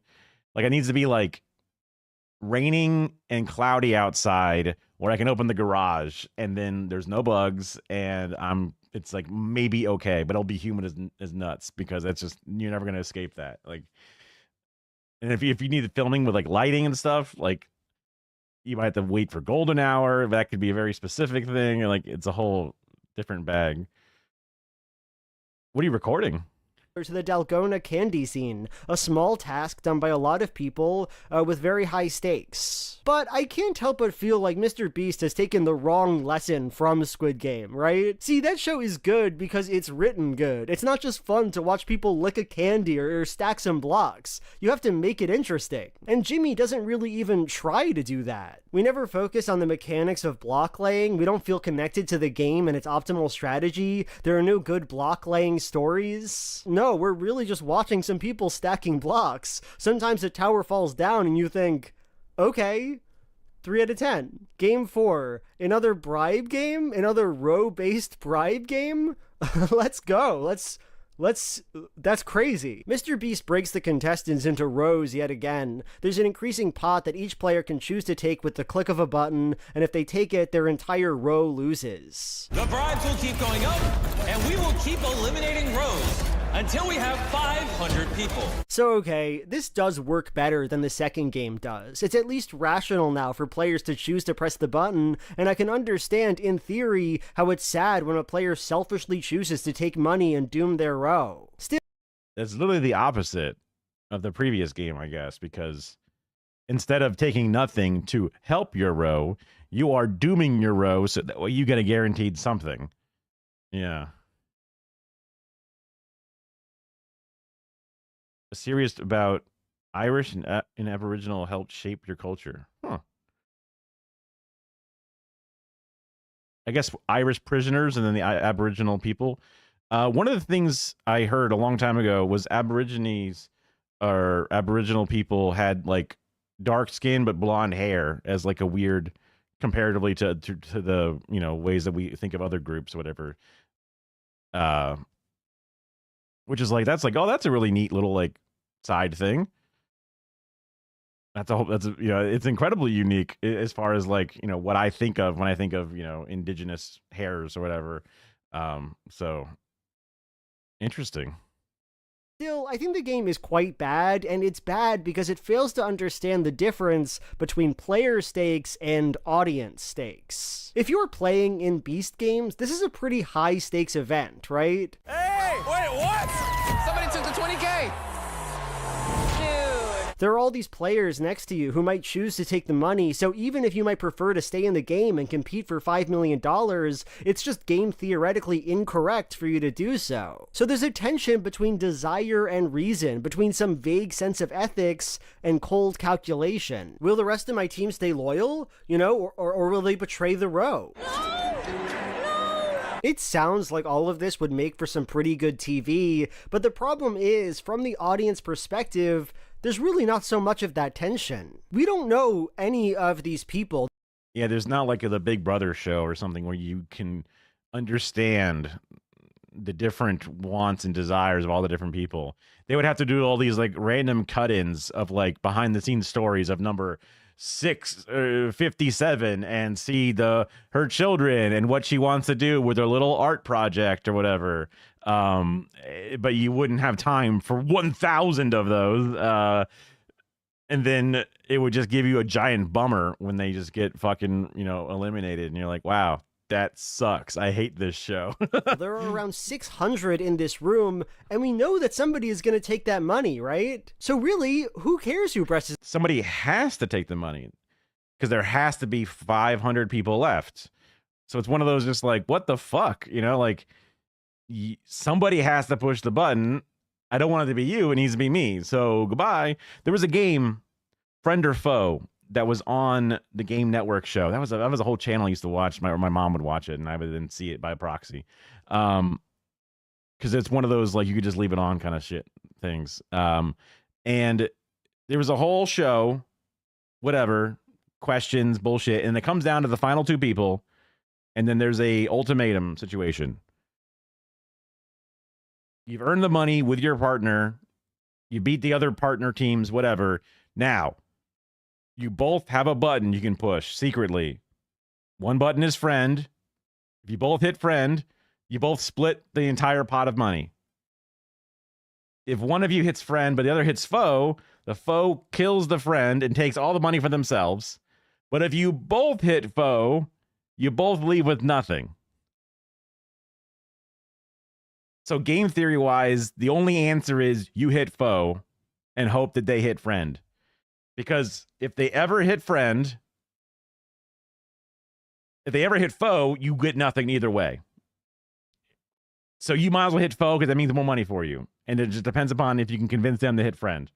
That's the only game theory element of it. But I don't think I would have the heart to do it, right? Because I'm like, in practice, if I'm actually sitting there looking at a person in the face and I'm like, I'm going to say fuck you and give you nothing, like that's so fucked. So I would probably get fucking rinsed. I would hit friend, they would hit foe, and then it'd be like, fuck, you know, like that would probably happen. Is it really? Yeah.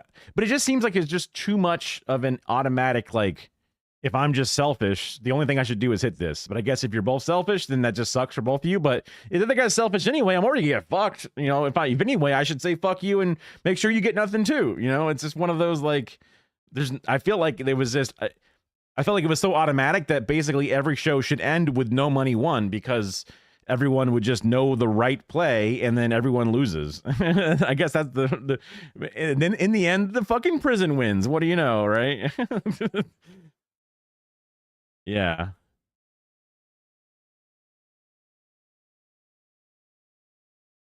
That's a fair point that it doesn't always work out that way in reality. Because I was also like, I can't look at that person in the eye and be like, come on, man. We did this show. Neither one of us wants to leave with nothing. It makes no sense. Let's hit friend, right? Donkey's back equals age is back. I wasn't sure that was a typo, but I was like, that's so specific. It can't be a typo. But, you know, context clues. I was like, either way, I don't understand what you mean. Yeah. Yeah. Is the button. Which team goes against his row? It's kind of a prisoner's dilemma for the people playing the game, but from my perspective, it's just a pure game of chance. Everybody's screaming, no, don't press the button. Please don't press that button. And it's like, you know, that seems pretty crazy for you guys, but I just don't relate to that. Somebody press the button. That's what I'm thinking. Mr. Beast can only take 500 of you to Beast City, so I guess a few of you are gonna press the button. This game also happens to have one of the funniest lines in the entire show. But sometimes, the people who you think you can trust the most are actually Oh my god! the people you can trust the least. I thought I could trust the row with my life. I thought row 7 had my back. What the? It was like really bad writing. It's not even AI writing. It's just bad writing. It's just one of those things.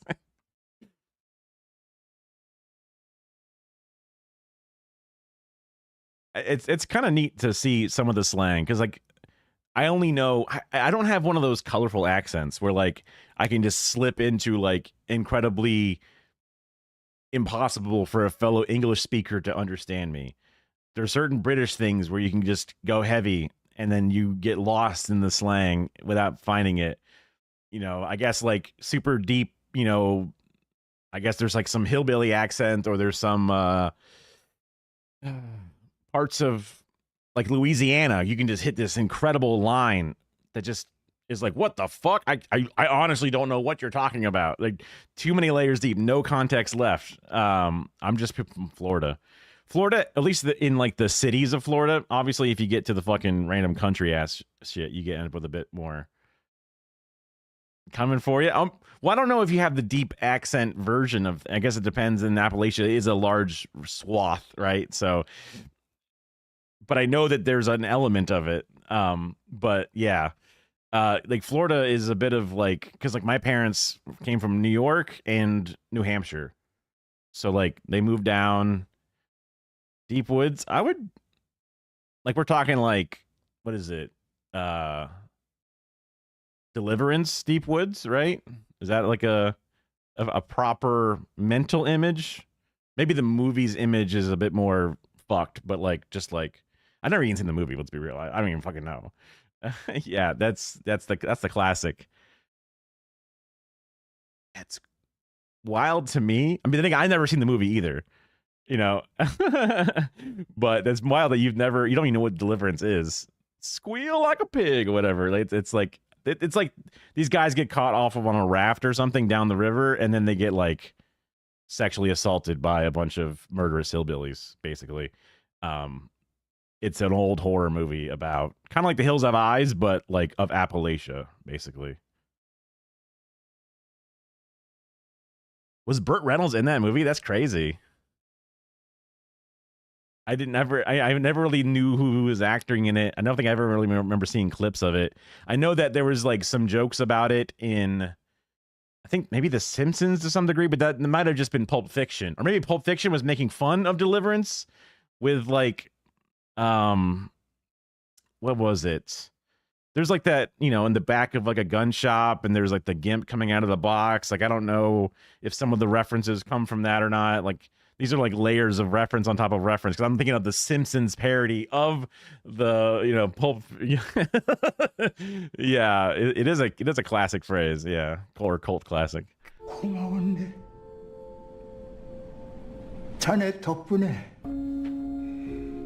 잘 있다. That might be sort of the incredible moment, but I'm gonna have to say it's a 2 out of 10 game, just in terms of game quality. Not. That might be. Well, also, what they must have like an aircraft hangar or something that they fucking retrofitted with all these lights and shit. That's kind of an insane studio. That is kind of insane. Like, that's just like as far as like a stagecraft. Like, damn, they got the DMX controllers out there. They have like all those fucking things laid out. How much XLR cable is laying down in that fucking studio right now? That's kind of insane. Yeah, that's a lot of stuff. I don't know if they really touch on the communist side of things. There was a thing from a different video, a creator that actually Carter was watching earlier before I started up the stream, from that interview channel that had a thing about specifically. I must have saved it somewhere, but anyway, yeah, it was one of those things that might be one of these. I don't know. All these damn things. Or I guess not. Oh yeah, Roku News. That's what it was. They had a thing, and like their first video on their homepage was, which I thought it was, about the hillbilly movement, and then what it looks like now, or whatever it was. I guess they go around a lot of different places, sort of like unseen places. So that was another one that I wanted to watch at some point. But we'll finish. So hi. So that's the first episode of Beast Games, and I feel like I can anticipate some criticism here. Big Joel, how is he supposed to make any interesting games for 1,000 people? The show gets way better later on, so chill out, bro. You know, eat a lunchly. That's what I imagine a Gen Alpha Mr. Beast fan is writing in my comments as we speak. Why are you so pressed? Just grab a lunchly, dude. Interestingly enough, Mr. Beast seems to share my opinion on the quality of the early episodes. He's tweeted multiple times that it gets way better later on. Just hold down the fort, he says. Episode 8 is gonna... That's just the Mr. Beast formula. That's the YouTuber bullshit formula. Like, don't worry, stay till the end, because you're not going to want to miss what happens. Hold on, the good part comes, you know, around the 80% mark. You want to keep that viewer retention high. Hold on.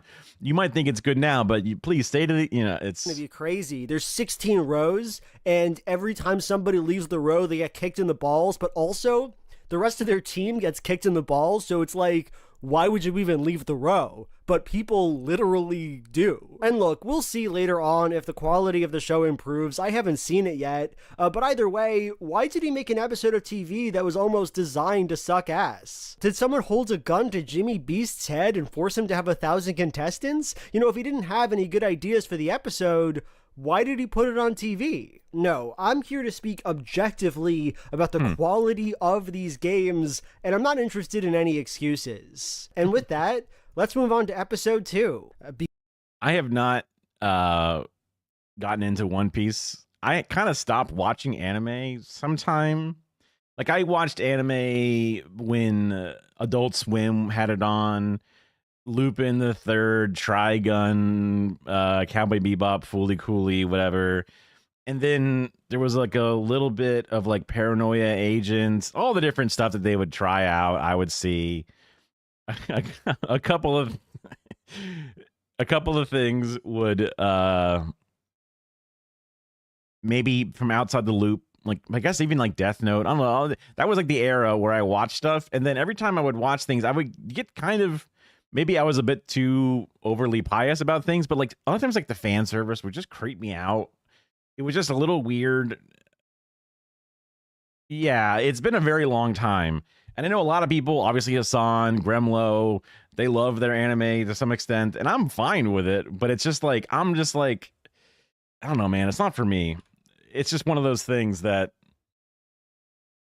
maybe, because like when I was into anime, Cowboy Bebop or whatever, I appreciated how it was a different form of art, had a whole different, there's a whole new culture that can, but even if it's still somewhat, you know, American inspired or Americana inspired, not expired, elements, but there's a whole new, like K-dramas, I guess, are kind of a thing that people like.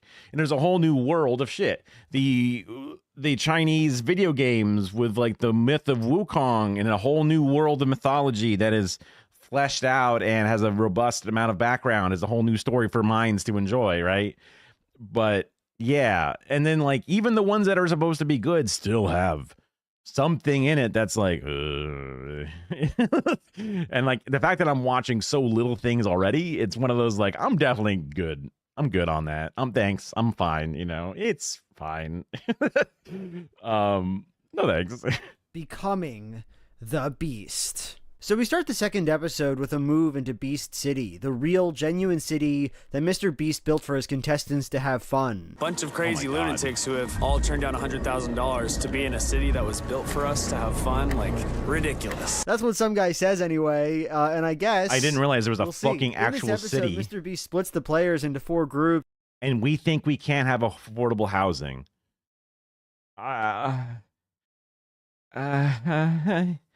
You know, we can't have infrastructure, but Mr. Beast can build a goddamn city and a fucking mega center. I mean, I realize this might be, you know, a bit of like stagecraft and like plywood and it wouldn't hold up to a hurricane, but you get the idea, right? This is just a fucking TV show. And has those groups play different games, and the games are... game number 1. It's a ball dropping game. Mr. Beast.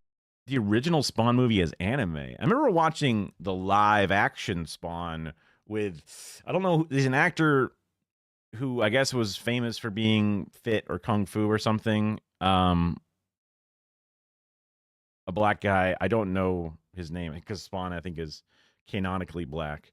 Although I guess, is Spawn DC? Did it get bought out, or was it like Vertigo or some weird other thing, some other brand? Like an indie thing, Dark Horse or something. I only know a couple. Yeah, I mean, John Leguizamo. That was animated. Oh, cool. What'd you think of it? Was it? I mean, I don't know, because I know that Happy Goat is a big comic enjoyer, DC enjoyer stuff. I wasn't sure if the Spawn would be interesting because I was a very boy. I think there may have been Dark Horse. Okay, yeah, that sounds right because it was, you know, Spawn was very successful, so it being one of the more successful indie places would kind of make sense. But it's also possible that could have been gobbled up and bought up by something. I think, was Dark Horse also The Watchmen? Was that also gobbled up by one of the two at some point? Yeah. I was very into the dark, evil looking shit, and I loved Spawn for that. And he was an anti-hero, and he had guns and a big flashy cape. And Violator was a crazy fucking demon, and you would go down to hell and fight people or whatever. I thought that was cool and amazing, right? I had the Spawn toys. Watchmen is DC? Oh, okay. That was one of the ones that we read in the class, because it was like maybe the ones we didn't read in the class. At one point, I took a comic book history class in college. That was my literature class. It was much better than like the fucking French poetry class or something I was trying to take instead. And I was just like, or maybe it was like some kind of literature or something. It was like, I couldn't handle it. It was too much like stuff for me. I also took a mythology class, which was really interesting, to learn a bit more about the really in-depth Greek mythology. Don't remember too much about it, but I remember it just being kind of an interesting class one way or the other. But I remember getting the Spawn toys, and they were really cool, very artistic, painted, you know, rubberized, whatever, but they would kind of break a lot. Like they weren't necessarily made for durability, and I'm a little boy playing with them, so arms would snap off. I got to super glue them. They don't move anymore. And collectors, you know, full-grown adults, I guess, people like me now will be in line at the Toys R Us buying the Spawn toys alongside my dad, and they'd be like, hell yeah, you got the toys too. And my dad's like, yeah, my son loves these. And he's like, oh, you let your son open them? That's crazy. You know, I keep them on a shelf in their boxes. And he was like, you're crazy. These are toys for children. What are you doing? Maybe I would be, I don't know, a fucking millionaire. Probably not. I don't think Spawn toys are like that collectible or whatever, but I love the Spawn toys. Never really read the comics, never really learned too much about the deep lore. I just thought the toys were cool. It was very edgy, dark, crazy, you know. He takes the first quarter of contestants and splits them into two groups, white and yellow. Then he drops balls on them. First team to drop a ball loses. I mean, he might have, the guy could have been, in my case, he could have been much older, but someone that collected the comics and figures. That's cool that you got to read the comics at the very least. And at any point, a red ball touches the ground on your side, your tower will turn red and your entire team will be eliminated. So this game is a bit peculiar because everything that's like suspenseful or interesting about it comes from its failure. See, it looks like the white team wins after the yellow team drops its fourth ball. They even celebrate and have a good time. But then, oh no, it turns out that a guy on the white team dropped his very first ball. And now he has to stand there like an idiot and everyone yells at him. The first one came down and I bobbled it and it dropped. But there's no reason to talk about it. Wait, let it review it. Just a review. And the Beast team goes through their footage. Shut the fuck up. Yeah, it's like sports. It's one of those things where you go like, nah, I caught it. Touchdown. Yeah. That's crazy. And reverses their decision. It's horrible. So I appreciate. Wait. Oh, not Danny Phantom, which was the show that was animated like Fairly Odd Parents, but the Phantom or something. Whenever I think Phantom, all I think is the car from Twisted Metal, which was like a ghost. That was Spectre. Sorry. Totally different, right? Yeah. The guy in purple. Oh, right. The one with the ring? With a little skull ring?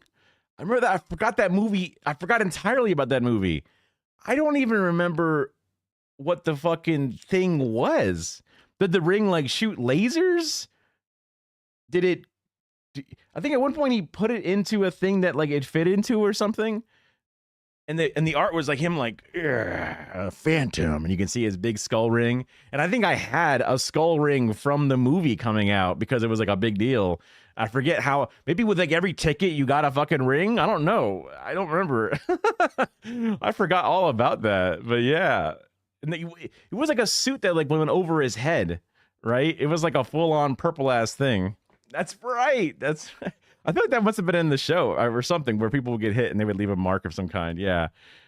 He looked like one of the guys who's like the old fucking, you know, Filthy Frank or whatever, where people are like screaming in their little green screen suits. Like it's kind of crazy. The drama of a broken game. I mean, it's fun in a way to watch something this nasty, but I just want us to appreciate how lame this viewing experience would have been had everything gone as planned. They have all this set up. They take everyone to the roof of Beast Building, Beast Tower, and then, oh, the white team loses in 10 seconds flat. Just seems like a not very fun game to me. One that would have probably benefited from more testing or from making it so that a team had to drop like 3 balls to lose. Slam, as things stand, evil. I can't really award this fail game many points at all. 3 out of 10, honestly. I can't give it higher than that. Game number 2. Beast takes the next quarter of contestants and once again splits them into 2 teams. Okay. It seems like the people at the beginning, the first 50 people who took a cold 20K and walked out, they were probably smart, because out of the 1,000 people were getting fucking eliminated left and right for nothing. I guess if you were able to wait until you can just fucking fuck your row and get $100,000, obviously better, but your chances at the very beginning of the game, guaranteed to get something. That's kind of sick, you know? The team where more people voluntarily choose to leave the game wins. Whichever team has the least amount of contestants at the end will move on. You guys will have to convince your fellow teammates to eliminate themselves. Another self-sacrifice eliminating yourself challenge. Yeah, this is kind of lame. Challenge. Even Jimmy seems to realize how much this sucks. Wow. It's a self-sacrifice challenge? I know you guys aren't happy about another self-elimination challenge. And unfortunately, it has precisely the same problem that the last self-sacrifice challenge had. Why are these people supposed to care about their groups? Why am I supposed to care? At the beginning of the episode, Beast tells us that the contestants are all making friends with each other. And players remember that friendship is not the reason they're here. This is a way of communicating to the audience that actually there are some pretty important relationships emerging between these guys. You know, it's not all competition. They're forging some intense bonds. But the thing is, we don't see any of these relationships, and probably more importantly, the contestants here aren't paired with their supposed friends. They just got randomly given a white or gold jersey. So then, you know, why are they invested in which team wins? Why are they choosing to leave the show? What greater good are they fighting for? I'm gonna go. Yeah. He was proud. You sure you want to give up your shot at $5 million? I'm good. I want this team to go far. What? That's crazy. I want this team to go far, and maybe not win in the end, but they could go far. James is so committed to treating people sacrificing themselves as some selfless act, but once again does absolutely nothing. I wonder if there's a bit of meta gameplay going on in their heads, like maybe everybody that self-sacrifices, Mr. Beast will give us some money because we're so good. And it looks like we're kind of fucked out here, and you never know when you're going to get nothing. And maybe I can get some 15 minutes of fame if I'm one of the self-sacrificers, and I can make a YouTube video about it. I'm going to do it, I guess. I don't know. I'm hoping for something. Like, that would be some extra layer. Nothing to earn that feeling. It sucks, and it's boring. 1 out of 10. I would give it a 0 out of 10 if that was legal, but it's not. It gets a 1 out of 10. Game number 3. Ball and hole. Beast takes the next group of contestants, puts them on teams, and has them compete to see who can land the most balls in a big bucket. Your goal is to hit these balls in that cup. There's one twist though, because Jimmy also places a bucket further away and with a smaller hole. And if you sink that shot, you get $250,000, but that ball scored doesn't contribute to your team's overall ball count. You can aim for the gold cup and win $250,000 for yourself. It's another selfishness challenge for some reason. So look, I'm not going to tell you that there's no joy in ball and hole. That vampire-sized war, you mean like the underworld, right? I remember Underworld. I remember being a guy who's like, sick. Cool. Hell yeah. Nice. I like those Underworld movies. I was pretty easy. When I was a child and I went to a movie, I'm like, my parents were like, did you like it? I'm like, yeah, it was awesome. Doesn't matter what the movie was. I'm like, it was great. You know, that was like kind of like, why would I be rude to my parents? They paid for me to go to a movie. They bought me fucking snacks and I got to watch a movie. It was a good time. You know, I had no complaints.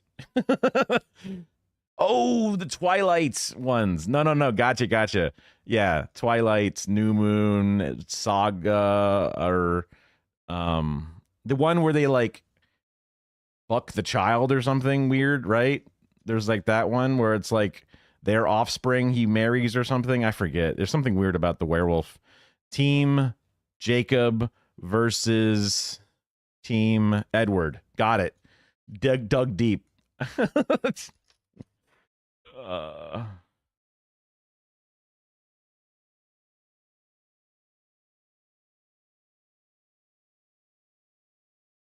a weird thing.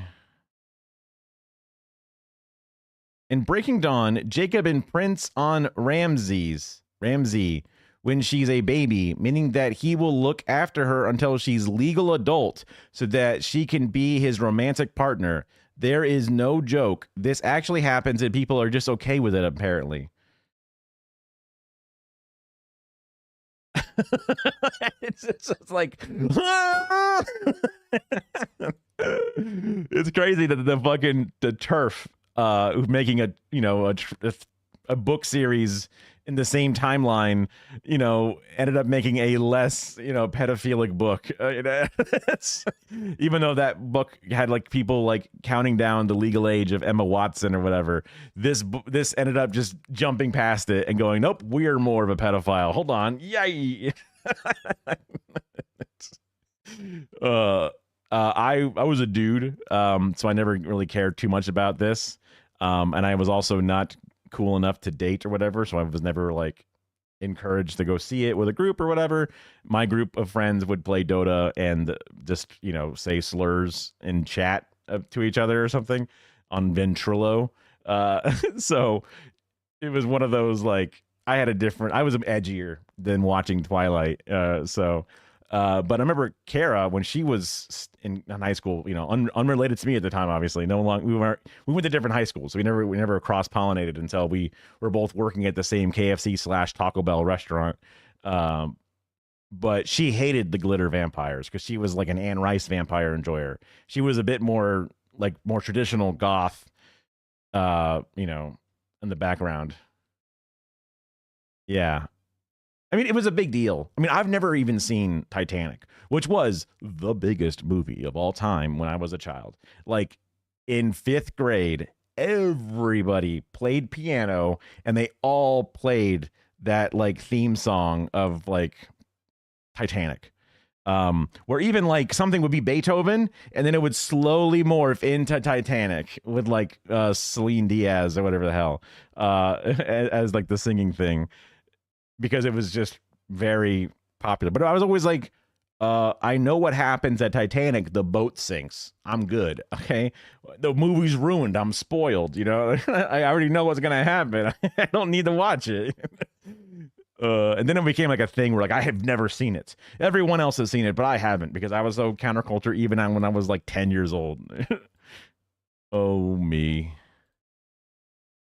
I like seeing people throw balls in holes just as much as the next guy. We all like ball in hole. Well, it's pretty basic and boring. It's definitely the best game so far, right? Which is pretty tragic. Still, I'm really not a fan of this Golden Cup. I think it's implemented very poorly. If Mr. Beast really wanted to test people's selfishness, as he seems almost pathologically obsessed with doing, he shouldn't have made it so difficult to take the selfish option, right? The Golden Cup is way further away, and the hole is way smaller, and the effect, it seems, is to make landing a ball in there just almost impossible. It doesn't seem like almost anybody tries for it during the game proper, and even at the end, when one team wins and everybody just wants to land the 250k, nobody's able to. So what's the point then? It's just kind of a useless mechanic. To be fair here, I suspect that Mr. Beast didn't include the Golden Cup for any entertainment purpose. It seems like it's really just there to segue to his sponsor, MoneyLion. Even though they may have lost, by using this MoneyLion QR code, one of your homes still has a chance to win $250,000. An online credit and lending app that's currently embroiled in a multi-year lawsuit with the Consumer Financial Protection Bureau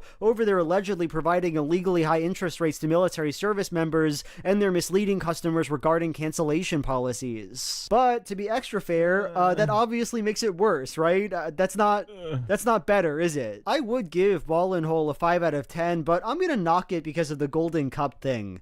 4 out of 10 game. Game number 4, Trivia. Mr. Beast takes one final group, puts them on It's like watching any like mainstream thing and then like all the fucking sports gambling ads just flood in. There was a point right before I got Twitch Turbo or something, or I was and like I was just bombarded with like, hey, sports betting's now legal in Florida. You can now do sports betting. And it was just it's just dystopia shit, just nonstop.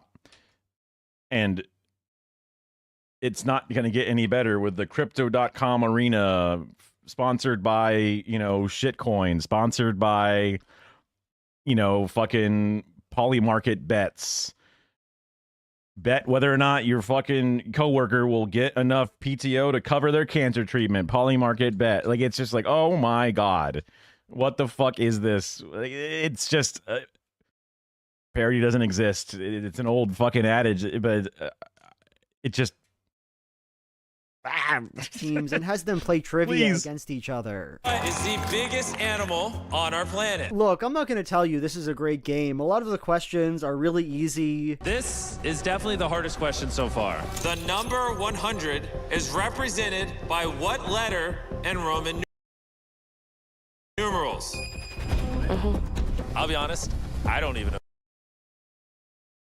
Okay, my dumbass. 1.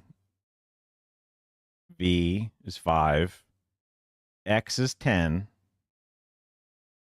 M is 1,000.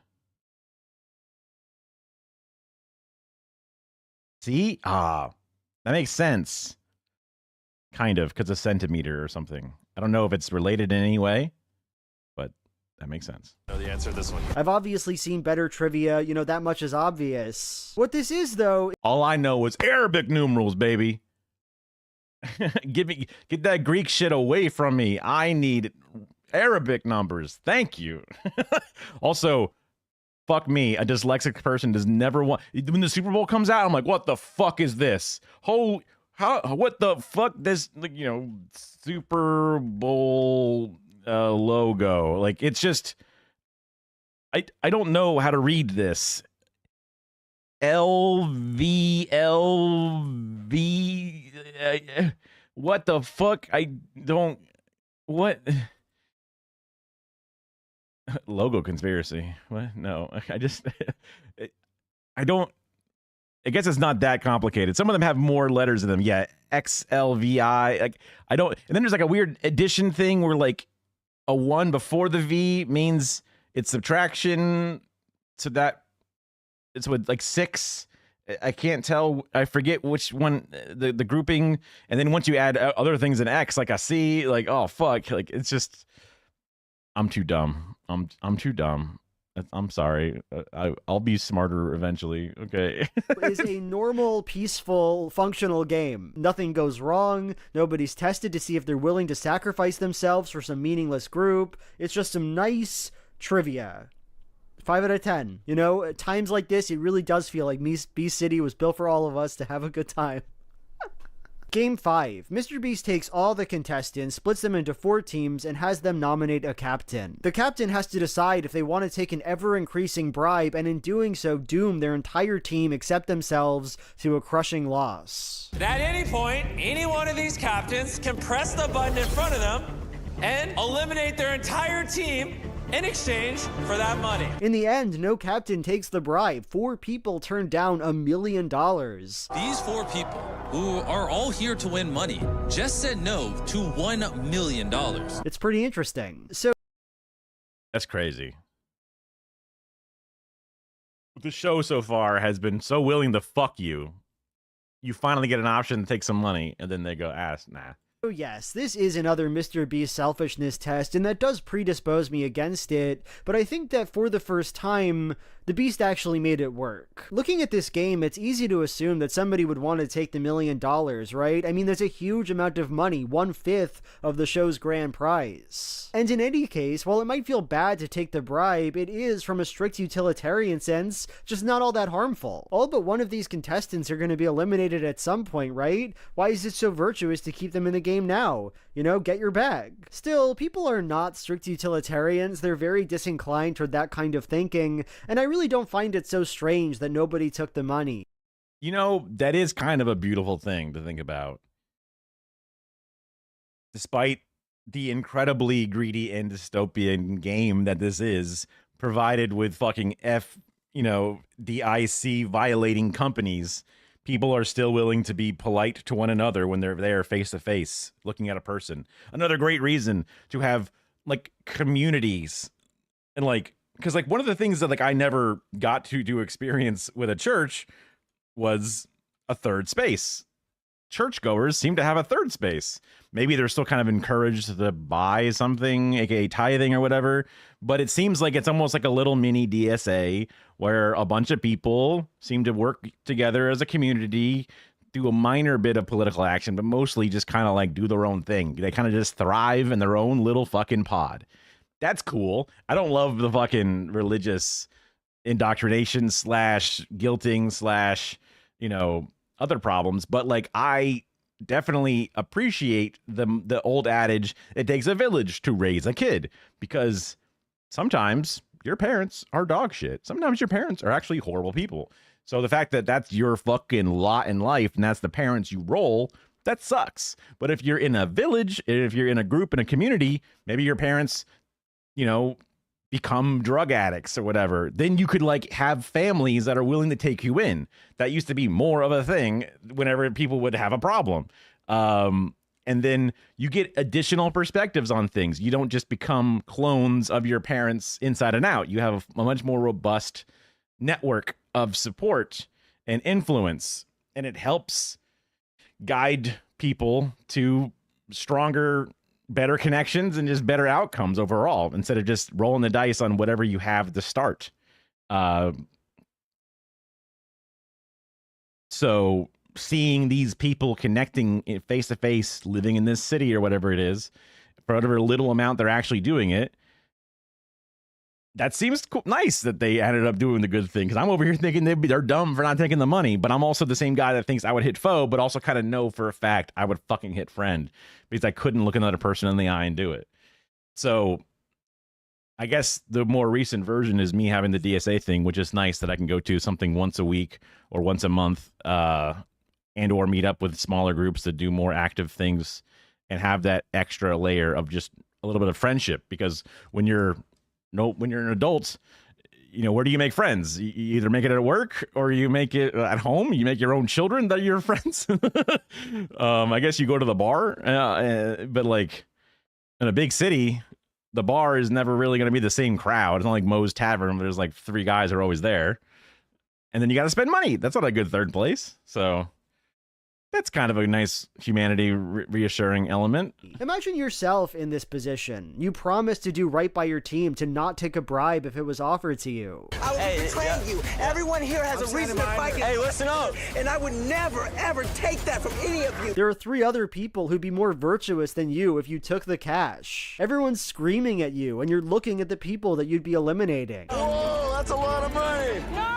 Even the fact that taking the bribe doesn't eliminate you from the show, what Beast presents as an upside, But if they press the button, they are not eliminated, just you guys, is actually a huge problem for the bribe taker. It's not fun to be put back in a group where everyone hates you, right? It's just embarrassing. All this to say, even though I think somebody probably ought to have taken that money, I kind of find it neat that they didn't. Wanting to be a good person on TV, wanting to stand by your word, is just a really strong social force. And I enjoy how this game reveals that. It's entertaining. I'm gonna give this game a 7 out of 10, I think. It's the first time I actually enjoyed watching Beast games. Anyway, on that note, let's jump into episode 3, where things, I'm guessing, are gonna get serious. Whoa. The first game in episode 3 is a potato sack race. The winner gets access to the T-Mobile house. Hell yeah. The prize for this next game will be that T-Mobile VIP house. And also immunity in the next challenge. I don't know, man. I don't know what to say. It's a potato sack race. One thing that kind of confuses me is that Mr. Beast... I was thinking this is the most high production value potato sack race I've ever seen.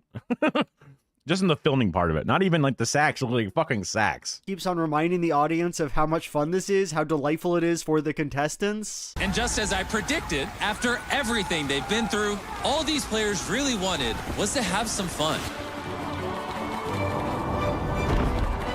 The thing is, I think I intuitively understand how fun this potato sack beast race would be, and the answer is... not that fun. I mean, I've been in a sack race before, and it's okay, don't get me wrong, but it doesn't rise to my own personal favorite activity, a nice soak in the tub where I get to read on my phone. I mean, honestly, it doesn't even come close to a tub soak, so I don't know what the fuck Mr. Beast is talking about. Anyway, as things stand, 3 out of 10, I think, for the sack race. It would be hard to convince me that it's worth more than that. Game 2. So episode 3 is actually a bit strange because it only has one real game. Mr. Beast takes the groups of 3 established in the sack race and puts them all into separate cubes. Each group has 5 hours to figure out one person to voluntarily sacrifice themselves. You guys will have that time to decide which 2 of you are moving on and which one of you will be chained to the wall of the cube, thus eliminated from the show. And if nobody does so, all 3 contestants are eliminated. This was the whole point of the sack race, by the way, to get people to team up with their friends so the cube elimination could be dramatic. The whole purpose of this game is to trick them into pairing up with their closest friends. So all this sounds horrible, doesn't it? Another quote-unquote game where people are just expected to leave for no reason. But honestly, it's a little bit better than that because the contestants are able to play games of their choosing to determine who should leave. Really, it's just a remake of that one episode of Squid Game, and I guess that's fine. Was that episode interesting because we care about the cast of characters? Yes. Is it interesting now when you don't care about or know any of these people? No, of course not. But it's not as bad in principle as some of these other self-sacrifice games. For the most part, contestants just play a game of chance or Monopoly or Jenga or whatever to see who goes home, and that's kind of it. Still, there's one big problem facing this game, and it's that Mr. Beast is just not a very good storyteller. There are 3 kind of interesting cube stories to be found in this episode. There's a guy who loses a game to the other 2 players but refuses to self-eliminate. Are we fair? Yep. Are you sure? Yeah. Actually, no, I lied. Hey, bam, we're all gone. Are you serious? Yeah, I'm deadass. I'm not kidding. A woman who does something similar loses a game but doesn't leave. I just feel like we should play another game. No, that's just blood. And 2 brothers who manipulate a woman into an unfair game. Instead of competing against both brothers, one of them just refuses to play. You want to do the card game again? It's just gonna be us 2. Whoever gets Really? whoever. And you're not doing it? These things all seem engaging enough, and in an episode where so many contestants just play a random game and have no real conflict, there was no reason we couldn't have zoomed in on them, but we really don't. Why did this guy refuse to leave? They must have had a conversation about this, and I'd like to watch a bit of it, get a sense for his motivation, even if it doesn't make sense. There seems to have been some kind of hug-related drama, and I'd like the chance to hear more about that, frankly. You are a piece of for doing that. Legitimately wasting time in here and hanging out and chit-chatting and talking. I didn't waste your time. I was walking up to you to give you a hug. This woman who lost a game of Uno and is playing against friends, as it turns out, those friends cheated. Was the woman aware of this fact? Did it cross her mind? What was the room like after she refused to obey the rules of the fraudulent game? These 2 brothers who manipulate a woman into leaving are the worst offenders, I think. They inform us at the end that they were talking the whole time, that this was all part of the plan. We played, me and my brother were secretly talking to each other the entire time. And basically, she doesn't know that. Whoa. Whoa. But what happened exactly? How were they communicating, and how did they get the woman to accept odds she no doubt knew to be unfair? Was she really convinced by this guy saying that a 33% chance is worse than a 50% one? I am saying, why not one of us sit out and it's you and I play, and now it's a 50-50 for you. Let me think for a second, because I see what you're saying. I'm just me in the middle. It doesn't seem like she is, but we have no idea. Other reality shows... A 50% chance you win versus 33% chance you lose. Isn't that better? Bigger number. Like, no, that's not better. There's a fucking car salesman pitch. What the fuck? Use confessionals for this purpose, right? Let the contestants speak directly to the audience about their experiences and ideas. And while I'm not saying that Beast Game strictly needed to do that, it did need to do something. Because if I'm watching this show, watching this drama unfold, I want to know what's going on. I want to be able to track the characters in the story. If you've ever seen a Mr. Beast video, you know that he's big into what YouTube type people call retention editing, keeping people watching at all costs. You need to go touch that box of money, but you touch a laser, you lose $250,000. Because of this, he doesn't tend to linger on things. A Mr. Beast video is usually just big flashy spectacle after big flashy spectacle with no real sense of pacing or narrative. Now, honestly, I think this form... And I've only really watched Mr. Beast videos through other people watching them back when that was happening more, before a lot of the curing blind shit happened and people were like, this is weird, and then kind of backed out. Formula works fine in a YouTube video. It can be fun to watch random bullshit for 20 minutes. But clearly, that's not the goal of Beast games. Jimmy keeps reminding us of the friendships being made, drawing us into the human drama and psychology of it all. Because the game following this one is the most psychological game I've ever done. But even so, he's not willing to actually tell a story, show rising action and conflict. Also, some of the things like... Oh shit, man. Friendships being made, drawing us into the human drama and psychology of it all. Because the game following this one Like, this is very clearly CGI boxes. They're just walking and then they put them small. Like, this is, sometimes he has like really bad CGI because it's just YouTube CGI or whatever. And it's like, okay, this is faked or whatever. Is the most psychological game I've ever done. But even so, he's not willing to. Which is also like the train video or something was like, you know, is going to a pit or something and it was clearly like a fake train or something. Actually tell a story, show rising action and conflict, give the audience information we need to connect to the contestants. Which is number 1,000. That's crazy. That's kind of a cool, like, oh, look, I have all 4 digits on my jersey. Wow. Instead, we just do the Mr. Beast thing, show the bits that Jimmy finds most interesting, and ignore everything else. In the end, this is a bad game, not because it's designed so poorly, but because Mr. Beast refuses to give it stakes or structure. I guess maybe that room is real when they were doing that, like that crane or like drone kind of like on a cable shot. But there's some things about certain parts and scenes that just, there's a weird smoothing to it that just makes it look extra fake. I don't know. 4 out of 10, I guess. Better than the sack race. And that's it for episode 3. That was an easy one. Let's move on to episode 4. I thought the show was crazy before. This is probably even more wild. So episode 4 has a lot of tiny little games. 148 people compete for 60 spots on a helicopter that takes them to a private island. Everyone who doesn't get a copter goes home, and the battle is going to be fierce. Game 1. 60 people fit in that fucking copter? God damn. It's just like a fucking, like, you know, Fall of Saigon copter? How the fuck they fit that many people in there? Mr. Beast hides a ticket to a helicopter somewhere in the city. Everyone has to race to get it. Good luck.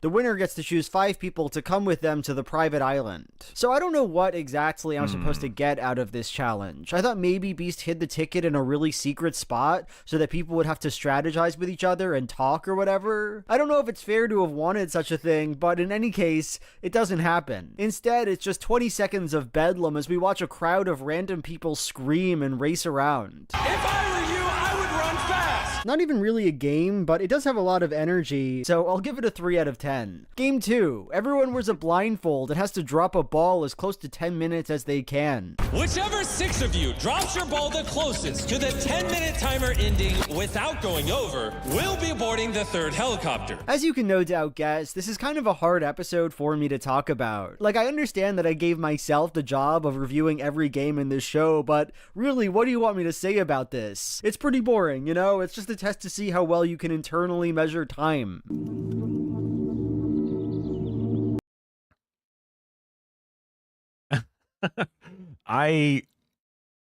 So my job a lot for a few of the year, most of the years, I think in a row, I did AD, assistant director.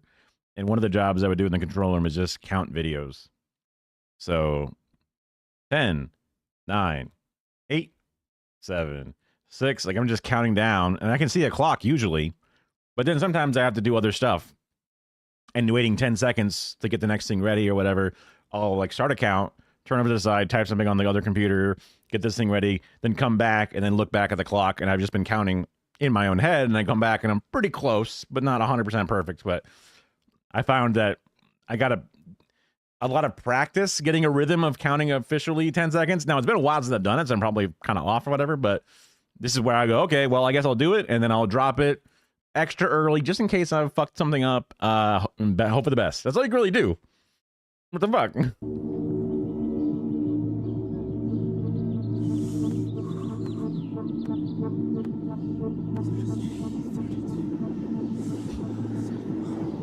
But I guess to its credit, it's about as good a version of that test as I can imagine. You know, he doesn't do a bad job or anything. It's a ball drop game. 4 out of 10. Game number 3. So this one's a bit interesting. Every contestant is given a coin, and in order for a player to win, they must be given 100 out of these 110 coins. If one of you can collect 100 of these 110 gold coins within 10 minutes, you will claim a spot on this helicopter and pick the other 5 people that go with you. So I'm kind of obsessed with this game because even more than last episode's Cube game, it reveals just how far we are from the contestants on Beast games, how little we can understand them. The second the game starts, everyone's chanting Jeremy, Jeremy. Wow. And you know, Who's Jeremy? As it turns out, he's one of the 4 people who turned down the $1 million bribe, but, 3 other people did that too.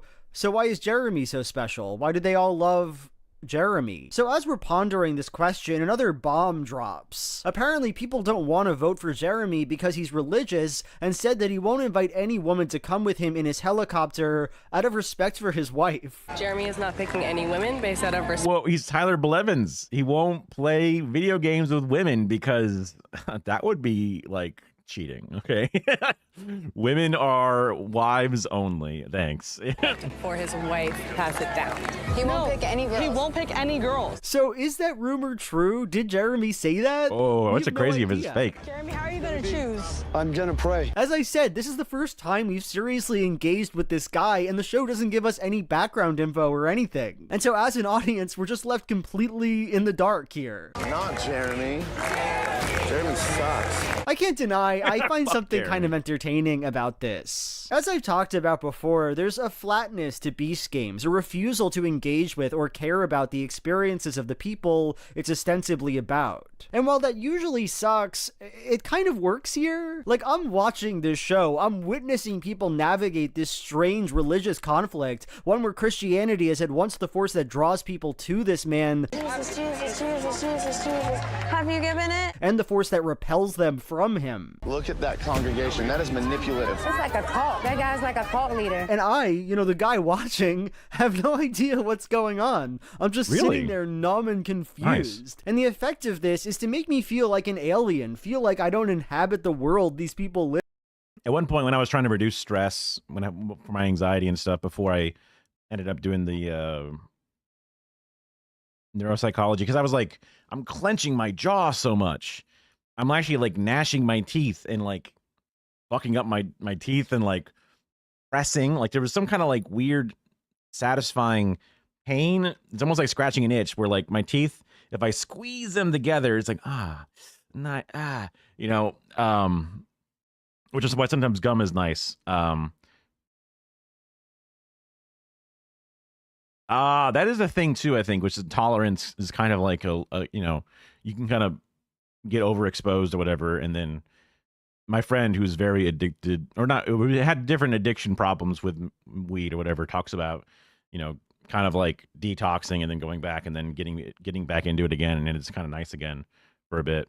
But oral oils or whatever, to know that there's like THC patches, but those didn't seem to do very much for me. 25 is probably a lot, right?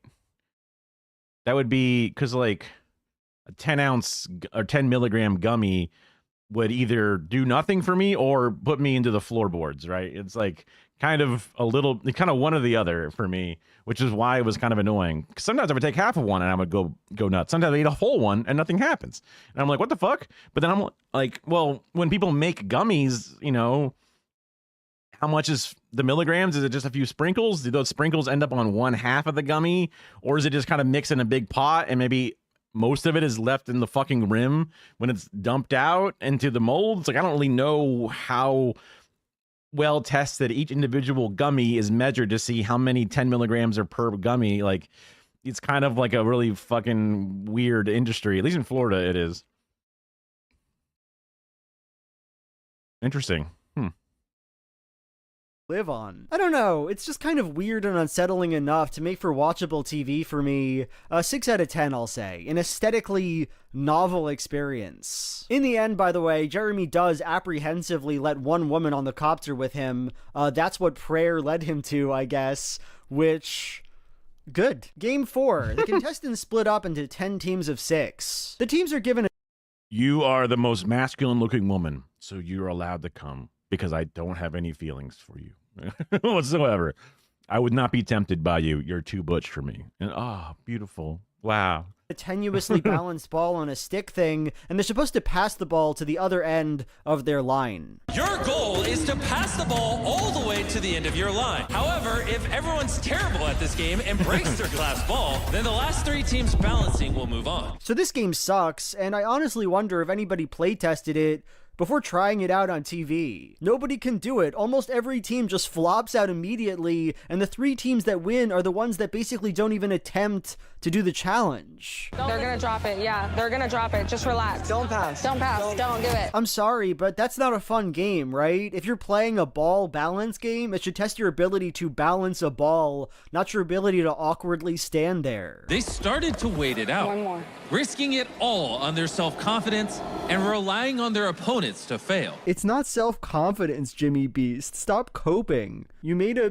shitty game. It's just bad, lazy design, and I feel like it could have been better so easily. Just make it so the ball isn't glass. Make it so that if you drop the ball, you have to pick it up and start over again. That way the contestants have a chance to get better at the game and an incentive to, play it. 1 out of 10. Unbelievably bad, in my opinion. I guess I love the idea of it smashing or whatever. One of the things I've learned or been told about THC is that it can cause worse sleep, whatever, but it might help you calm down for sleep in some ways, right? And then also, you don't dream very much when you're on it. But then when you get off of it, sometimes you get a flood of dreams again, because I guess all the pent up, semen retention of your dream or whatever is stuck in your mind. I've only done my medical marijuana stuff in little bursts or whatever. And then it's interesting. Oh yeah. I mean, isometric exercise, I guess technically, right? Where it's almost like doing a plank where you're kind of hold that thing steady, where you're trying to hang on something and just hold still, or balancing on one foot, one of these things but I guess you could get it as close as possible and try and just keep your breathing as still as possible. But eventually, even just holding your arm out, you'll be it'll get to you. 5. Everyone stands in a circle with a blindfold on. If one person steps into the circle, they get to go to the private island, but if more than one person steps out, they'll all be eliminated. Oh, I thought you were F. I'm oh, stream. What? It looks okay. Maybe. If more than one player crosses the line, everyone who stepped into the circle will be eliminated. In the end, someone walks out alone in the second round and wins. So this is an okay game. I enjoy the idea of this kind of prisoner's dilemma thing, but I have to be honest, I'm not totally sold on the way it's executed. Yes, the contestants are wearing blindfolds, but their other senses are intact, right? And I feel like I'd be able to hear someone stepping forward, hear the difference in their voice when they're closer to me. By the end of the round, the woman who wins is standing toward the center of the circle, and I'd be able to hear that, and so wouldn't want to step out onto the circle myself. This could also explain why the editors don't seem to want to show the winning contestant. If she made it obvious that she was in the circle by yelling and walking around and stuff, they probably wouldn't want to include that in the episode, right? Anyway, this is just speculation, and in any case, it's a largely inoffensive game, but I'm just not buying it. And if I am right, if the game was fucked up like that, that's really funny. 5 out of 10. Game 6. The contestants have 10 minutes to decide if they'd rather continue being on Beast Games or split $250,000 with everyone else who chooses to leave. If you've had enough of the competition and want to go home with guaranteed cash, you can eliminate yourself. In the end, 18 people leave, and they each get $14,000. So I don't know if this experience counts as a game. It's kind of treated as one, though, and honestly, I just find it a bit sad. Why does this show need so many off-ramps? Why does Mr. Beast keep bribing people to leave? It feels like Jimmy implicitly understands that he made a stinky show and feels bad about it. It certainly doesn't make Beast Games feel fun and exciting, right? Really, it just casts a negative, pathetic light over the whole thing. All these people saying, actually, I think I'm gonna go home now. I didn't take a bribe in the first round, but that was a mistake. I don't want to be here anymore. What? Based on how the games are, that seems like cope, because they almost never really even focus on people all that much. I guess maybe somebody was particularly boring and specifically trying to never say anything or whatever. I guess, but that's might just be them coping or whatever when people were this thing sucks. Whatever, 2 out of 10, I guess. What do you think this deserves? Game number 7. The players stand on top of a building and they have to throw a ball as close to a golden briefcase as they can. After every contestant has thrown their red It's dude perfect, you know, just Ball, the closest one to that golden briefcase will win a ticket on the helicopter. I'm getting upset, man. I'm getting a little antsy. I'm starting to wonder, was this video of mine a bit of a mistake? In the advertising for this show, Mr. Beast really hyped up Beast City. This is a real amazing city, he said. I constructed it, and it's gonna blow your mind. We built a city in the middle of nowhere. There's just a field. What? And that's just Burning Man. And we pulled up. No, we built like an actual city. That's what they do at Burning Man. And the Man-Spreading Con podcast. Holy shit, KSI is like couldn't be more spread other than doing a split. Jesus Christ.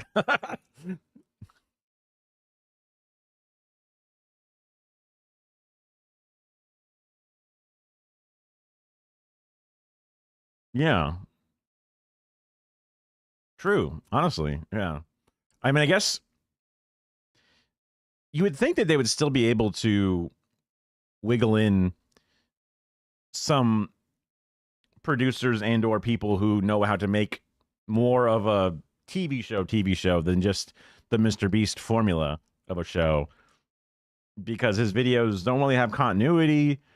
There's not a reason to keep you sticking around for longer. You know what I mean? Yeah, exactly. His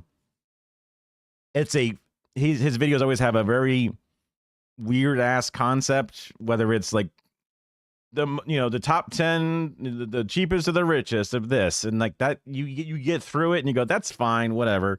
It's not enough to keep you through back to back kind of things. So that's where you need that drama, the human element, to have characters that you root for from different tribes or whatever, I guess it's impressive that he got Amazon to spend money to build dorms for people and to construct this tower thing, but I can't emphasize this enough.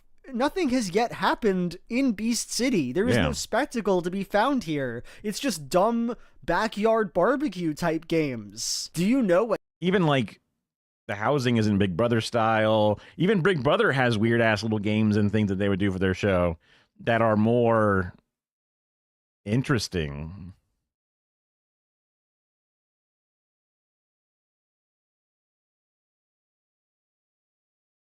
Like Australian Survivor members versus the world cast of Survivor, like Survivor the show. What 10 minutes feels like? Can you balance a water balloon, throw a ball close to a hole?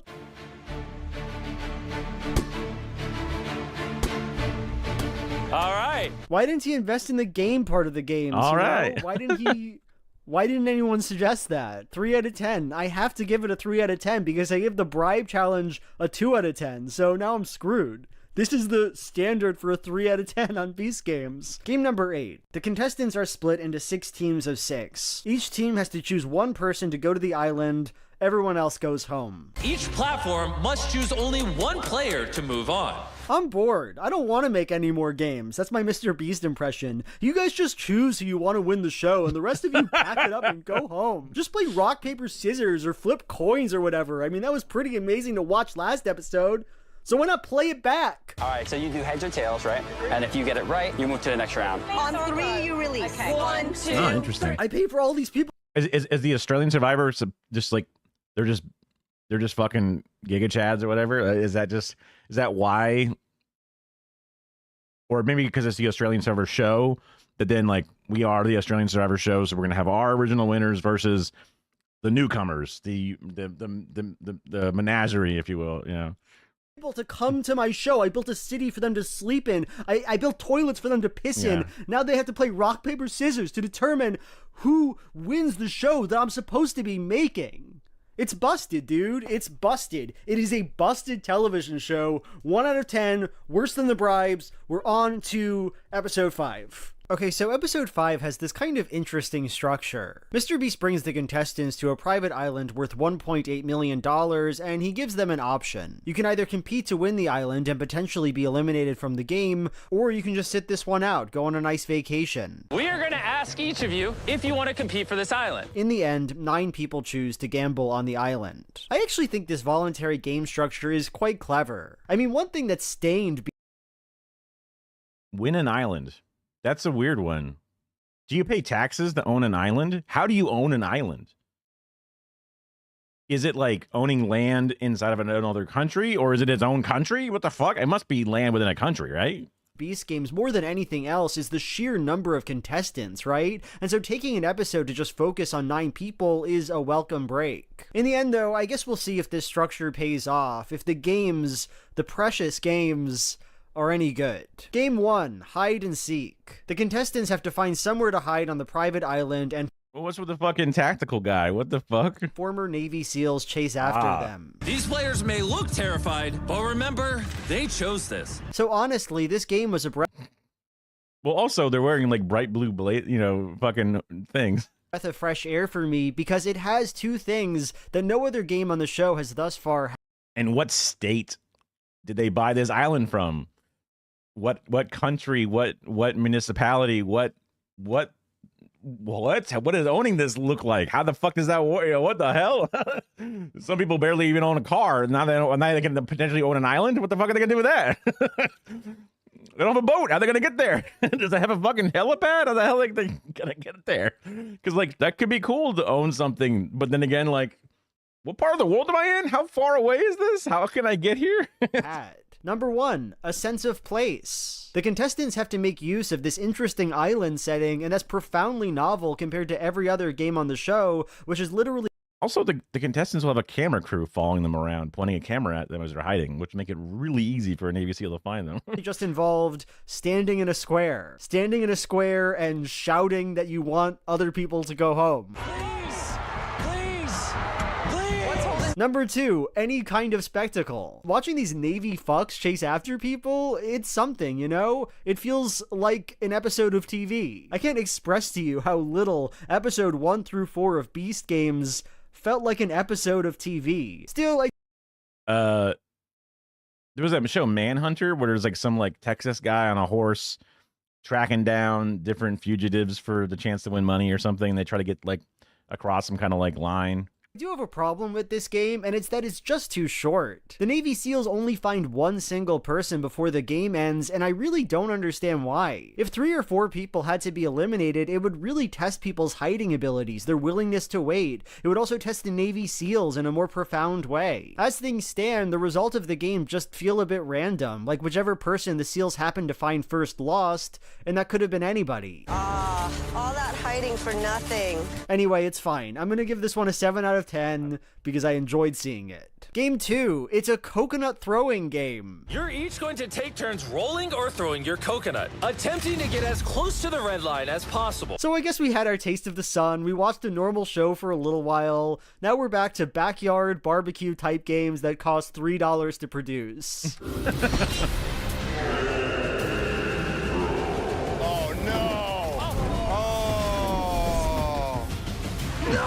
I feel like we just did this. We just watched these people throw balls close to a briefcase in the last episode. What's the point? What is the actual point? We are watching this instead of watching Navy SEALs tracking people down and shooting them in the head. 3 out of 10. Game number 3. Mr. Beast brings back all the contestants who chose to take a vacation. They have to vote on which player on the island they want to eliminate. But it's gonna be a vote from you guys. So, have you seen reality TV before? Have you seen the hit Emmy Award-winning show Survivor? One interesting thing about that show is that every episode ends with a vote. All the contestants have to choose which person they want to eliminate. Natalia, need to bring me your torch. And the reason these votes are interesting primarily is that the people know each other and have strategies and alliances. It's exciting, you see, because it... Get rid of the people who can beat me in a challenge, keep the weak people so I can beat them in a challenge, keep the mean people so I can beat them in the end vote. All the different elements. Represents the climax of a story.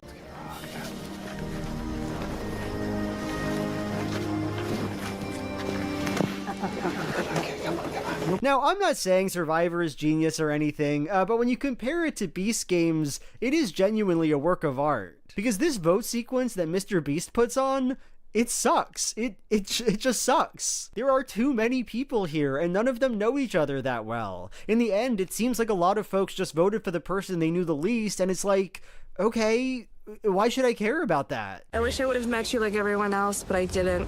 So that's why I voted for you. He's funny. I like this nice guy. But I know all the other people. Why are you wasting my time asking a group of 50 people which person they haven't talked to very much? It's especially problematic because the guy who gets eliminated, 895, I don't know him any better than the vote people do. 895 receives 17. Jeez. 895, you're eliminated. I have no earthly idea who this man is. Who is he? Why is the show like this? 2 out of 10. Game number 4. This one's kind of annoying to describe, so bear with me. The remaining 5 contestants... Wait, the dude who hosts the Australian one? Or the one that hosts the actual United States one? The, what's it called? I forget his name. But he has a very, like... I think it's all he's ever really done, as far as I know. Oh, gotcha, yeah. My dad was super into it. What the hell? Which Assassin's Creed? The Valhalla still? Goat's been playing Assassin's Creed. Goat probably appreciates the raid just because it gave other people in chat, so that way they could just play Assassin's Creed and chill. So. Well, there's a lot of them to play, so that's handy, I guess, right? Choose a captain. The captain gets to rearrange 5 boxes, one of which contains an X, and if you choose that one, you go home. The remaining 4 players don't know which box has the X, of course, and the captain can choose how much or how little information he wants to give to each player. So which one will you choose? Which one would I choose? Yes. I'm gonna look down because I'm not gonna guide you. I'm not gonna guide you. I don't really have that much to say about this game. It's not great, it's not terrible. Obviously, it would be better if the contestants had a stronger relationship to each other, but at this point, what are you gonna do? This is Beast Games, baby. This is the real world, you know? I can't just keep saying the show would be better if I knew who was in it. The one thing I really do enjoy about this game, though, what frankly saves it for me, is the fact that Lil Yachty, the rapper, features in it. Little Yachty. All right. He seems confused as to why he's there, and I am too, and it's honestly pretty good. The one time this show intentionally makes me laugh. I didn't know who he was when he was looking up at him like that. I didn't know. I'm not a music guy, you know, at all. My family would just talk in the car as we drove. Like, they didn't really put music on. We always just had conversations. We did like Simpsons trivia questions or whatever, you know. My dad would point to the guys digging a ditch and say, that's why you got to stay in school. Otherwise, they're going to be digging a ditch like that, loser. And we were like, oh, like, you know, the classic dad stuff. The don't turn the light on in the car. It's illegal. Everyone has those memories specifically. Pointing at a fat person and saying, if I ever got that fat and disgusting, you should strap me down to a bed and only feed me bread and water. And I'm like, all right, it's a moral failing to be fat. And then I got fat. And then I felt weird about it my entire life. I would, because my mom fit, not like muscular, but just like, you know, blonde lady thin. And then my dad, big, strong, 6'2", muscles, charismatic or whatever. So my friends would come over and they go like, whoa, what happened to you? Yeah. I was like, whoa. I don't know. I just like playing video games, you know? Okay. I keep buying French bread pizzas and, you know, that's nice. Honestly, he said it. I strap his ass down. He said it. He made me promise when I was a child. You know, he's gained a bunch of weight now. So time to reap what you sow, old man. Yeah. Yeah, do you have any advice for him? Yeah, I mean, it seems pretty tough. Yeah. Do you have any advice? Yachty? Oh, advice? No, I don't. 6 out of 10, I'll say. Redeemed by Lil Yachty. Game 5. Based on cricket, depending on the color or type of vehicle. If it was runs or apps. Oh, wow. That's kind of interesting and complicated. That's much better than the crappy games we would try to play when we were like on a long road trip or something.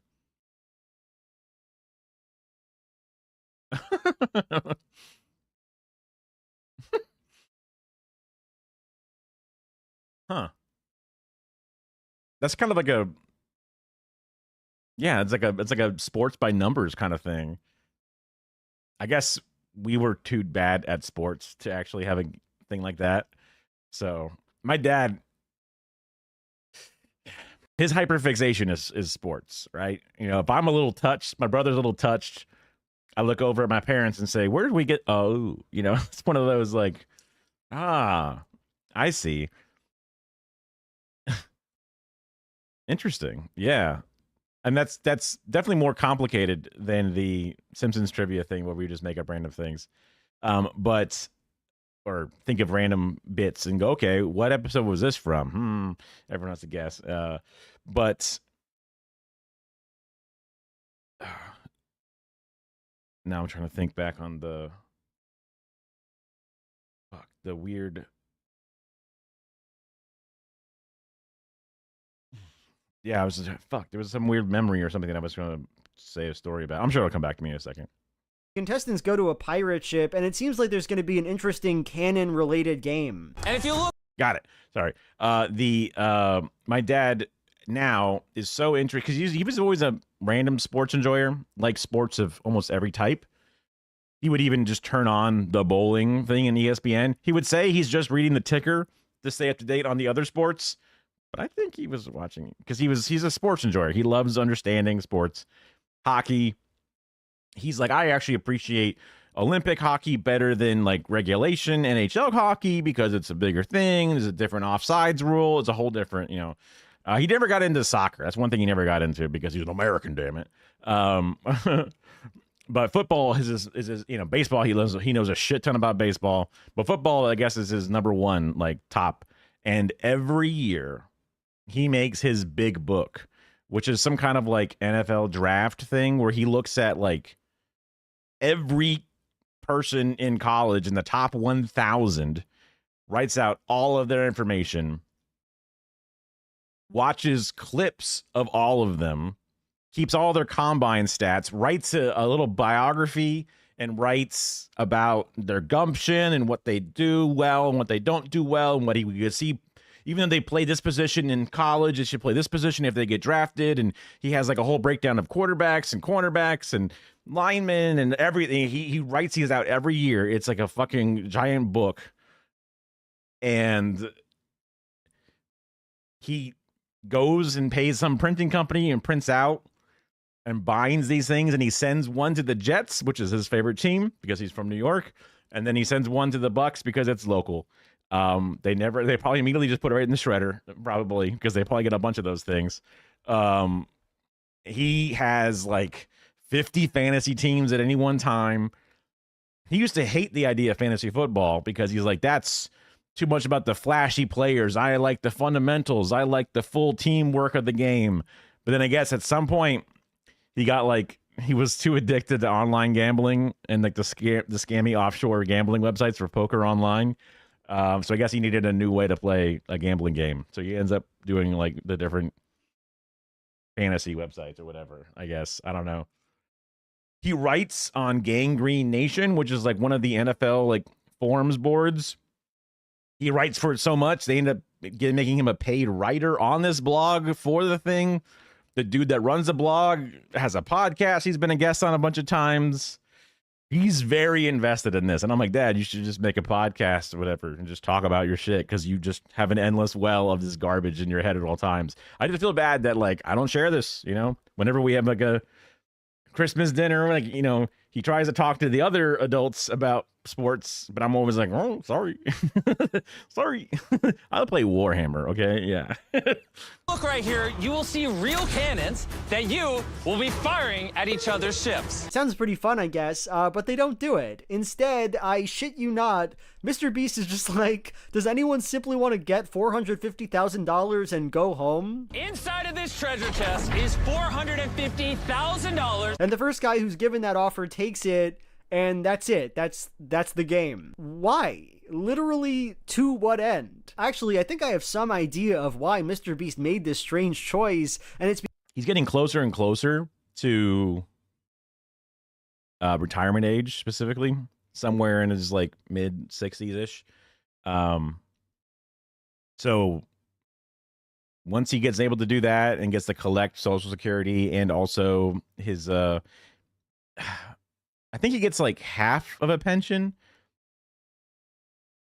Because like FedEx was doing pensions at that point when he was first employed, but they did some weird thing where they kind of like changed it to a slightly different 401k structure or something like that. So he's got a few different like, you know, methods to keep himself somewhat solvent in the years to come, hopefully. Unless he's, I don't know, done something with it. We'll have to just figure that out. But that'll be probably the thing that he's able to spend his time on. I've tried to get him a bunch of different microphones and different equipment and tell him like I can help him do recordings or whatever it is he should do, but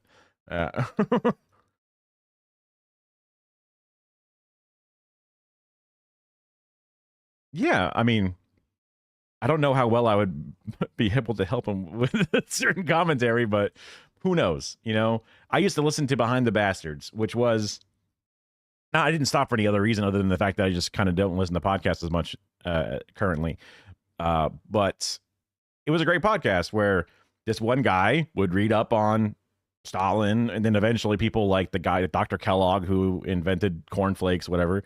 And then these people are bastards in history. They're rough and tough. They have you know, oh, look, Stalin was bullied and he was a fighter and then he robbed banks. Wowee. There'd always be a guest that they would invite on who's either a fellow comedian or just a comedian or a historian who would also understand and provide context. There's just someone to sit there and go, huh, and just kind of react to the story and then either add jokes or add actual additional information. So that would be kind of, I guess, the closest idea of like, sports information. I guess I would have to just be funny and just have to make random jokes about shit. But they're like, oh yeah, his wingspan's this and he can catch a ball and run this fast. I'd be like, yes. Well, here's a joke I have that has nothing to do with that. You know? Because this is once again an ad for MoneyLion. But this was brought to you by MoneyLion. And to make things even better, we're also giving away $450,000 to those of you watching at home. It seems pretty weird to me, but I guess it led to a pretty dope Beast game. So 2 out of 10. Game 6. Another sick mind game is on the table for these effing contestants. Basically, the 3 players each choose a number, 1, 3, or 5, and move that number of spaces down a path. The thing is, if 2 players choose the same number, neither gets to move. The first person to get to the end of the path moves on to the This is kind of like a Mario Party game. next round and gets to choose which other person moves on with them. So in principle, I think this game is fine. There could be a lot of strategy and suspense in choosing the right number, and it could have made for a pretty fun game. The only issue though is that the contestants don't really play it. Instead of competing against each other, the 2 guys just let the woman win and hope she'll choose to bring them to the final round. They're both helping her win, banking on her choosing them. I'm picking 5 again. I'm also going with 5. And this makes the sequence quite dull and uneventful for obvious reasons. I'm gonna do the right thing. Trust me, I will. I trust you. I trust her. Perhaps it's unfair to blame Mr. Beast for this. After all, he didn't know that the players would essentially refuse to participate in the game he'd crafted, but I'm not sure it's that simple. Consider for a second what an interesting run-through of this game would have looked like. The players would probably lie to each other a lot, say they were choosing numbers they weren't so as to lead their opponents astray. People would leverage their relationships, try to convince the other players that they were trustworthy. They'd have to come up with a strategy, not just for making one choice, but for making like 5 choices. All that is really hard. It requires a lot of cognitive effort, and it's not even clear how it would pay off. After all, if another player succeeds, they're less likely to choose you if you backstab them multiple times. Given all this, I'd argue that the optimal strategy really is to just do what these boys do. Decide on a player to win and try to convince that winner to choose them over the other guy. I'm okay with us canceling each other out. If she wants to do the right thing, she will repay me back. It's not fun, it's not exciting, it's not really a game, but it gets the job done, and does so in a far less effortful way. I don't think Mr. Beast is very good at understanding player psychology, is really the point I'm trying to make.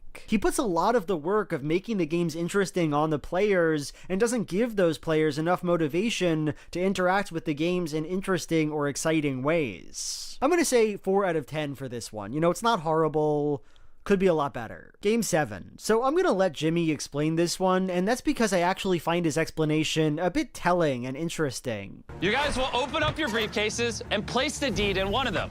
I will have you shuffle your briefcases while the other person is blindfolded. After both of you have mixed up your briefcases, the opposing person will get to choose to steal one of your 2 briefcases, and vice versa.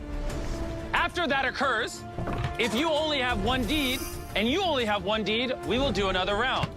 But if one of you has both the deeds, you will win the island. Even more than the last one, I think this is an obvious situation where Jimmy fails to account for the way you can realistically expect players to engage with high-stakes games. Jimmy goes through this long, 30-second process of explaining the rules. He obviously wants the contestants to use strategy, deceive each other into picking the wrong case. But of course, they don't do that. Why would they? If you were in this position, if you had $1.8 million on the line, what stock would you put on the words of the other guy trying to convince you which case to take? He has no reason to be honest with you whatsoever, so why even care what he has to say? The players recognize this. It's not hard to recognize, and so they just don't play. They take their 50% odds and move on. I don't want to put you in a position where you feel like you have the need to lie, so I'm going to leave it to fate. You're not going to ask her anything? I'm not going to ask her anything. I know which briefcase I'm going to pick. Do you want to tell him which one is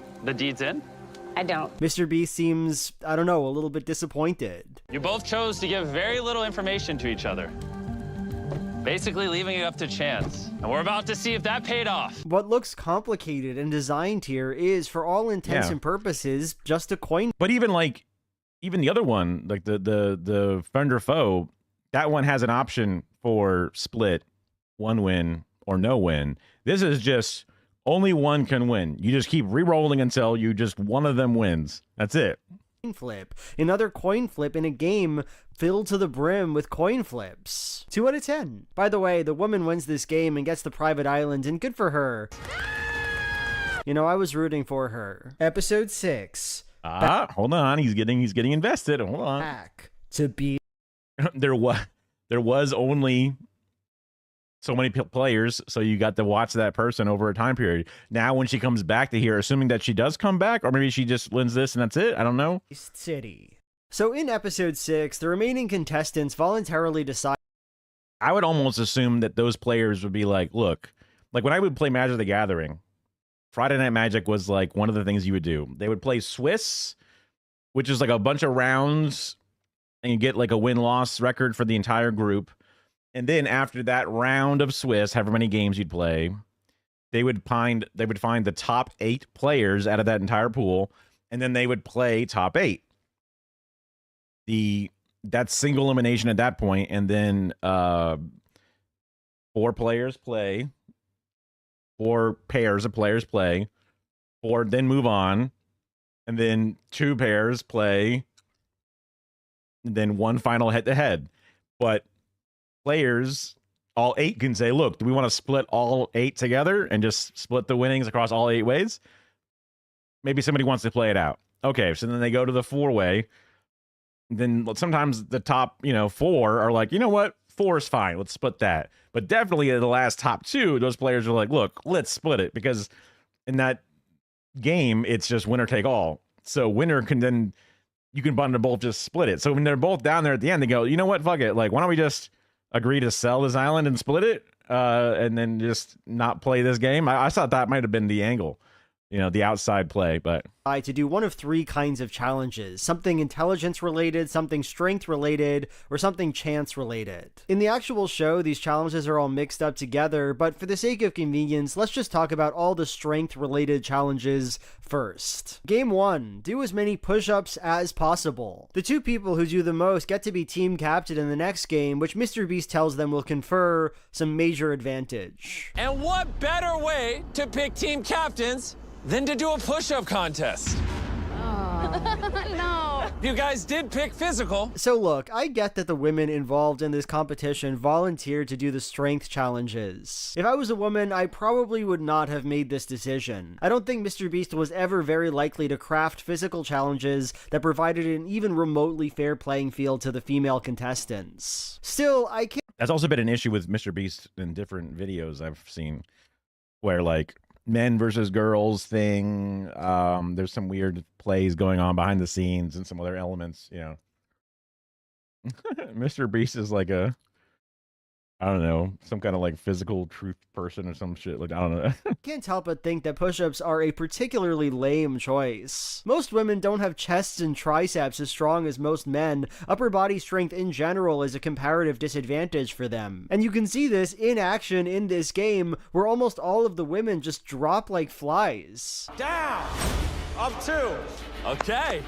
Oh, we have 2 people out? I'll reiterate, they signed up for this competition. They were not forced to do all of these push-ups. But my point is, isn't that a bit boring to open up games to everybody but slant them completely against one of the sexes? Why not squats? Why don't they have to balance on something for a while? You know, that's physical too, right? Whatever, 4 out of 10 to the push-ups. I mean, they're push-ups, whatever, who cares? Game 2. The main advantage that the team captains get is the ability to pick their teams. As it turns out, there are an odd number of players, so the last person left unchosen goes home. So, it pains me to say this, but that's my ass. We need an even amount of people on each team. So whoever does not get picked will be eliminated. So 2 problems here. First, Mr. Beast lied. Being captain is not much of an advantage at all. And trust me, you want to be a team captain. No guy who's reasonably strong, who did 30 push-ups instead of the winning 75, is gonna get sent home. Whoever the captains turned out to be, they'd obviously all just nab up the biggest looking men, and so these guys were never at any risk in the first place. The last 4 people standing are all women, and of course they are. It's just really stupid. Second problem, this isn't a physical game. These people all signed up for a physical challenge, and now one of them is being sent home for just, like, looking the weakest, I guess. 784. Unfortunately, you've been eliminated. Thank you. Bye, Dana. That's not fair. That's not fucking fair. As much as I dislike the push-up challenge, I'd honestly just prefer it if the person who did the fewest just went home. At least that would make sense, right? 1 out of 10. Honestly, I don't like it. Game 3. So now the teams have to face off against each other in a series of 3 games, and the first game here is quite simple. They have to get together and pull a monster truck. The first team to get their monster truck to the finish line wins the first of 3 physical challenges. So this shit rocks. I like to see big truck. I like to see people pulling the big truck. At one point, it seems like one of the teams is going to win, but then they get to a speed bump and they can't get over it, and the other team wins. They did it! They come back That's good to know. They come back up! And it's fun, you know, it's actually pretty fun to watch. 8 out of 10. Probably the best game so far in the show for me. Who can pull the truck?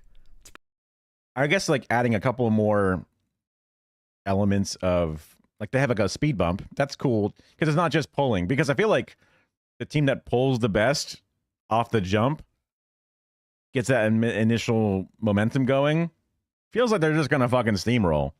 But then having the bump adds another layer, because then maybe they use up all their juice to get the thing rolling, just get over that static friction. And now that they got it moving, they can then kind of relax and take their breath. But then the speed bump, they got to get it over the hump specifically. So then maybe some other like, some like rolly floor stuff or something makes it slippery or hard, or I don't know, something, right? But whatever. Pretty good. Game 4. The contestants have to race each other. That's the long and short of it. Go! 5 out of 10 maybe for the races? I don't know. It's okay. Game 5. God, I'm so bad at running. Game. Each team has to nominate one member to hang on a bar for as long as they can. This one's for all the marbles. Who can hang the longest? This is where being a woman is the best, generally. You know, it's not... Because usually, at least according to Survivor I've watched, it seems like on those endurance challenges like this, because the men have like so much weight pulling down, that the grip strength of a woman's similar enough to the grip strength of a guy, but the gigantic difference in body weight makes it significantly less fatiguing to do. So, not that I hate the bar hang challenge or the race challenge, and I even really enjoyed, you know, watching them pull big truck. But at some point, I gotta ask, why are there no games? Why no obstacle courses or set pieces or theming or anything? It's just so pared down. Like, I know I made this point already, and I'll try not to make it again, but put some games in the show next time. Beast Game Season 2, try adding some fucking games. 4 out of 10. Beast Game Season 2, now with games. Wow. So now we're on to the group who chose to take on the intelligence-based challenge, and you're not going to believe the first thing that Jimmy Beast has them do. I need to know which one of you is the smartest and which one of you is not the smartest. And what better way to do that than to have you all take an intelligence test? Wow. Yes, they take an intelligence test. It's not even a fun intelligence test either. It seems like Mr. Beast literally hands them like a Ravens Progressive Matrices IQ test. I don't even know what this means. Like, there's just patterns in front of me, and I don't know. Yeah, you solved the patterns. And the person with the lowest IQ has to go home. Which means, unfortunately, you scored the lowest and are eliminated. We don't even see the questions. We don't even know what these people are. What the fuck? That's crazy. You don't even see the questions, really? That's true. That's true. I was thinking, like, why would it be easy to do a mirror maze specifically, but easy to set up? That would be, yeah. I mean, obviously with the budget and the stuff that they have, right? But also, I feel like a pattern recognition, isn't that one of those things where it's like there's some very small differences in, like, oh, look, men are better at finding an outlier in a pile, whereas women are better at this other thing or whatever. And also IQ tests are fucking kind of dumb as fuck or whatever, in general. But I guess Mr. Beast not knowing that shit, right? but not showing the questions seems like an easy thing. Experiencing. It's just like 2 minutes of watching people quietly take a test. It's as good as that sounds.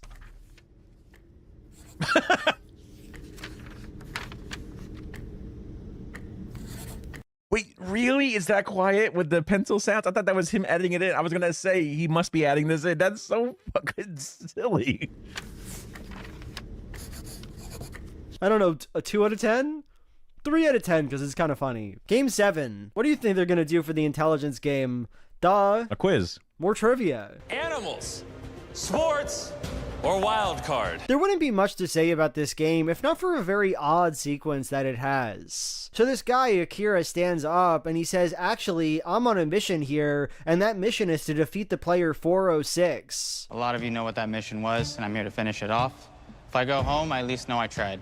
Okay. So I'm going to have 406 come up to the table. I've heard a lot of things from other players in the cubes, and I feel like some players didn't play with the same honesty and integrity that everyone else did. So 406, you might remember him, he's a Habibi brother, one of the 2 brothers who manipulated a woman into leaving in the 3rd episode. Akira's vendetta against this manipulative F goes so far that when he's offered $50,000 to face him for another trivia question, he turns him down. Not here for the money, Jimmy. Oh, what is happening? I know what I want. I want to eliminate. I've had a mission since I got off the island. He's furious. So, I mean, I like a vendetta. I mean, that's pretty fun. But it would have been amazing to see that whole setup from before, right? Though I have to admit, I think it would have benefited from some narrative development, right? Like, what if we'd seen Akira talking about how much he hates the Habibi bros before, so that it's all the more satisfying when he fulfills his mission? What if we'd been told a bit more about what the Habibi brothers actually did? Like I mentioned this before, the 3rd episode really doesn't give us details on how— Do you mean this, or do you mean a different thing? Oh, the game. I got you. How these guys were so manipulative, and that's way more of a problem now that I'm supposed to really care about it. It's just not a good thing that the contestants on the show know so much more than I do about this obviously important information. Still, revenge is revenge. The game is certainly more watchable because of this plot than it would have been otherwise. I'll give it a 5 out of 10. Game 8. Okay, so we're on to the final group who wanted to play a luck-based game. First, Beast spins a wheel to determine how many contestants are going home, and it turns out, oh my god, 12 out of 16 players will be. Dang. 12! Oh. Whoa! This section of the game is another Money Lion ad, which, at this point in my viewing experience, started to kind of excite and intrigue me. Obviously, the wheel didn't land on this $500,000, which means we're... I chew gum a little too aggressively sometimes, and I go, ugh, and I like bite my cheeks. I gotta know when to calm down, because sometimes once you start doing that, oh fuck, it just keeps getting worse and worse. Because now my cheek is like bit, and now it's swelling up slightly, which makes it just that much more likely to end up in those fucking teeth again. And the first time, ow, that sucks. The next time you do it again into an already hurt mouth, now that fucking that sucks. That's extra bad. Giving the $500,000 to one lucky winner watching at home thanks to Moneyline. Anyway, all the contestants stand on platforms, and every round some of those platforms open up, and if you're standing on one of those, you know, you obviously get sent home. So let me tell you something I like about this challenge, and something that I don't like. I like the way that Jeremy is eliminated. He was the guy from the 4th episode who everyone loved because he's a Christian, and when his platform opens up, he, this kind of important character on the show, just goes.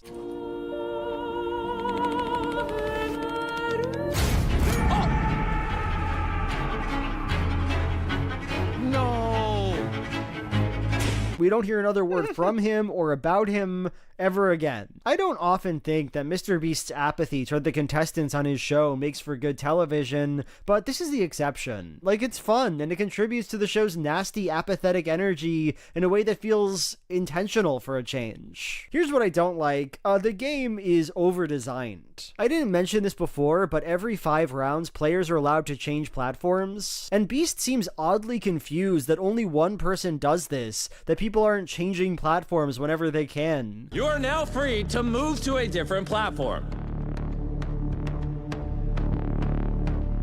What's the difference? Yeah. No one?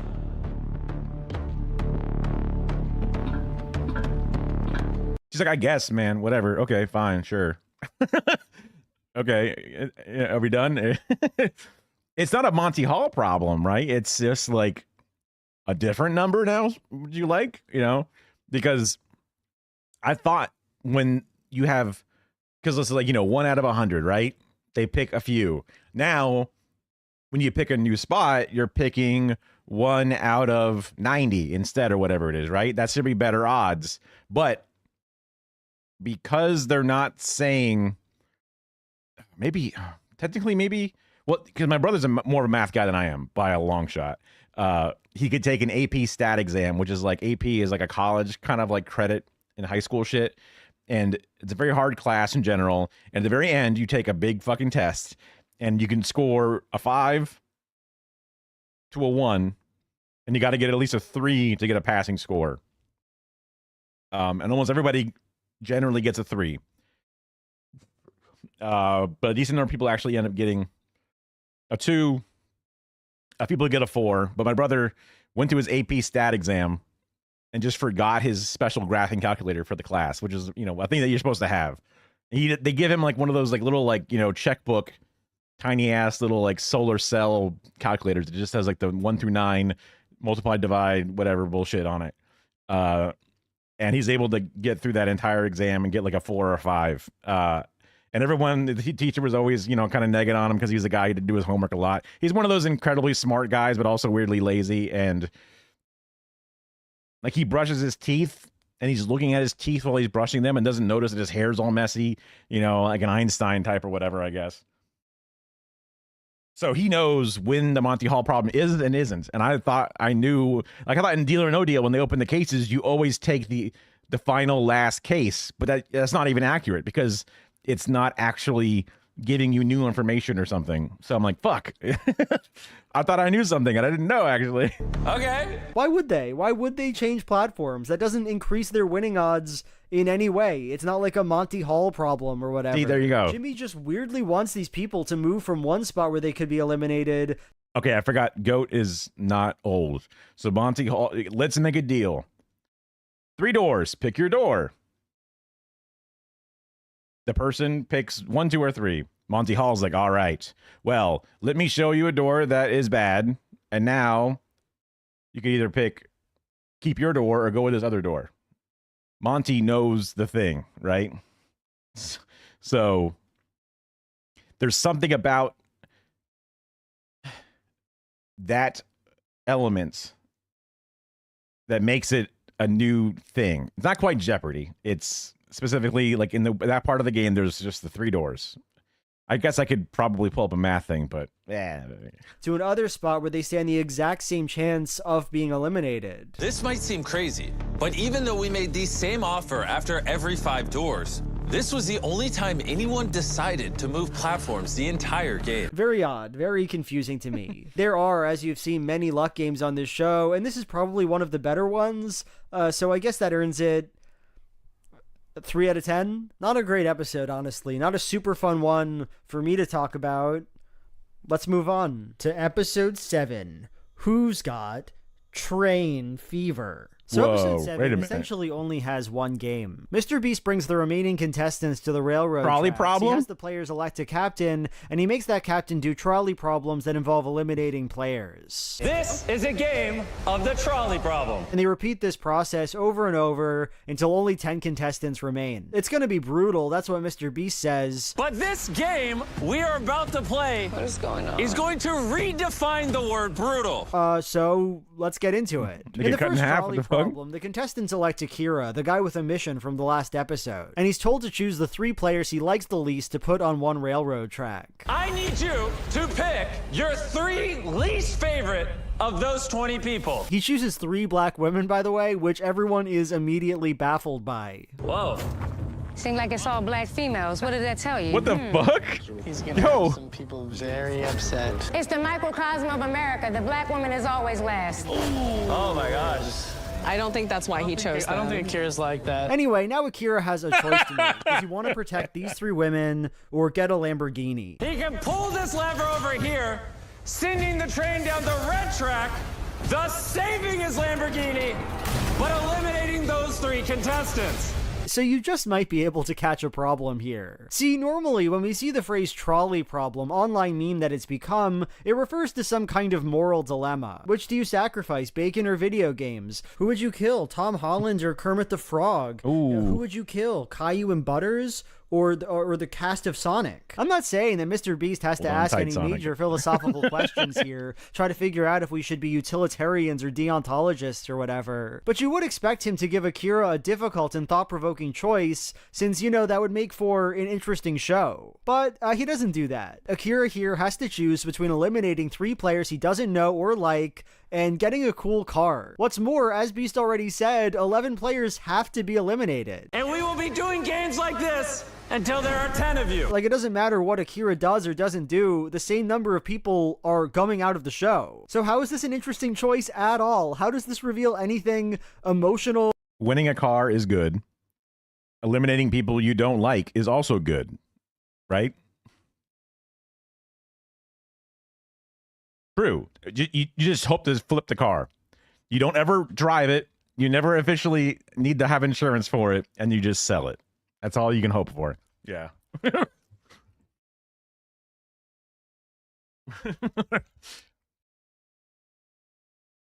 There is that, but you know, it's just one of those things. It's just like winning money. You got to pay tax on it. The same fucking shit, I guess.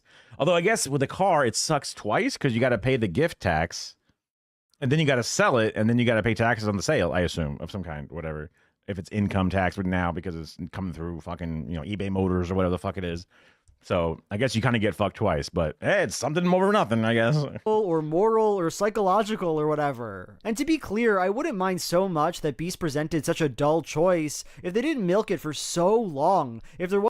Because, like, they already said there are people that he does not like, and eliminating people is good, and keeping a car is good. So what the fuck? Wasn't so much gravity placed on what Akira should choose or not choose. It's not an easy decision to make at all. Do you think he's going to save the Lamborghini? No, I don't think he would screw anybody I don't think he's over. going to eliminate him. He's an honorable player. You guys have anything to say? We voted you as a leader, so I believe you'll do the right thing. It's genuinely interminable, and I just don't know why. I guess I'll count each of these trolley problems as games, and this one's a 2 out of 10. I think Trolley Problem 2 is a bit better. Akira, once again voted captain, has to choose between eliminating his best friend in the competition and eliminating 3 more people he doesn't like and destroying a Tesla. Akira is going to have to decide between eliminating 3 people and destroying his brand new Tesla. Oh my God. So, you know, at least there's something to this choice, right? You want the Tesla. We all want the Tesla, but you also love your friend. So, good. There's some tension there. Still, I mean, if he wants the Tesla, but he wants to eliminate more players too. but you don't get both. You get one or the other. So that's something, I guess, right? There are two funny things about this game. First, this is how Akira's best friend ends up on one of the tracks. We've been closely monitoring everyone you've interacted with and who you've spoke to the most. Going on the red tracks is Akira's closest friend, 359. Yes, the show secretly monitored the contestants to see who they were closest to. And how cheesy is that? We're almost done with this show. There are only 10 contestants. This trolley problem... The person who talked to me at work the most is not always the person I like the most at work. That's not... Sometimes there's just that annoying guy who's just talking to you and you're like, yeah, shit, crazy, whoa. That's nuts. You know, and it's like, oh no, my friend. What would I do? It's so hard. Problem game is all about the relationships contestants have to each other. And yet even now, the only way to establish that two people are friends is for Jimmy Beast to tell the audience, yeah man, these guys love each other. Guys, let me watch. Let me see these guys like each other. They're apparently so close, but I've never seen them together before. Not one time. The other funny thing is that apparently the Tesla that Akira chose to destroy, it was filled with money. Why is that, you might ask? Well, it's because this is another Money Lion ad. 539 did not win this money, but we're actually giving away 5 times that amount of money to one lucky viewer. That's the 4th or 5th one, I think. I think I know more about Money Lion at this point than I do about any contestant on this show. 5 out of 10 game. Do they actually destroy the Tesla? Because that kind of sucks. I mean, like, whatever. But that just feels like one of those, like, damn. Like, food waste is a bummer. But watching something fucking just get blown up for no fucking reason sometimes, you know, it's like...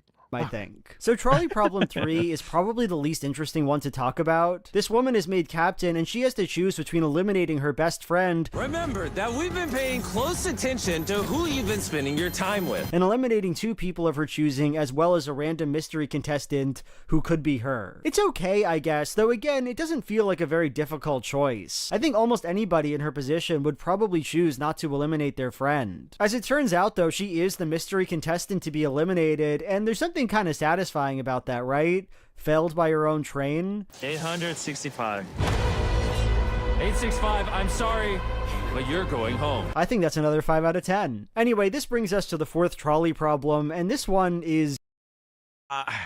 maybe because I waited too long and then I saw the answer. Hit it twice. It goes a reverse, right? It goes back over. Yeah, double track drifting, you know.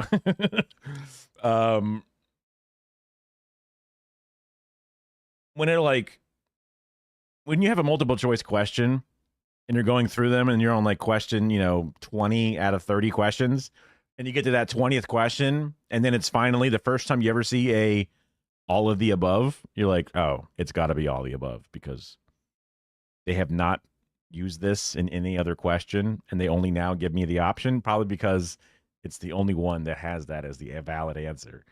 So so when it's like, and then a mystery person, who could even be you, the first time we've ever done a mystery thing like this, and then it could even be you, and it's like, turns out it's actually you, and it's like, okay, that's probably the first time you're introducing this mechanic out of nowhere with this one random slight chance. Oops, actually it happened the first time. It's like, okay, I don't believe you.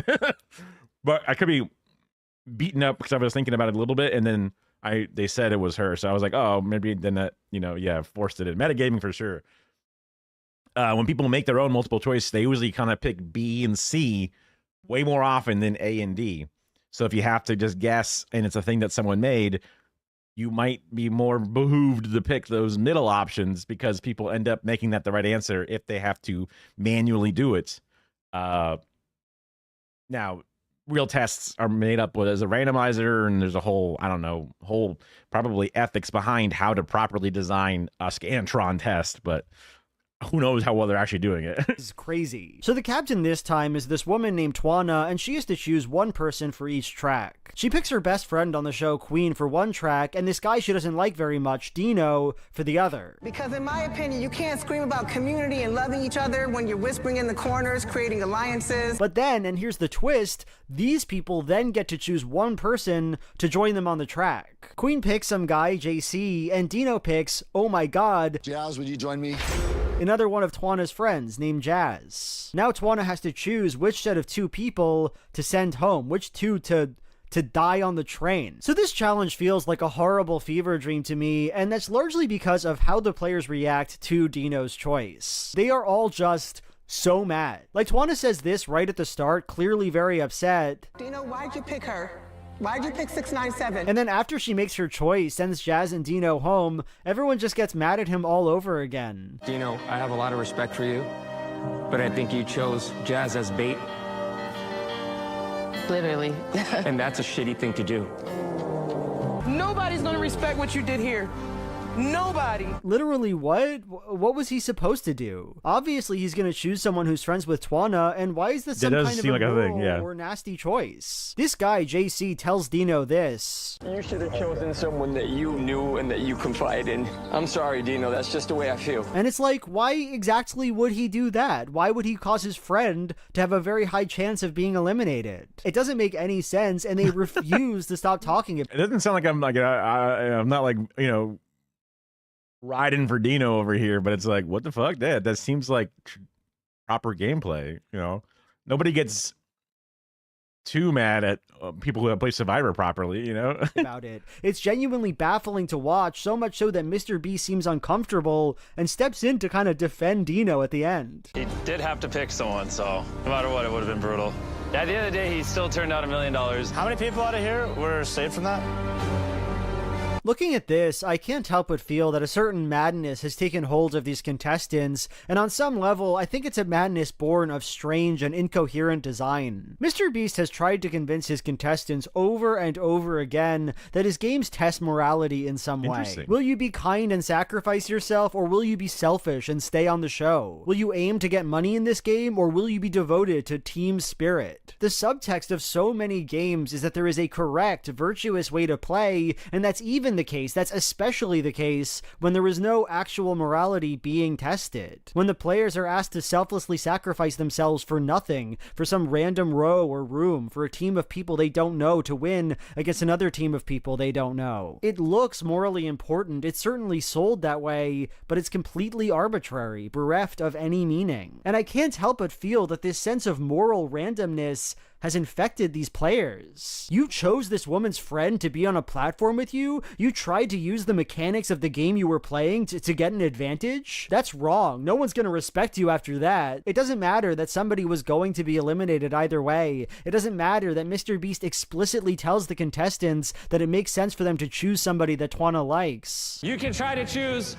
who you think her best friend is, her closest ally, who she would not want to eliminate, or you can just choose anyone. If you can pretend that this choice is a philosophical dilemma, a trolley problem, then it must be one. It is a sobering watch, and if any of this felt intentional or crafted, I might enjoy it. But, you know, it doesn't. It actually just feels pretty boring and sloppily constructed. I'm gonna give this one a 6 out of 10 because it made me think. Overall, I just really didn't like this episode, not only because the trolley problems weren't interesting, but also because it was so padded. 4 dull dilemmas over the course of an hour, me no like. Wow, my god, an hour? And with that, we're on to episode 8. This one's almost too brutal. So episode 8, I think, is one of the most tragic episodes of the whole series. It's just very boring and strange and unimportant, and with that dazzling sales pitch, let's crunch in. The remaining 10 contestants are told to pick a captain, and they choose Twana, the most popular person on... That was the one that you were, like,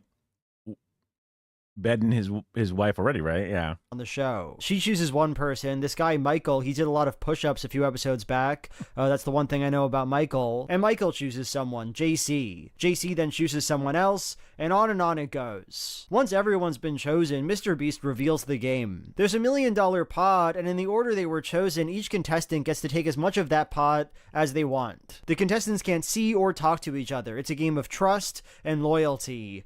Who would have imagined that Mr. Beast would do such a thing? Okay, so Twana takes $100,000, her fair cut of the money. I'm taking my share, $100,000. The next guy, Michael, takes $220,000, and the guy after him, JC, takes $650,000. I'm gonna take $650. Whoa! Okay. After that, the game is effectively over, right? Everyone else gets a pittance, and they're all mad at JC. I thought everyone was going to be smart enough to play fair and all take $100,000, because that's a lot of money for each of us. So look, there's a lot I can forgive from this episode. I can forgive that it's completely pointless to the show as a whole, that by the end of it, we're no closer to seeing who wins that sweet $5 million. Do I love that? No. Am I okay with it? Sure, you know, it's fine. I can forgive that the only interesting choice in the episode happens around 20 minutes in when JC takes a bunch of money. That after this point, there's basically no tension or conflict at all. We're just watching people take a few $1,000 and getting mad. Do I like that? Not really. Does it make me mad? No. I can forgive that it's yet another dumb altruism game that bores me to tears. I'm sorry, guys. I had to put my family first. We all have family. Tell us what you got. I took $650,000. Oh my god, I thought you were my best friend, JC. I didn't think you were in it for the money. Let's spend the entire episode, like 15 full minutes, 3 separate scenes, yelling at this annoying man. By the way, if you're curious why I call JC annoying, it's because he said this in the last episode.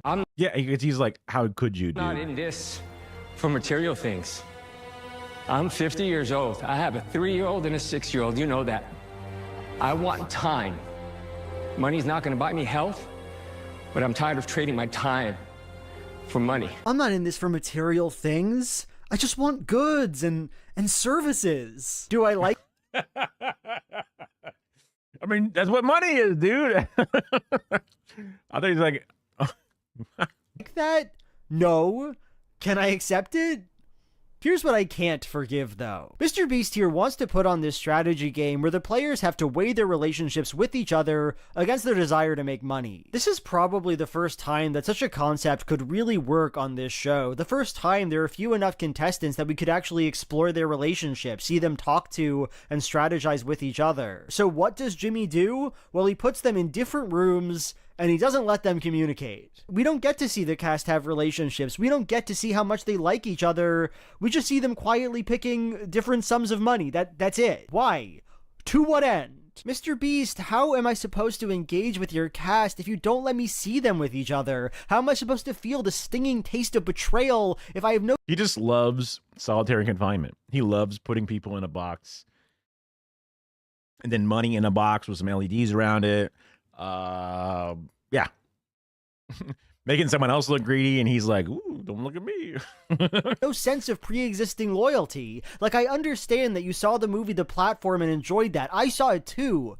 I thought it was fine. But that doesn't mean you can just remake that movie without thinking about how it's going to actually play narratively. We are 3 episodes from the end, and it is still nothing. 3 out of 10.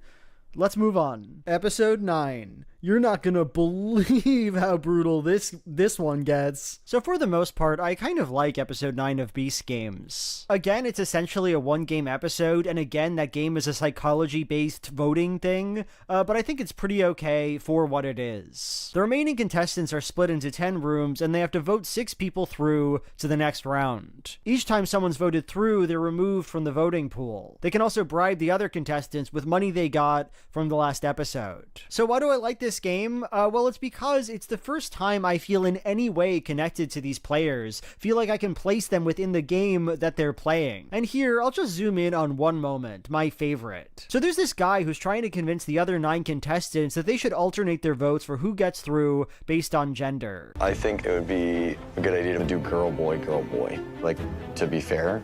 The thing is people are talking about doing girl, boy, girl, boy. And he does this for scheming, Machiavellian reasons. We're not going to push 453 and 566 through because they were selfish and took more money than anybody else. So assuming 453 and 566 are lost causes, an alternating vote between genders may seem like a call for fairness, but it actually increases 930's chances to take the next seat. So that's kind of a silly plan, right? I wouldn't expect something like that to work, and indeed it doesn't work. The contestants almost immediately say that they're not interested in this skewed gender equality thing, and that's that. You do know when you guys go boy, girl, that leaves 3 girls at the very end. Yeah, dude, forget about that. Forget about that. Patrick is tripping. Still, it's a crumb, right? It's a fucking crumb. It's exciting to see someone have a thought about how they're gonna play a game. Exciting that And then also watch it fail. Yeah. one of these games allows people to concoct, somewhat interesting strategies. Is it the best thing I ever watched? No, but I at least think it aligns with the kind of show that MrBeast was trying to create, one that calls on the players to interact with each other in interesting. But even saying that he tried to create it, this is the first time they've ever actually really shown, well, based off of the summary so far, they've actually devoted time to showing this, right? In conniving ways. I appreciate that. I think it's a winning moment. And that's not the only bit I enjoy. I like watching this guy, Jeff, distribute his small amount of money to get everyone on his side. Okay, I want to let you know, I did, for you, Queen, Courtney, and Gage, I just sent you guys $750, $750. That was the excess amount I took over what I should have taken. It'll even everything out, and it'll make me feel much better, even if it's not a ton of money. I like seeing this guy lie about who he's voting for to secure a spot in the finale. Why'd you lie? Court, I was played too. You were played too? I did this purely for strategy. It works okay. It's watchable. I'd say 7 out of 10. Still, the episode isn't perfect. For one thing, Jimmy says this about one of the contestants. Everyone seemed genuinely happy that Emma, arguably the most innocent player, was able to secure her spot in the final 6. And there's just something about that I don't like to hear. I don't have the words to articulate why, but hearing Jimmy Beast refer to this woman I know nothing about as one of the most innocent people on the show, it does me some kind of psychological damage. But more importantly, surprise, there's another game in episode 9. And I hate it. The players are presented with an opportunity. If one of them wants to, they can flip a coin. If they call it correctly, they double the show's grand prize, making it $10 million. If they call it incorrectly, though, they're eliminated from the show. Do you want to step forward, flip a coin, and double the already largest grand prize in history to even bigger? In the end, one guy decides to go for it, and he gets the flip right. The pot is doubled. It's tails! So I don't know if my aversion to this game is justified. After all, there is a thrill in this coin flip, and it's obviously fun that the guy manages to add $5 million to the grand prize. Still, I just hate presenting obviously horrible, disadvantageous choices to players. Like, obviously, this guy should not be taking this coin flip. It doesn't increase the amount of money he's likely to win on the show, it's a ridiculous gamble, and of course, the marginal value of $5 million on a human life is much more meaningful than the value of, another $5 million. Like, you're not going to be twice as happy to receive $10 million as you would be to receive 5, right? For these reasons, MrBeast's proposition pisses me off. That diminishing returns element, yeah. It would be something like, and if you get it right, you also just get 100 G's put on your thing or whatever. That way it's at least, I don't know, some kind of skin or whatever. And watching the other contestants vaguely manipulate this guy into taking the coin flip. Hype up. Say it with all your chest. Yeah. Yeah? Yeah? If you feel it, do it. Don't think twice about it. That pisses me off too. Like, by this point in the show, I'm basically supposed to root for these people, but now I have to watch them explain to this guy that they're getting good energy off of tails. I'm feeling the energy off of it. Like, it feels good. Like, I'm not gonna lie, it feels good. It does. Ooh. It's nasty. I hate to see it. 3 out of 10, I think. And now, oh fuck, we're on to episode 10, the Beast Games finale. Game 1. The remaining 6 contestants stand in front of 6 pillars. In order of when they were voted off the building in the last episode, they get to choose which pillar they want to stand on. Then, they take turns trying to throw balls in the tubes of other contestants. If they get a ball in a tube, the player goes home. 2 contestants are eliminated this way. So I don't have much to say about the body of this game. It seems comically difficult to get these balls into these tubes, which makes the whole thing just last a really long time. It's nothing personal. No, the only part I find questionable happens at the very start, where the players choose which platforms they want to stand on. Players on Beast games are very often not given enough information to make clever or strategic choices. Whenever the contestants have to pick a captain, for example, Jimmy just tells them, you know, this is really important, pick well because it matters. And to kick this off, I need you guys to elect a captain. And I need you guys to all vote for who will receive the key to house number 1. I need you guys to agree on a leader. But he doesn't tell them why it matters, never gives them much information. This has annoyed me to different extents for the entire show, because I feel like it's usually wasting an opportunity to add some much needed depth to the game. If the players had knowledge about what was to come, maybe they could construct some interesting schemes or have some tense conversations, and you know, I'd like to see more of that. Anyway, this creative choice, this refusal to give his participants info about the game to come, never feels worse than it does here with this game. You will choose which one of these pillars you want to stand on. You might not realize it yet, but it's actually a very important decision. Mr. Beast says this is an important choice, but it's basically not a choice at all, is it? In the end, I think players are slightly advantaged by choosing the outside pillars because it makes their tubes worse targets. But it's like, how on earth are they supposed to know that? What mental faculty are they supposed to use to make an intelligent decision here? Okay, she's heading over here. What do you think about the corner platform? This whole sequence is a waste of time luck game masquerading as something more than that, and man, that's a truly common theme on this show, isn't it? Maybe it's even a harbinger of things to come later in this very episode, who's to say? Anyway, I'll give this game 4 out of 10. I think it's earned that. Game 2. The remaining 4 contestants watch a pattern emerge on a grid. If one of them wants to, they can choose to, by memory, walk across that pattern. If they succeed, they get to the next round and get to eliminate a player of their choosing. If they fail, they're done. So this game is kind of iconic because the woman who does it just flops out immediately.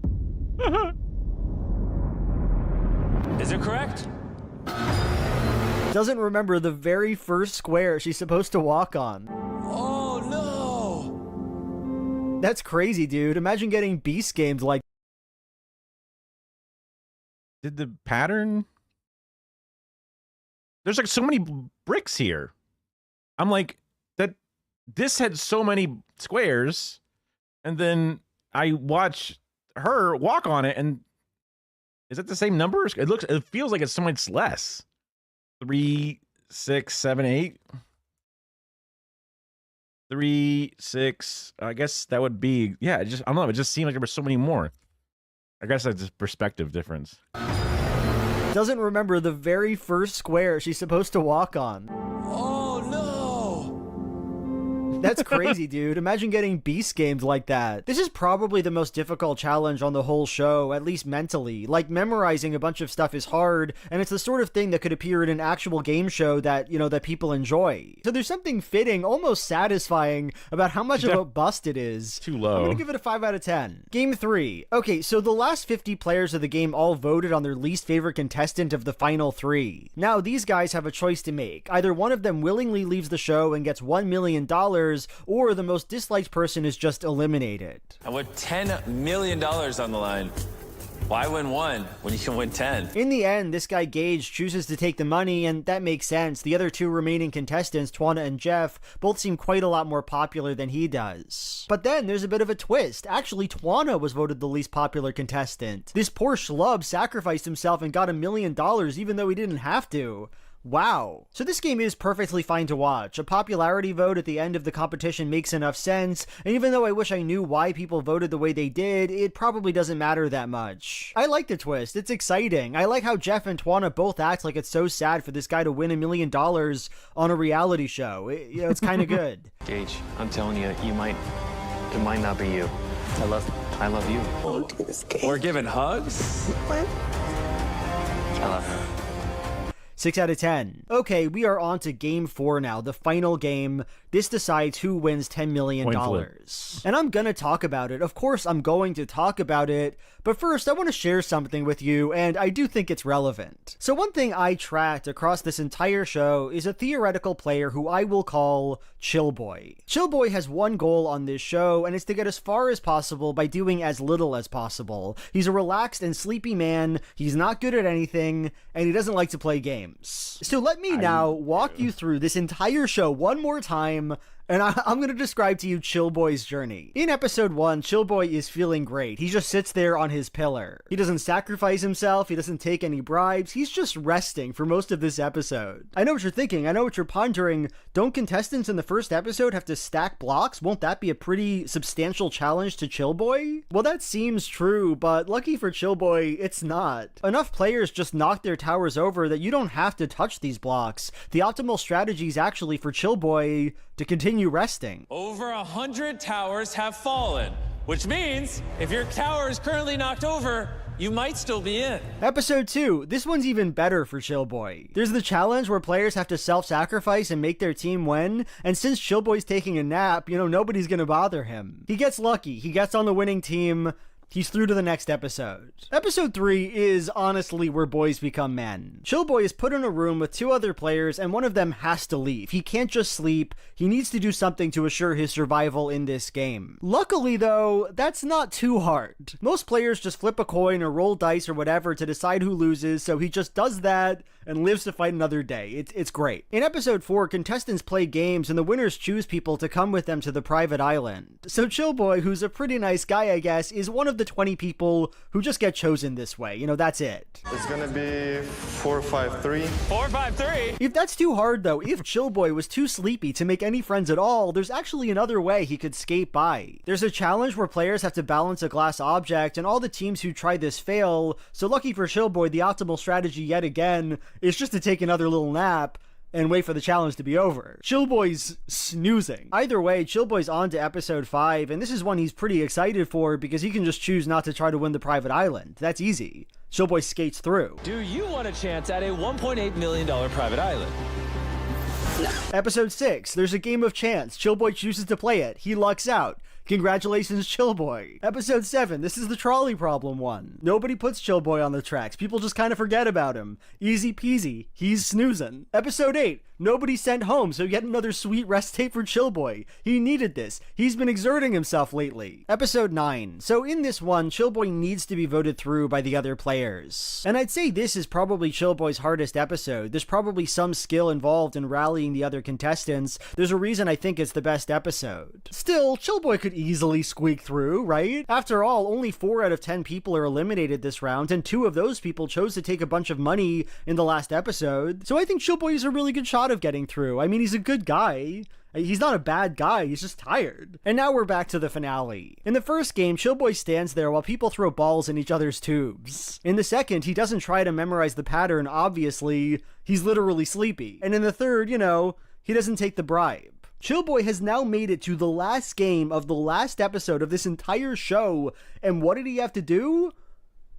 Like nothing. That's crazy. It is crazy that in a show called Beast Games, a show about playing fun games, there are this many opportunities to take a little nap. To be clear, I'm not saying either of these 2 final players took the Chillboy path, that they literally did nothing in 10 episodes. But that's also not Chillboy's that a nepo far baby? from the truth. For example, one of the finalists in the show, Jeff, didn't do much of anything. In episode 2, he stands quietly while another team drops a ball on the floor. I guess that counts as something. And in episode 6, he helps his team pull a big truck. Besides that, he's basically Chillboy. With few exceptions, it's extremely easy to progress through this game if you have 3 traits. First, a few people who like you. Second, a willingness to keep playing and not take a bribe. Third, luck. A lot of luck. So okay, what do you think the last game is? Do you think that Chillboy is going to have to bring his A game? Mr. Beast brings in 10 suitcases. Each round, one player puts a check for $10 million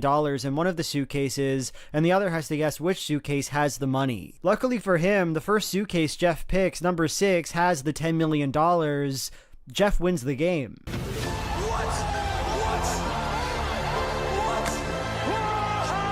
Look, I'm not going to deny that it's kind of entertaining that Jeff won with his very first pick, and I think it's fortunate for the show that it went down that way. It makes his win feel intentional. It makes it seem like he was really good at reading Twana. 1 in 10 chance. Did you read her like a book? Still, design-wise, this feels like nothing. For one thing, we have no idea, honestly, why Jeff chose suitcase number 6. Maybe he read Twana like a book, or maybe, maybe he didn't. Maybe, as Jeff says, he just thought 6 was kind of an inconspicuous number. I think this number's special to her. I think that's one of the reasons why it is.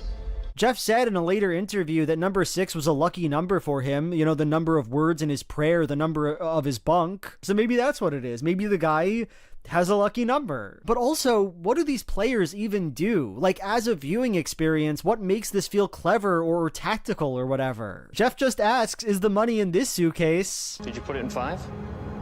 Antoine is like, I don't know, maybe. I might have. And then he does it again, and that's it. When Jeff does pick the right suitcase, Mr. Beast says this. You play tested this game dozens and dozens and dozens of times.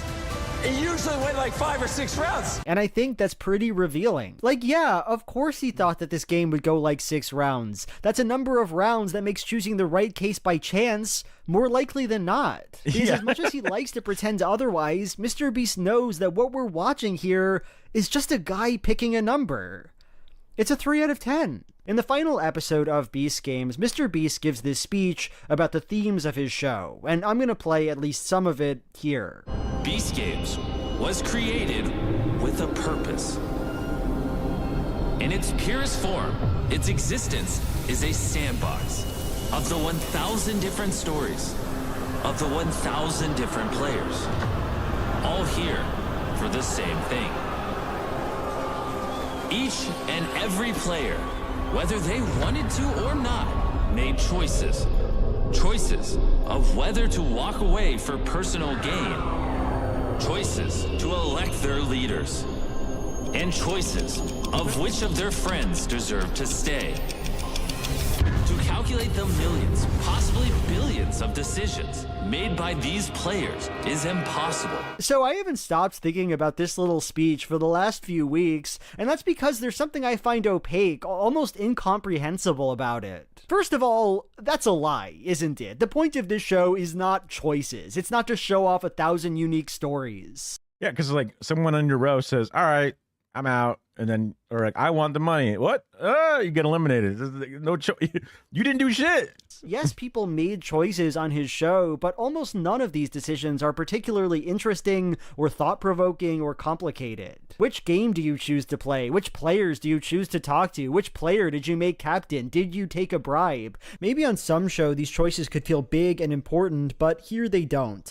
Here they feel meaningless. And that's because, the actual point of this show is that Mr. Beast is giving away a lot of money. That's the one idea that Jimmy cares about. There are bribes on the table, and coin flips, and Money Lion sponsorships, and $10 million, and new records being set. That is the priority. That's the theme, if you want to call it a theme. But also, why does a reality show like this need a theme? Why is Mr. Beast telling me any of this? Does Who Wants to Be a Millionaire have a complicated theme, or is that a show about getting trivia questions right? Does American Idol have a theme, or is that a show about being a good singer? Does Survivor have a theme, or is the game the theme? Is our interest in the show's mechanics enough to justify us watching it? Indeed, when you look at Mr. Beast's videos, the ones you find on YouTube, they are, for the most part, completely pointless, and I don't say that pejoratively. What is the capital P point of watching people of different ages compete for some money, or of watching a guy trying to protect a yacht? As of my writing this, Mr. Beast's most recent video is called Last to Leave Their Circle Wins $500,000, and I'm not gonna lie to you,